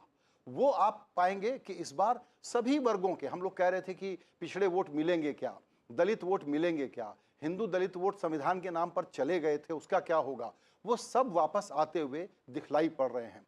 ये चुनाव स्ट्रेटजी और टैक्टिक्स के लिए इस पूरे बीजेपी, मोदी, शाह, संघ, देवेंद्र फडणवीस, शिंदे, इन लोगों के काम करने के तरीके का पीएचडी का विषय होना चाहिए विपक्ष के लोगों को जो आज धूल चाट रहे हैं।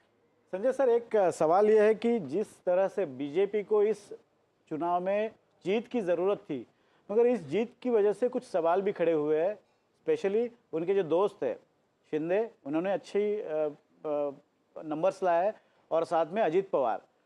बीजेपी इस तरह से उभर के आई है कि इस दोनों दोस्तों में से एक दोस्त काफ़ी है उनको सरकार स्थापित करने के लिए, दूसरे दोस्त की उतनी ज़रूरत नहीं है। कुछ सवाल खड़े किए, ये जब मैं बोलता हूँ तो इन दो दोस्तों का इसके बाद क्या हो सकता है? देखिए, बीजेपी जब बहुत बढ़िया से जीत के आती है तब भी वो गठबंधन का धर्म निभाने में जितनी ज़रूरत है वो सारा काम करती है। आप पाएंगे कि इन तीनों लोगों को वो लोग अच्छे से रखेंगे, गुड ह्यूमर में रखेंगे। मैं मानता हूं कि ज़रूरत नहीं है, इसीलिए दरअसल ये शिंदे को और अजित पवार को सोचना होगा कि बीजेपी के साथ बने रहने के लिए, विश्वास का संबंध बना के रखने के लिए वो क्या करें। बात बिल्कुल सही है कि अब शिंदे की उस तरह की ज़रूरत नहीं है, लेकिन बीजेपी आप मान के चलिए लॉन्ग टर्म पॉलिटिक्स करती है। उनका हमेशा था ना, आप सुनते थे ये महाराष्ट्र में सीनियर पार्टनर, जूनियर पार्टनर कौन है, अब वो डोमिनेंट सीनियर पार्टनर बन करके आई है। इसीलिए मुझे लगता नहीं है कि एलाइज के साथ उनकी कोई भी प्रकार की वेवलेंथ में कोई मिसमैच होगा, ऐसा मुझे बिल्कुल नहीं लगता है। ये बहुत अच्छा फार्मूला निकालेंगे, अच्छे से पावर शेयर करेंगे, उसमें मुझे कोई दिक्कत नज़र नहीं आती है। ये जरूर है कि घटनाएं होती हैं, इससे हम संकेत पढ़ते हैं, उससे संकेत पढ़ते हैं कौन मुख्यमंत्री बनेगा, लेकिन ये इतनी बड़ी विजय है कि उसमें ये सारे सवाल गौण हैं, कुछ दिनों का सेंसेशन रहता है। मगर अभी जिस तरह से एकनाथ शिंदे जी ने बयान दिया है, उन्होंने कहा है कि कुछ फॉर्मूला तय नहीं है सीएम के बारे में। एक तरह से बड़ा बयान उनका माना जा रहा है, बीजेपी को एक तरह से चैलेंज दिया जा रहा है। मैं ऐसा नहीं देखूंगा, उनका काम है वो पोस्चरिंग करें कि भाई मुझे मुख्यमंत्री बनाइए। अच्छा, ऐसा कर लेते हैं कि आधा आधा कार्यकाल बांट लेते हैं, मैं मुख्यमंत्री था, मेरे चेहरे पर चुनाव लड़ा गया, लाड़की बहना स्कीम को मैंने एक तरीके से पायलट किया, ये बात सही है, लेकिन ये सब बीजेपी की ही स्कीम थी। तो शिंदे का पोस्चर करना, बार्गेन करना बिल्कुल बनता है, वो बिल्कुल करेंगे और उनको करना भी चाहिए, ताकि पावर शेयर जब तक बीजेपी ठीक से नहीं करेगी तब तक अलायंस का धर्म निभेगा नहीं। लेकिन मुझे इसमें यह कहना है कि देखिए, ये ऐतिहासिक विजय बीजेपी के लिए क्यों है। हाईएस्ट एवर सीट्स है उनकी, तीसरी बार 100 के ऊपर का आंकड़ा इन्होंने क्रॉस किया है। 50% के वोट शेयर में अगर 30% का वोट शेयर बीजेपी का है तो ये हिस्टोरिक नंबर है। तो पब्लिक मैंडेट को आप ईमानदारी से डिकोड करेंगे तो सीएम का पहला हक तो बीजेपी का बनता है। उसमें आप कैसे कहोगे कि मैं जूनियर पार्टनर हूं इसलिए आप मुझे बनाइए क्योंकि मैं मुख्यमंत्री था, तो ये बहुत लॉजिकल नहीं है। इसमें मुझे लगता है शिंदे साहब को थोड़ा सा पीछे आना ही पड़ेगा अल्टीमेटली, और वो भी खुशी से आएंगे। मगर बिहार में एक है कि तब की जरूरत, जब शिंदे साहब को मुख्यमंत्री बनाया गया था तब की जरूरत, आज की जरूरत, तब के आंकड़े, आज के आंकड़े, तब की राजकीय परिस्थिति, आपकी आज के, इसमें बहुत सारे। लेकिन आपने जो कहा कि शिवसेना को वो अपने साथ रखेंगे, इसमें मैं ये सवाल पूछना चाहती हूँ कि हिंदुत्व का जब भी मुद्दा आता है तो बीजेपी ये चाहती है कि शायद वो मुद्दा हमारे पास रहे या फिर जो उस मुद्दे के साथ जा रहे वो हमारे साथ रहे। शिवसेना इसी तरह उनके साथ थी, और जैसे ही शिवसेना ने हिंदुत्व का मुद्दे से थोड़ी सी फरकत ले ली तो फिर एकनाथ शिंदे को उन्होंने साथ में ले लिया। मनसे की भी वही है, मनसे ने जैसे ही हिंदुत्व का मुद्दा उठाया वो बीजेपी के साथ जाते दिख रहे थे। तो क्या ये मुद्दा है जो शिवसेना को और बीजेपी को साथ बांधे रखेगा आगे भी? मैं समझता हूं कि आपका एनालिसिस बिल्कुल सही है, ये लोग बिल्कुल साथ बने रहेंगे और उनको मालूम है कि बड़ी अपॉर्चुनिटी है और आगे सीमेंट करने के लिए उनके पास एक जगह और मिल गई है। क्योंकि इसके बाद क्या होता है, महाराष्ट्र एक ऐसा राज्य है जहां महानगर पालिकाएं बड़ी होती हैं, लोकल चुनाव भी बड़े होते हैं, तो सबका अपना अपना स्ट्रेंथ एरिया है, सबको अपने रीजनल कंसोलिडेशन करने पड़ेंगे। तो पावर में बने रहें और ये मोमेंटम मेंटेन कर पाएं, इसके लिए इन एलाइज में मुझे कोई बहुत दिक्कत नहीं आती है। एक ही बड़ी इंटरेस्टिंग बात है इसमें ऑन अ लाइटर वेन कि महाराष्ट्र की राजनीति अभी कैसे भी आप शेप कर लीजिए, पवार तो उसमें रहेगा ही। एक तरह से ये जो मैंडेट आया है, आप सोचते कि क्योंकि बीच में जिस तरह से फडणवीस जी ने बयान किया था कि हाँ मैंने ये पार्टियां तोड़ी है, उनको एक सबक सिखाना ज़रूरी था, इसके लिए मैंने ये किया, उसके विषय में ऐसे कहा जाता था कि लोग इस तरह से बीजेपी को देख रहे हैं कि ये पार्टी तोड़ने वाली पार्टी है। मगर जिस तरह से मैंडेट आया है उससे आपको लगता है कि जनता ने अभी नकार दिया है, बीजेपी को माफ कर दिया? बिल्कुल। पॉलिटिक्स में देखिए ये तोड़ना फोड़ना क्या होता है, it is art of possible and you do everything to gain power, that is why you are in politics. तो मुझे लगता है कि पब्लिक ने बिल्कुल, हम जो कहते थे ना कि तोड़ दिया, सरकार चोरी कर ली, हाईजैक कर लिया, इन सब बातों को नहीं माना गया। और सबसे बुरी बात क्या है, मैं इसके कुछ जो दूसरे पक्ष हैं उसको देखिए, हमने बीजेपी पर चर्चा की और अभी किस प्रकार का अलायंस बनेगा, मुख्यमंत्री कौन बनेगा, इसकी चर्चा की। लेकिन इस चुनाव का जो दूसरा सबसे बड़ा सबक है वो है कांग्रेस पार्टी के लिए। चुनाव कैसे हारें ये आप राहुल गांधी से सीखिए। उनकी कमेंट्री आपको क्या याद है, आप बताएं, आपको क्या याद है कि उन्होंने यहाँ की जनता से क्या वादा किया, ये आप सोच करके देखिए।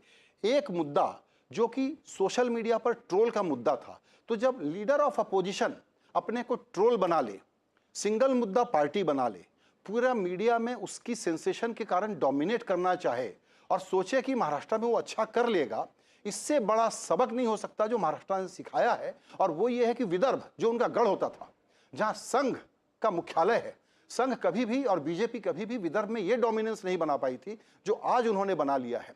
तो कांग्रेस को हारने की कला इतने शानदार तरीके से आती है, ये इसका दूसरा उदाहरण है। वो झारखंड में भी कोई बहुत अच्छा नहीं कर रहे हैं, इसीलिए कांग्रेस पार्टी को यह सोचना पड़ेगा कि इस प्रकार का लैकलस्टर, स्टैमर करने वाला, हकलाने वाला नेतृत्व लेकर के वो कौन सी पॉलिटिक्स कर रहे हैं, उनकी स्ट्रेटजी क्या थी, उनकी टैक्टिक्स क्या थी, और चुनाव में जितना एफर्ट उन्होंने महाराष्ट्र में लगाया, क्या उतना या उससे ज्यादा उन्होंने वायनाड में नहीं लगाया? वायनाड जीता हुआ चुनाव था, पूरा का पूरा कैडर अपने नेता को चेहरा दिखाने के लिए वहां पर बिजी था। इसीलिए मेरा यह मानना है कि महाराष्ट्र में कांग्रेस पार्टी के लिए बहुत बुरी खबर है, ये कांग्रेस के ध्वस्त होने की खबर है, ये राहुल गांधी के नेतृत्व के ऑल राउंड फेल्योर का मैसेज है इसमें। और मैं पुराना कांग्रेस बीट रिपोर्टर हूं, इस नाते ये बात बहुत अधिकार के साथ कहना चाहता हूं और पोलाइटली कहना चाहता हूं कि राहुल गांधी जिस पॉलिटिक्स को परस्यू कर रहे हैं, ये पॉलिटिक्स षड्यंत्र की पॉलिटिक्स है, ट्रोल की पॉलिटिक्स है, इस पॉलिटिक्स का इलेक्टोरल कन्वर्जन नहीं है। दरअसल आज तो बीजेपी और संघ का नेतृत्व हो सकता है राहुल गांधी को बहुत बधाई दे रहा हो कि आप जो अडानी अंबानी कर रहे थे, आप सिंगल मुद्दे पर बने रहिए, उसमें आपको वोट नहीं मिल रहे हैं और हम ऐसी हिस्टोरिक लैंडस्लाइड विक्ट्री के साथ आने वाले हैं। दूसरी तरफ आप उद्धव ठाकरे की हालत देखिए, बाला साहब ठाकरे की लिगेसी को उन्होंने कैसे निभाया, इसको समझने की कोशिश करिए। उनकी बातों में भी कर्कशपना था, एंटी डेवलपमेंट बात कर रहे थे, प्रांतवाद को फैलाने की कोशिश कर रहे थे।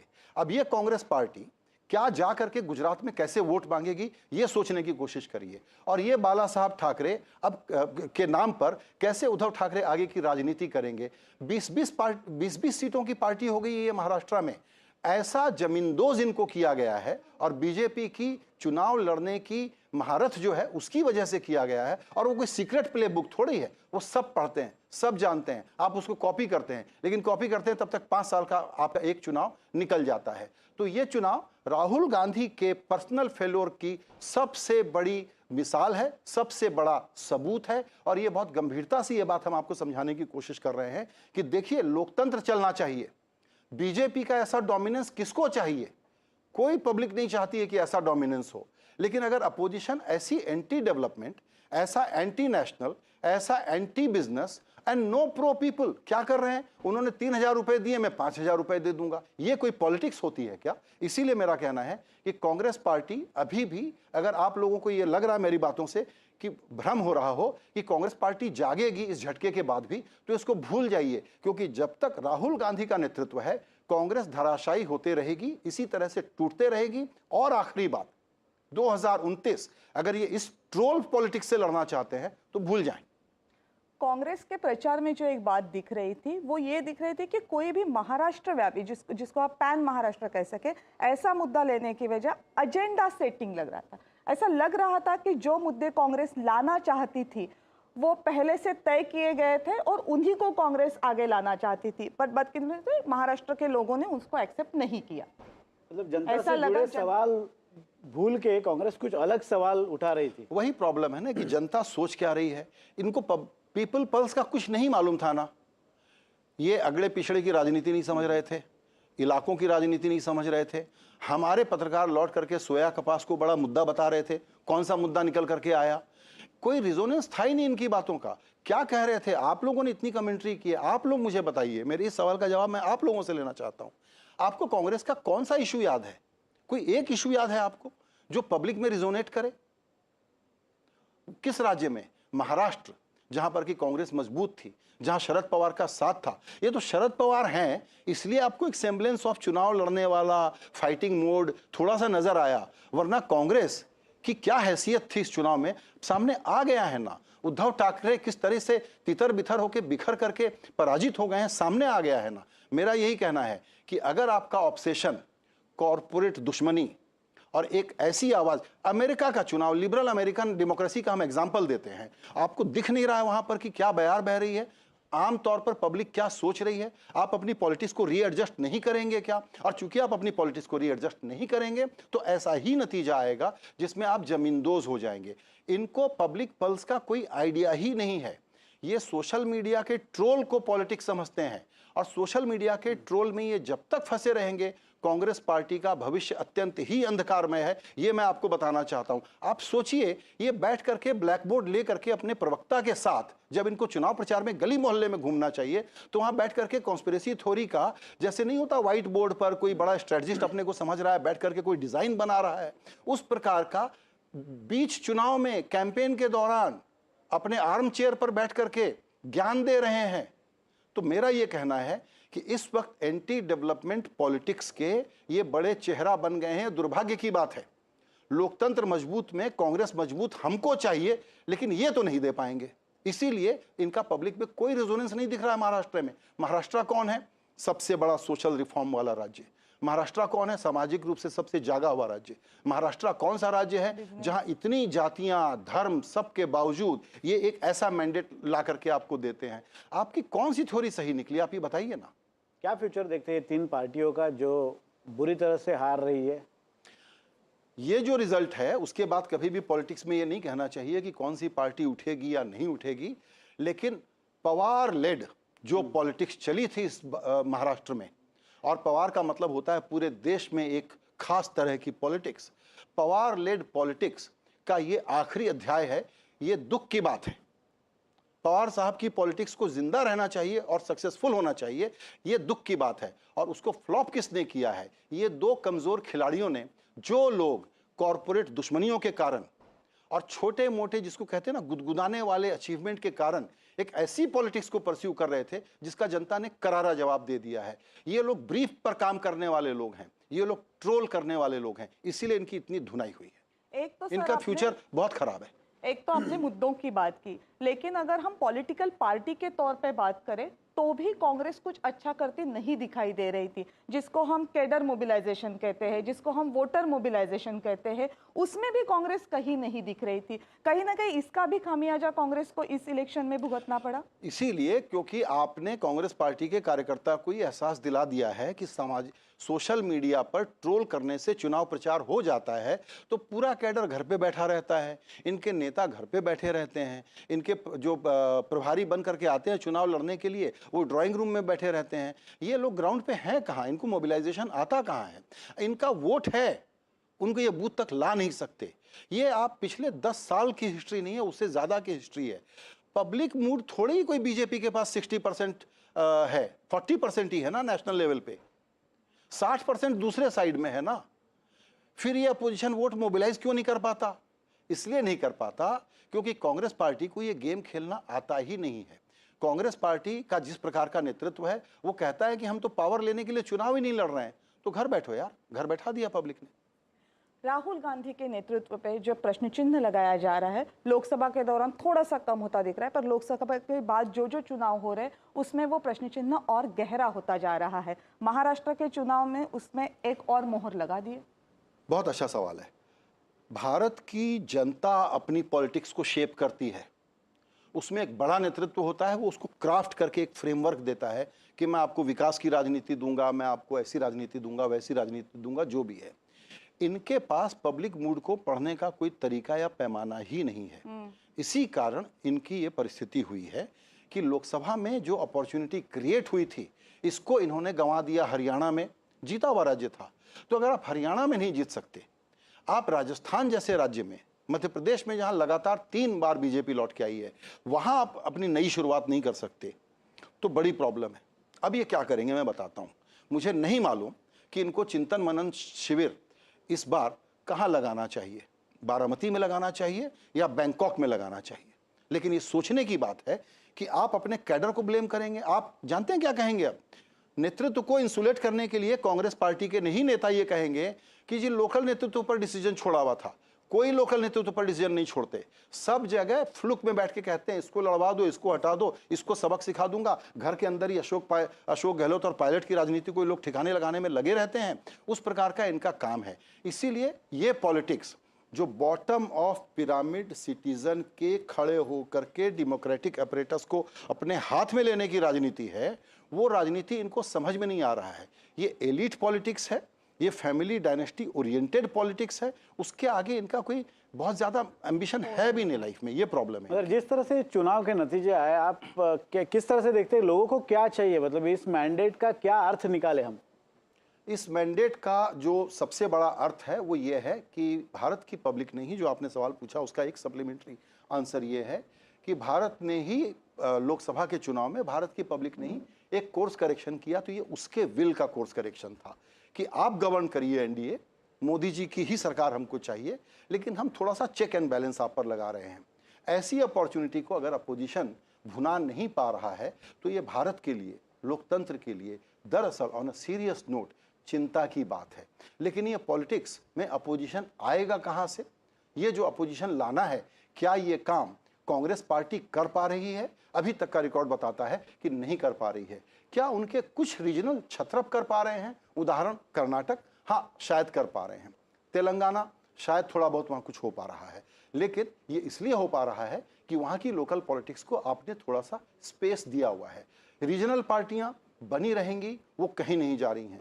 डेमोक्रेसी का बैलेंस बना रहेगा, कहीं नहीं जा रही है। लेकिन अगर इस डेमोक्रेसी को कोई पहला थ्रेट है, जो अपोजिशन का काम बचाने का होता है, वो पहला threat Rahul Gandhi led Congress party से है। ये बहुत बड़ी बात कह दी है सर आपने कि लोकशाही है वो वैसे ही रहेगी, डेमोक्रेसी है वो वैसे ही रहेगी, बैलेंस भी बना रहेगा। बट वो बैलेंस बनाने की जिम्मेदारी जितनी सत्तारूढ़ पार्टी की होती है उतनी ही वो ऑपोजिशन की भी होती है। तो जितना हमें सत्तारूढ़ पक्ष मजबूत चाहिए उतना ही मजबूत चाहिए अपोजिशन, अगर डेमोक्रेसी हमें जैसे है जिस स्पिरिट में चाहिए वो अगर इस देश में रखनी है तो। सर बहुत बहुत शुक्रिया इस पूरे बातचीत के लिए। या विशेष चर्चेमध्ये आता वेळ झाली आहे इथेच थांबण्याची. All right, so that is Editor-in-Chief Sanjay Pugalia. In fact, his analysis of what happened in Maharashtra. Of course, Maharashtra is a big state, will be spoken about for many hours. But don't forget, there is another state in the reckoning today, and it was Jharkhand, where at this moment 50 leads coming in for the India Alliance led by Hemant Soren and the BJP. I mean, this is also in a way, quite an aberration, because in Jharkhand we have seen more or less after every 5 years the government changing. Hemant Soren has been able to, in fact, bring his alliance back into power. That's a big deal there as well when it comes to the election results Absolutely, this but morning. going back to Maharashtra, because that's where a lot of interest is. Neerja Chaudhary, let me just take you through some numbers. Of the 53 seats which saw a direct fight between Shiv Sena, EKNATH Shinde led Shiv Sena, and of course Shiv Sena led by UBT. The UBT faction is leading on 14 seats and Shinde faction is leading on 38. And when you talk about NCP Sharad Pawar versus NCP Ajit Pawar factions, 41 direct contest in which 31 is where Ajit Pawar is leading on and 8 is where Sharad Pawar is leading on. So clearly that's a reversal of what we saw in Lok Sabha. This is so much about legacy and pursuit of legacy. Tell us what are the larger implications for Uddhav Thackeray and of course Sharad Pawar? I think for both it's a huge challenge. As I say, you can never rule out anybody in politics, never write their obituary. They have a tendency to bounce back. But it is a very difficult situation because Uddhav Thackeray's party having almost 1/3 of what Shinde has. Not only is it an endorsement of Shinde as a leader of the Shiv Sena, and he would say as a legatee of Balasaheb Thackeray's politics. Even though Uddhav Thackeray during the campaign had said, why is he using my father's photograph? Why doesn't he use his photograph? But that's not the way, legacies are determined. So one, of course, is, he has fought back. He's projected himself as a Maratha leader, new Maratha star, and also become a champion of social welfareism. He's thanked my Ladki Behnas for the trust they've reposed in him. So he has carved out a new profile for himself as a leader of the future. Right. Now, and he's accessible, he's helpful, he's doled out money, he's very generous with giving money, I'm told. So smaller number with Uddhav Thackeray, EKNATH Shinde with not only numbers, ground support, people support, as well as power. Neerja, does this mean that these smaller numbers can even shift? That's the point I'm making. It will be more attractive for the smaller numbers to split and break and go there rather than for those in power to move to no power. In days to come, we may see further consolidation. Erosion in their ranks, and this may also happen to the NCP. Yeah. Right. As long as Sharad Pawar is alive, there are people there who are very loyal to him. And I would also say, Sharad Pawar had said to me during the Lok Sabha campaign that regional parties like his would very soon merge with the Congress, associate more closely with the Congress. Now, is that something that may be on the table for him? There's a very famous interview of Neerja Chaudhary. It's a very interesting thing. Maybe that's the only way for him to survive. For the NCP to survive. Practical solution to... And because Ajit Pawar now has established himself, he is at least in the state politics, he has taken the mantle away from Sharad Pawar, whether after the results of the Lok Sabha, at least in Delhi politics, they have an upper hand, but in the state politics, it's Ajit Pawar who established himself. And he could also devour the party. Absolutely. So possibly the only safeguard is to try and align with the Congress party and see a way forward. These are very important questions. Do that when the Congress is, not feeling very great or strong. But Sharad Pawar is 84. But he is probably the real Chanakya of politics in India today who understands the system. Like people steeped in politics. Can he bring together elements of India closer together? Possibly facilitate other parties also merging in the Congress to strengthen the opposition. And he played a pivotal role in this. Also, like people steeped in politics always say... I'm sorry. We are being told we have to take a break at this moment. Completely, we're slipping into a very short break. We'll keep coming back with very, fantastic insights that we have at this moment. Stay tuned. We are coming back on this 360-degree coverage of the last election result day of 2024.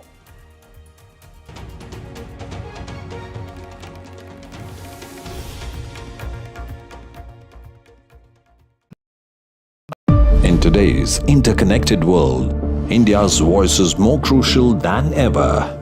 When India speaks, the world listens. At NDTV World, we are that voice, bringing you intelligent and insightful news from India and beyond. From geopolitics and diplomacy to economic shifts, migrations, tech disruptions, and the stories of our diaspora. We cover the news that shapes our global future. NDTV World, your new home for global news, is here.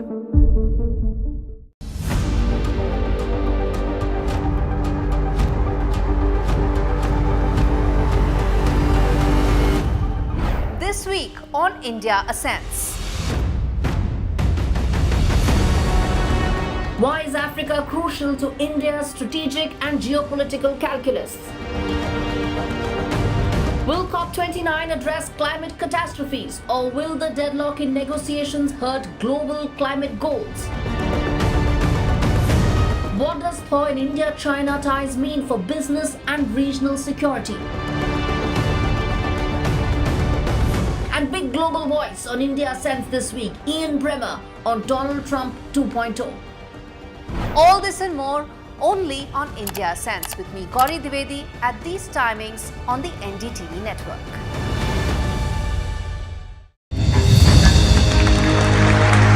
I now request the Honorable Prime Minister to launch NDTV World and address the summit. It was the grand launch of NDTV World by Prime Minister Narendra Modi. NDTV World, as he laid out his vision.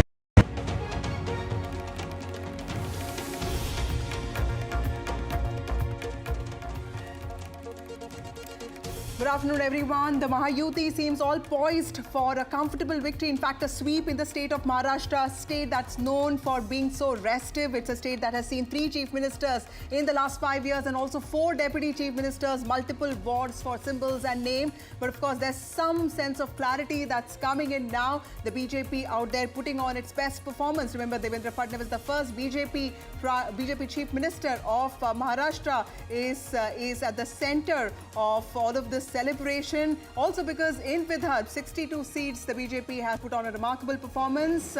Also in direct contest with the Congress has failed to make a mark. Also with regard to Sharad Pawar-led NCP versus NCP led by Ajit Pawar. It's the Ajit Pawar faction that has managed to get 80% of the seats. And in Shiv Sena, that's led by UBT, versus Shiv Sena led by EKNATH Shinde, it's the Shinde faction that has surged ahead.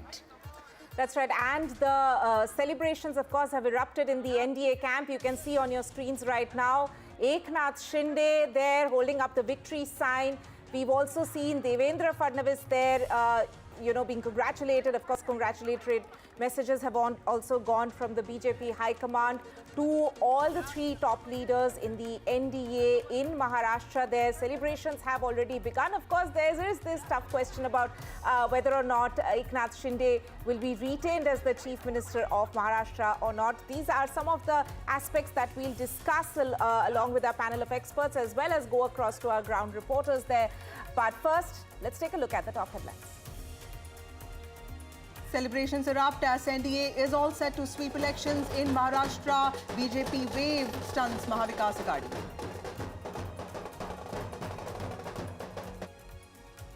BJP's best ever show in Maharashtra, leading in about 124 seats out of the 149 seats that they contested in the state. Devendra Fadnavis, the ultimate comeback man in Maharashtra, stars in BJP's stunning show.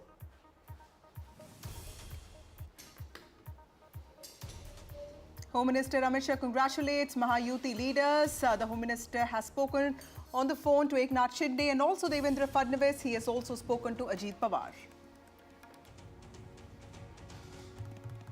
Big win for India bloc in Jharkhand as voters reject NDA's infiltrators campaign. Hemant Soren defies anti-incumbency, set to win another term in the state.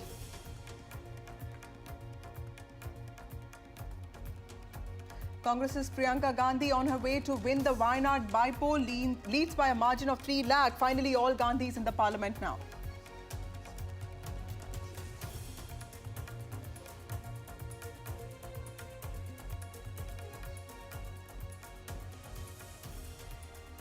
Right, and we are, of course, looking at at the battleground state of Maharashtra first, as we have in fact seen BJP scoring their biggest ever victory win in a way in the state, but it's the NDA camp which is of course celebrating over there. All the three parties over there of Shiv Sena as well as the NCP doing remarkably well in order to get this stunning victory by the NDA. At the moment, there's of course, we are looking at a landslide victory of the NDA in Maharashtra. Vasudha. Absolutely. And Tanima, you know, if you look at the different issues that played out in this election, there were slogans like "Ek hai to safe hai." There was also "Batenge to katenge." But at the same time, there was a lot of social engineering attempt that the BJP put in. In fact, Bhupendra Yadav, Ashwini Vaishnav, the in charges of from the BJP side, had this whole mandate to ensure that the OBC castes are with them. They also tried uniting the Marathas and also going to Dalit Bastis to ensure that the Congress's narrative that the constitution can be changed is something that is worked upon. So a lot of corrective actions is what the BJP took. This is after the BJP faced its worst setback in the 2024 Lok Sabha elections, Mahayuti winning just 17 of the 48 seats. But major takeaways there. For that, we have with us Aarti Jairat, senior analyst and senior journalist, and we have Mayank Mishra, who's also with the NDTV. Hey. Thank you, both of you, for being here. To you, Mayank Mishra, first, the Congress clearly is the weakest link, because if you look at Vidarbha, it looks like the BJP has put in a lot of effort there. It's winning more than 70% seats there. Tell us, what are your big takeaways from the election outcomes as far as what we see right now? I will give you some data which I picked up from Election Commission. Congress vote share, Congress got fewer votes than all other parties, all 5 parties, major parties.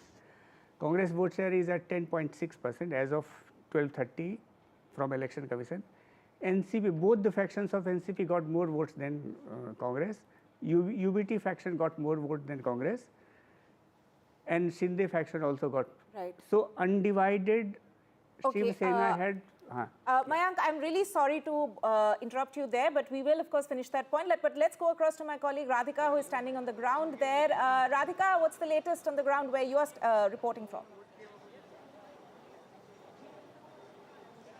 That's right. It is an incredible victory for Mahayuti, and BJP is of course celebrating. I'm outside BJP office. A stage has been erected where all the BJP top leaders are expected in just a bit. Devendra Fadnavis, Chandrasekhar Baumkule and several other winning candidates will be taking over the podium in just a bit. You can see saffron all over, and of course people here celebrating, sloganeering. बताइए, नहीं बताइए आप आज की जो महाराष्ट्र की जो कामयाबी है, ये हर कार्यकर्ता ने मेहनत किया है, और महाराष्ट्र शासन में जो माझी बहन लाड़की योजना लाई, उस तरफ से बड़ी कामयाबी मिली, और महायुति का मुख्यमंत्री भी बनेगा। भाजपा और महायुति बहुत बड़ी कामयाबी मिली, और महाविकास आघाड़ी तो पूरी खत्म हो गई। क्या रीजन एट्रीब्यूट करेंगे, क्या रीजन है ऐसे वाले विक्ट्री के लिए? देखिए क्या है, देवेंद्र जी ने नारा दिया था धर्म युद्ध का, धर्म युद्ध हो चुका है, अभी धर्म स्थापना की बारी है। नरेंद्र जी के, माननीय पंतप्रधान नरेंद्र मोदी जी के नेतृत्व में हमारी महायुति की सरकार आ रही है, और हम 2 दिन के बाद मुख्यमंत्री हमारे भारतीय जनता पार्टी जी के ही बनेंगे, और देवेंद्र जी ही मुख्यमंत्री बनेंगे। वुमेन कार्यकर्ता, देखिए लाडली बहन जो योजना बनाई मुख्यमंत्री शिंदे जी ने और उप मुख्यमंत्री देवेंद्र जी ने, वो काम में आई। लाडली बहनों का भी आशीर्वाद मिला है। फिर बटेंगे तो कटेंगे, एक है तो सेफ है। और हमारी जो मातृशक्ति है भारतीय जनता पार्टी की संघ वाले, उन्होंने जिस प्रकार से ये मुद्दा उठाया था कि हिंदुओं ने अपना वोट करना था, वो भी एक कामयाब हो गया। जैसे मुस्लिमों ने फतवा निकाला था कि मुस्लिम ने महाविकास आघाड़ी को वोट करना चाहिए, तभी हिंदू जागृत हुआ कि अभी हमें महायुति को लाना है। और उस प्रकार से एक विकास और हिंदुत्ववाद, ये पूरा, और महिलाओं का जो लाडली योजना है, ये पूरा फैक्टर है जो आज महायुति के। So those are the reaction and responses from BJP karyakartas here. Of course, victory sloganeering is what we are hearing, and we also heard some firecrackers, laddus being distributed. So all that taking place outside BJP office, a lot of movement activity going on, and of course, as this, this particular person was in fact commenting, it is the development factor as well as women's schemes that seems to have worked well as far as Mahayuti, particularly BJP and Shinde Sena are concerned. So Radhika outside the BJP office and reporting all those visuals there. Radhika, tell us, this is the best performance of the BJP when it comes to Maharashtra. And of course, the party is leading in more than 129 seats. Tell us what is the demand of the BJP workers? The Prime Minister is also expected in the BJP headquarters today evening. There will of course be a lot of meetings today. This is not something that the BJP will let go of, and there will be a lot of power play that we can see in the next few days.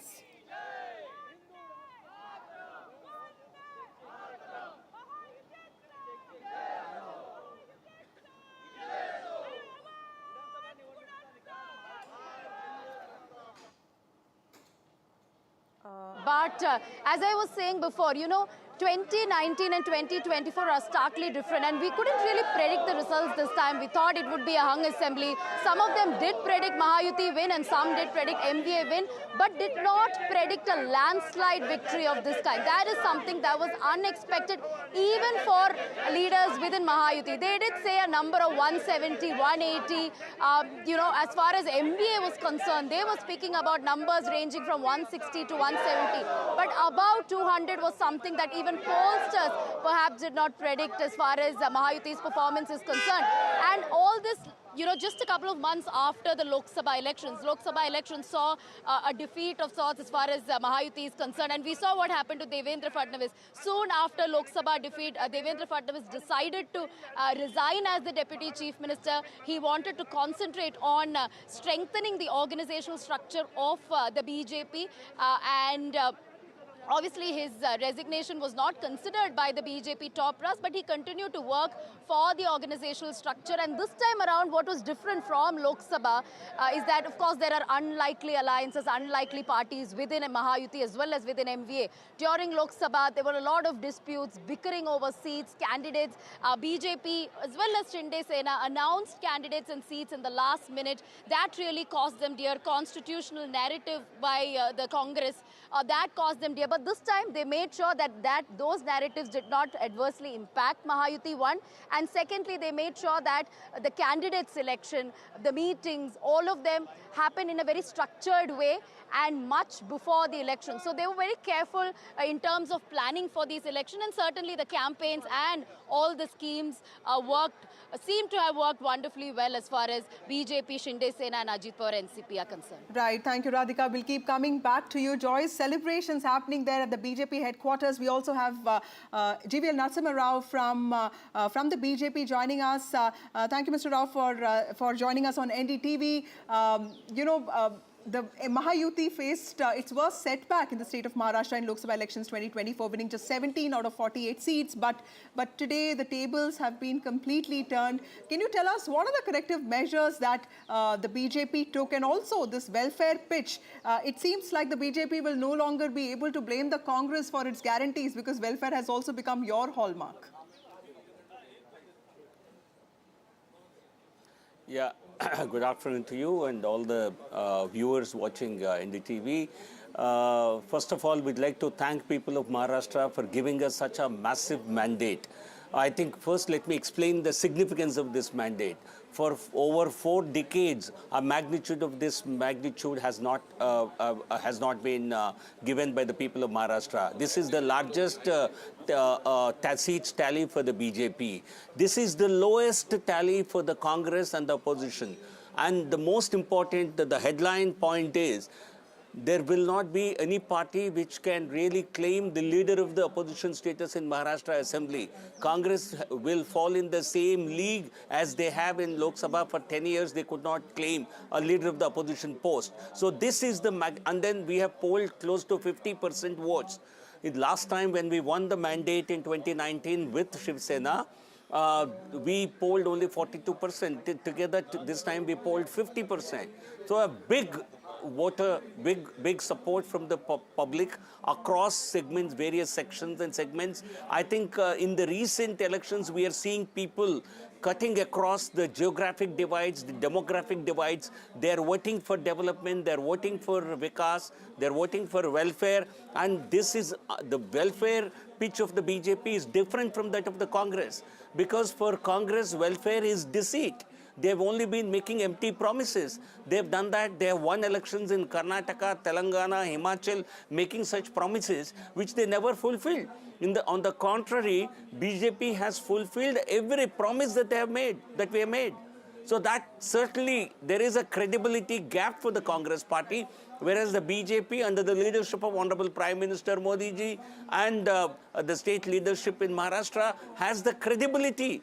Today the Congress has plunged to its lowest ever tally because the Congress suffers a serious credibility question. Okay, they have Mr. made Rao, first of several all, also lucrative congratulations, promises, given that, you know, the but BJP has people have not performed believed them. remarkably well. You know, can we also expect the party to, you know, to really align with the alliance dharma? But, you know, this is politics, and given that the party may not really need two of the allies who have also not really performed that badly, what can you tell us about what is in store for the future? Because this is politics, and I'm sure BJP, I mean, this is also BJP's chance of making Maharashtra BJP yukt, you know, something that the state has not been in the last many years.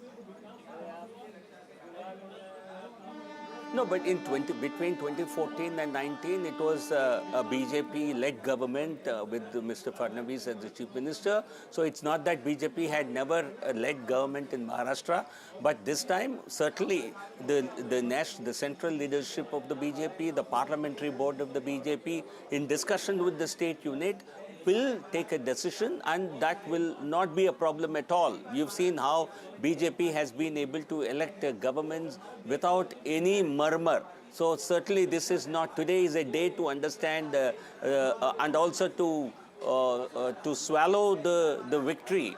And a government formation has never been difficult for the BJP. It will not be difficult now. It will certainly be a decision that will be collectively made by our parliamentary party in discussion with the state unit.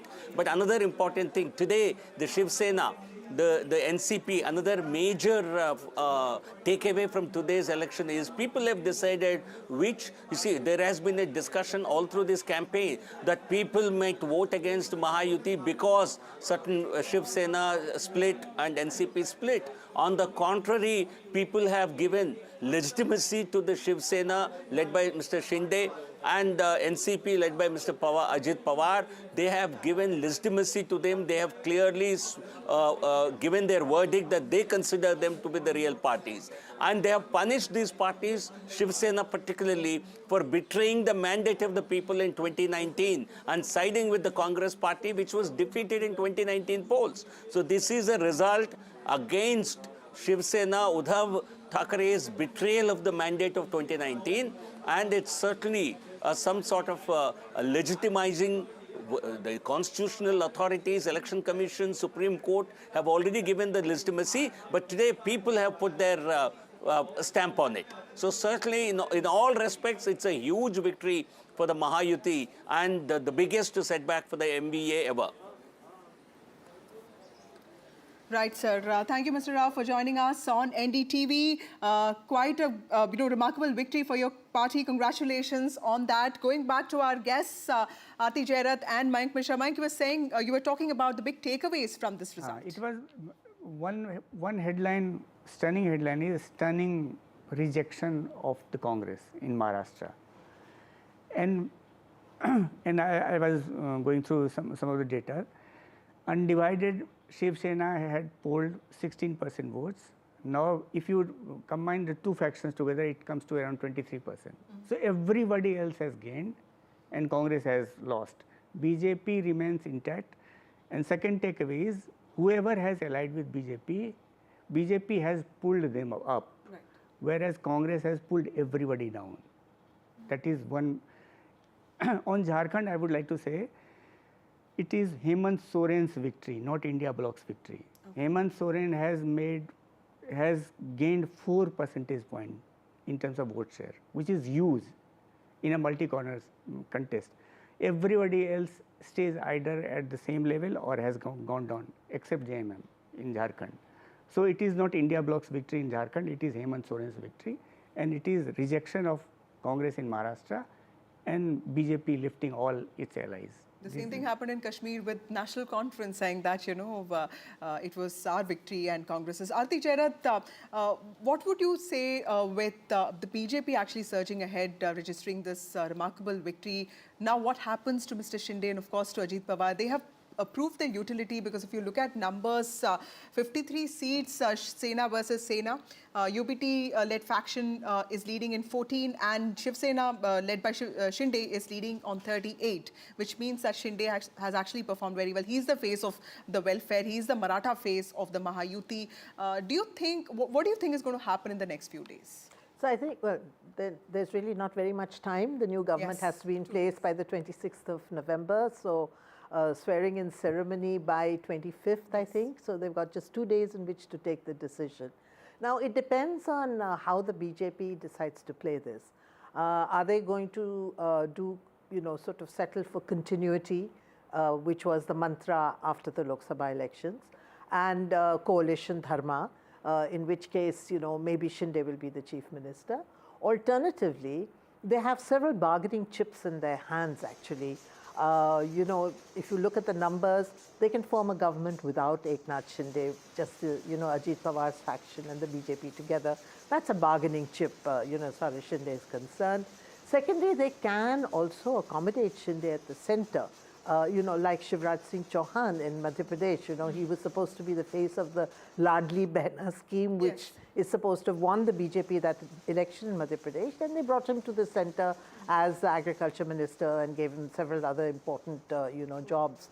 So they could accommodate Shinde here and make Devendra Fadnavis, the chief minister, because the BJP's tally is no question. It is the highest. Their strike rate is the best.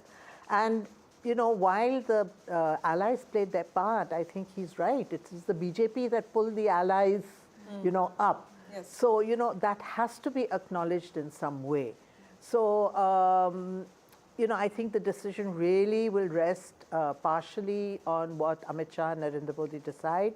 Amit Shah particularly because he's been so deeply involved in the Maharashtra elections. And I think also on inputs from the RSS, which behind the scenes has played a fairly crucial role on the ground, to help the BJP, with this Samvidhan Yojana that they started, which was basically to counter the Lok Sabha campaign of the MVA, that these people were against the constitution and they'll take away your reservation and so on. So, but, as I said, they don't have much time. So, we will see a decision very soon. So hopefully none of those midnight dramas that we saw last time. And the results are also interesting because, the satraps or regional leaders seem to have really done well regardless of, whichever party they come from. Although most of them are from the BJP or Shinde-led Shiv Sena. And Jayant Patil, who is from NCP-CP, one of those tallest leaders. Dilip Valse Patil, somebody who worked very closely with Sharad Pawar. And Sharad Pawar, emotively campaigned against him. He is winning this time from Ammegaon. So clearly, a lot of it is also... Right, sorry to interrupt there, but I believe we have Mr. Prakash Javadekar who has joined us, senior BJP leader and former union minister who is joining us live directly on the broadcast there. Mr. Javadekar, thank you so much for speaking to us here on NDTV. The big question, of course, congratulations, of course, on the decisive victory that BJP is seeing in Maharashtra and, of course, the NDA alliance in total.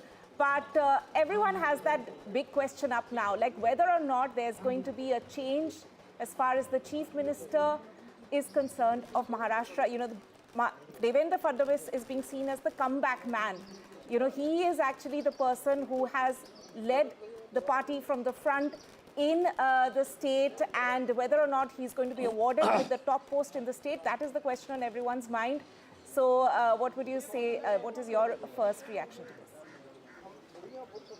See, this is not the correct analogy. I will tell you, in 14, BJP was the single largest party and ruled for 5 years under Devendra Fadnavis on its own. Shiv Sena backed it. Then, in 19, Shiv Sena and BJP were in alliance, and people gave the same mandate, very good mandate. But Shiv Sena wanted chief ministership, so they went with the enemies of the alliance, and now they are repenting. They must repent because people punish such acts. And what people have now, this is the third consecutive victory in a way, I will say. What people have seen that in 5 years they have seen two chief ministers, Uddhav Thackeray and EKNATH Shinde. It is exactly negative and positive.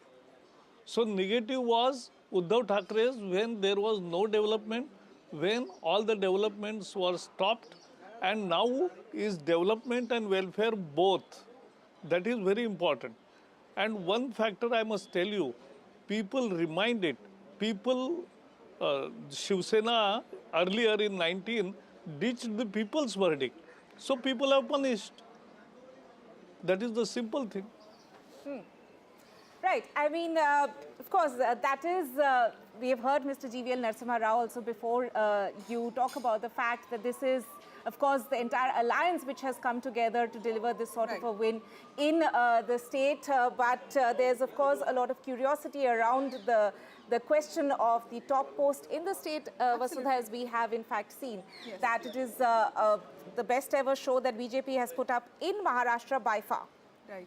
Mr. Javadekar, also one question for you, sir. There was a lot of emphasis on Karyakarta ka josh ya morale, you know, because there was a belief, there was an understanding that in 2024 Lok Sabha elections, a lot of Karyakartas, a lot of workers, in fact, also those with the RSS did not really come out. That also led to the kind of results that we saw. What did you change with respect to working with party? Because this time, all BJP leaders were very clear that though Eknath Shinde was being projected as the leader of the alliance, it was very clear that that's something that will be decided later. Was that also a strategy to ensure that every party brings out its supporters and workers in huge strength?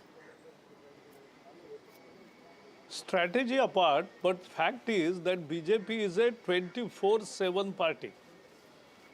I have come to Delhi just to attend the yesterday's meeting, which is about organizational elections. We don't stop. And therefore, after Lok Sabha, from the very next day, Maharashtra Karyakartas, leaders and everybody started working hard, understanding what has gone wrong somewhere, and we found out many things, and many things were corrected also, and that is how things happen. People who are ready to think and learn always make progress, and people like Sanjay Rout who are never are ready to think again, introspect or accept the mandate, will always be on the wrong side of the things. Thank you for joining us on this very important day. Also, congratulations on your party's victory. Also, apart from Maharashtra and Jharkhand, there were 42 bypolls that were held across the country.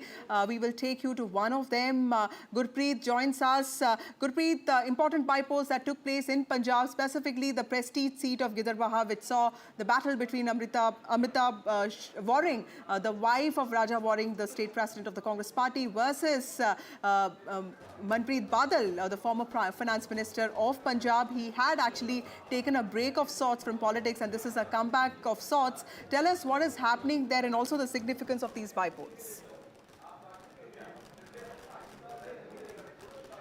Well, we have seen in 4 bypolls, three bypolls result have already been out, and what we have seen from the Congress stronghold, Dera Baba Nanak, Aam Aadmi Party is able to win, and from Chabbewal, Aam Aadmi Party has managed to win that 2 seats from there. But a stronghold of Aam Aadmi Party from Barnala, where they have lost that seat to Congress Party, and Congress Party was able to win. We are reporting from Gidarbaha at this point of time, and we are showing all the statistics and calculation how these rounds are happening here. So total 13 rounds are required, and 9 rounds have already been done, where we can see Amarta Waring, who is wife of Congress chief, she is able to get 36,561 votes, whereas Dimpy Dhillon, Hardeep Singh Dimpy Dhillon, who is the Aam Aadmi Party candidate, he has got 49,772 votes as of now. If we can talk about Manpreet till the time time,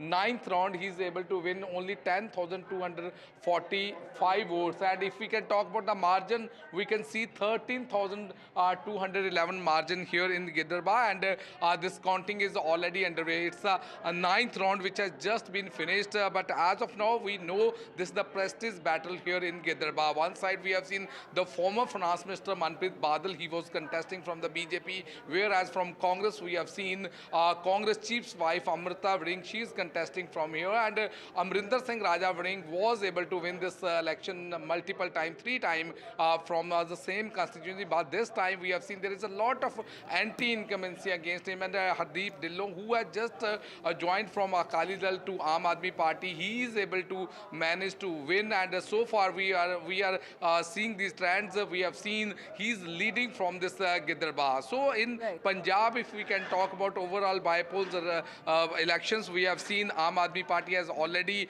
won from 2 constituencies, it's Chabbewal and Dera Baba Nanak, and from Barnala, the Congress candidate is able to win election from here, and from Giderba, the counting is still underway. So let's see, because these elections, bypoll elections, are very important for Aam Aadmi Party ruling government. It seems the way they have already got mandate, it seems from the way Aam Aadmi Party is leading from here, also Giderba, it seems Aam Aadmi Party is able to get mandate, and we have seen all the top leaders of Aam Aadmi Party, they are going to address their supporters and celebrating this victory of Punjab in national capital. So let's wait for more time to understand how this political calculation is going to happen in Giderba. Back to studio. So comeback of sorts for Aam Aadmi Party in Punjab there, yes. Very critical, I think, because Delhi elections are coming up in February.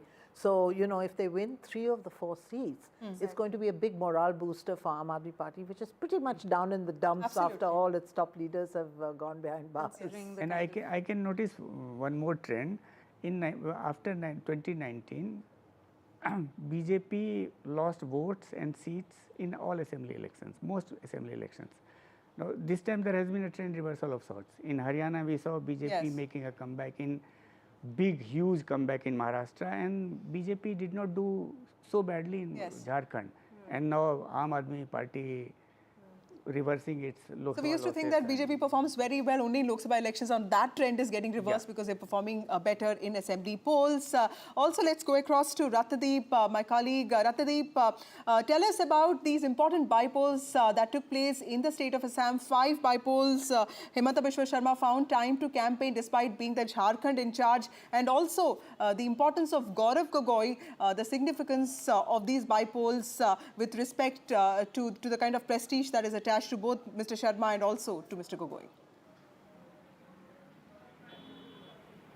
That's right. In fact, as we speak, the counting is underway. There were 5 seats for which bypolls have taken place, of which in the assembly elections of Assam, 4 were with the BJP and allies and 1 with Congress. And that 1 seat is Samaguri, where in the run-up to the polls, we saw massive pre-poll violence. There was death of 1 person. And Samaguri is a seat, remember, which is a strong hold of the Congress since 2001. Congress has never lost there. Congress heavyweight Rakibul Hussain, a former minister, this time chose to contest the Lok Sabha election and won with one of the highest margin in the country. And this time in the bypolls, his son, Tanzil Hussain, is making his electoral debut. He is just 26-year-old. And at this moment, till round 4, Tanzil Hussain was leading with about 4,000 votes. But from round 8 onwards, the BJP candidate is closing on that gap. Remember, BJP has tried a lot in terms of the campaign to try to win this seat, which is a Muslim majority seat in Assam, Congress stronghold. In the other seat, Bihali, where Gaurav Gogoi had campaigned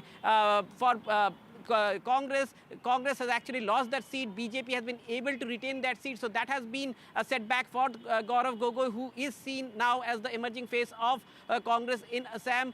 The BJP is leading in another seat, which is Dholai, which it was its MLA who was elected in the last election, and its allies AGP and UPPL are also leading in 2 other seats. So at this moment, BJP and allies are leading. BJP has won 1 seat and 3 seats. Its allies and BJP is leading, and Congress is leading in 1. However, let me tell you, this election was one election after 2016 Assam Assembly election, when BJP came to power for the first time in Assam. That the campaign of the party in Assam was not led by Himanta Biswa Sharma because he was busy in Jharkhand. Perhaps the Jharkhand result would be also a setback for Mr. Sharma. Remember, ever since Mr. Sharma delivered Assam elections for the BJP in 2016 and subsequently helped BJP and BJP allies to form governments in several states in Northeast, his services were taken for states like Odisha, where the BJP had done well, and this time he was given, he was made the co-in-charge for Jharkhand, where the BJP, however, could not, as of now, is trailing. So this might be a setback for Mr. Sharma. But having said that, there is good news in neighboring Meghalaya, where Chief Minister Conrad Sangma's wife, Mehtab Chandi Sangma, who made her electoral debut in the by-election in Gambagre seat, she has won her seat. So this is going to be a good news for the ruling NPP in Meghalaya. Right. Ratnadeep there, thank you so much for joining us with that update of the Northeast bypolls, the bypolls which are taking place in Assam and Meghalaya there. Thank you so much for joining us. I'm also being joined by Mr. Arshpreet Karyal of the Congress Party. Mr. Karyal, thank you so much for joining us here on the broadcast on NDTV. Even till yesterday, there were murmurs being made by several people from your party that Congress would be leading the MVA in terms if they get a favorable result in the Maharashtra elections today. But now we can see that Congress has actually registered probably its worst performance. It is the worst. It is the worst performance that we are seeing coming in from Congress in Maharashtra. So do you think, and there have already been a lot of questions being raised about the way Congress managed its campaign, both in Maharashtra as well as in Jharkhand. So in hindsight, do you think more effort needed to have been put in by the Congress leadership in the battleground state? Well, a couple of things to that. First and foremost, the Bharatiya Janata Party is one state and India Alliance one another state. So it's 1-1. Let's see it for what it is. Number two, the Bharatiya Janata Party has registered Guinness Book of World Records record as in the maximum number of malpractices have been witnessed in this election. We all saw how the General Secretary of the Bharatiya Janata Party, if there's a BJP spokesperson here, he should tell us, was Mr. Vinod Tavade got on camera influencing votes, distributing money, or was he not? Number two, the Operation Lotuses that have taken place under the BJP regime, everybody's witnessed that. Number three, the misusage of the agencies, whether it be the IT, the ED, the CBI. We've all seen how the arm twisting happened and how all the complaints that went vis-a-vis the violation of the Model Code of Conduct, all of them went unaddressed. We did not get any substantial action taken against any BJP leaders that were violating it. And these things have been caught on camera. Despite that, there's been no action, number one. Number two, it's very important for the Bharatiya Janata Party, if there's a BJP spokesperson to tell, could you please enlist 5 things that the BJP has done in the last couple of years, the Mahayuti has done in the last couple of years in Maharashtra? 5 things they could not tell. I've been asking spokespersons of the BJP and they could not enlist 5 things. And number two, Arshpreet, now that they are back-to-back defeats both in Haryana, then Maharashtra, and of course even in Punjab, which is where you come from, it's the Aam Aadmi Party that's surging ahead in 3 seats. Congress, of course, is leading in 1. Don't you think all of this is, in a way, sort of really problematic for the party and for its workers? Not really. See, winning and losing is a part and parcel of the game. What matters is the people's work should be done. And the question here is, will the 15 lakhs be given? Will the 2 crore jobs a year that the BJP promised would be given? Will the doubling of farmers' income by 2022, which was supposed to happen 2 years ago, will happen now? Will the inflation decrease? The diesel, petrol, dal, dahi, doodh, paneer and whatnot, will the prices come down? Will the rupee be better as compared to the value it has against the dollar? All these things are what is what matters to the people of India.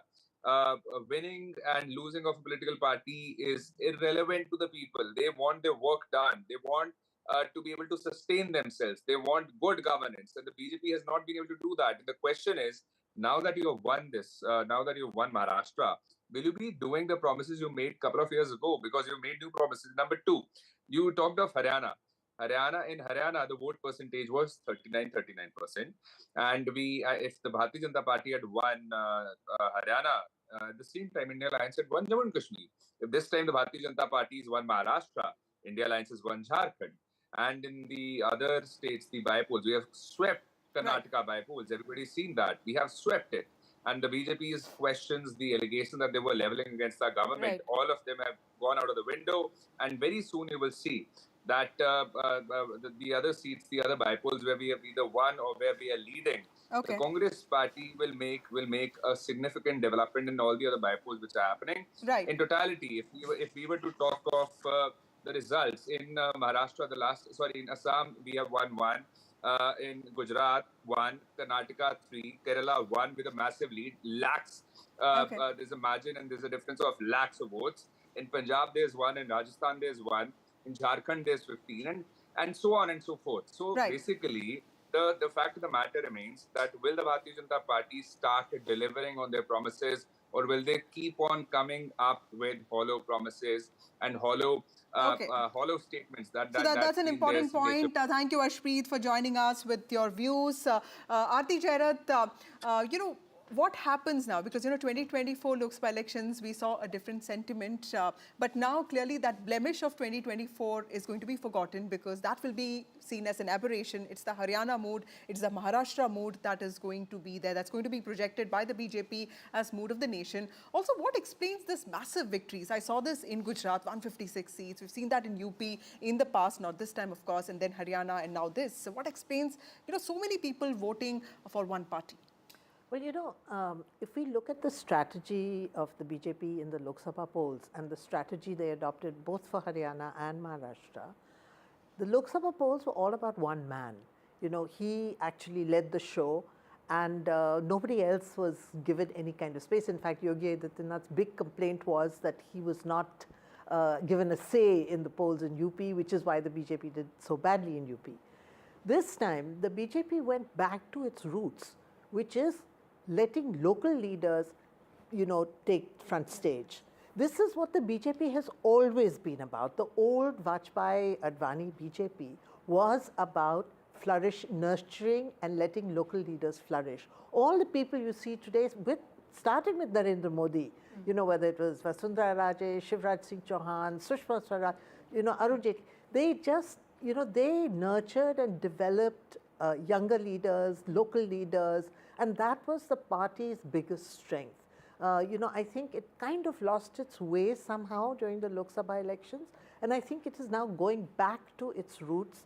And, if you saw that in the Maharashtra elections, both Modi and Shah didn't address as many rallies as they used to. Yeah. In Haryana also the same thing, so they forefronted their local leaders, and I think that really helped. Yeah. Which is probably why this time they're doing better in local elections rather than earlier when they used to win the national elections, but they didn't do so well in local elections. So that is the beauty of BJP. Yeah. Despite being the incumbent for 10 years, successful people are expected to be least flexible. But BJP is most flexible party we have known in years. They always change their strategy. Whereas in the case of Congress, and we heard the spokesperson, they blame everybody except themselves. Same agencies worked in Maharashtra, same agencies worked in Jharkhand and elsewhere, in Wayanad also, and we have different outcomes. Why can't they understand that people have rejected them in some places, they have accepted them because of different issues altogether. So brushing everything under one carpet and saying that agencies are to be blamed. But again, to go back to this issue of local leaders, the only place where the Congress is doing well actually is Karnataka, where they're winning 2 of the 3 bypolls, and that's because that's one state where they still have strong local leaders. An organization. And an organization. Yeah. Everywhere else, Maharashtra, for instance, they've lost everybody. Either they have passed on because they were too old, or people like Ashok Chavan have left, and they don't have local leaders left.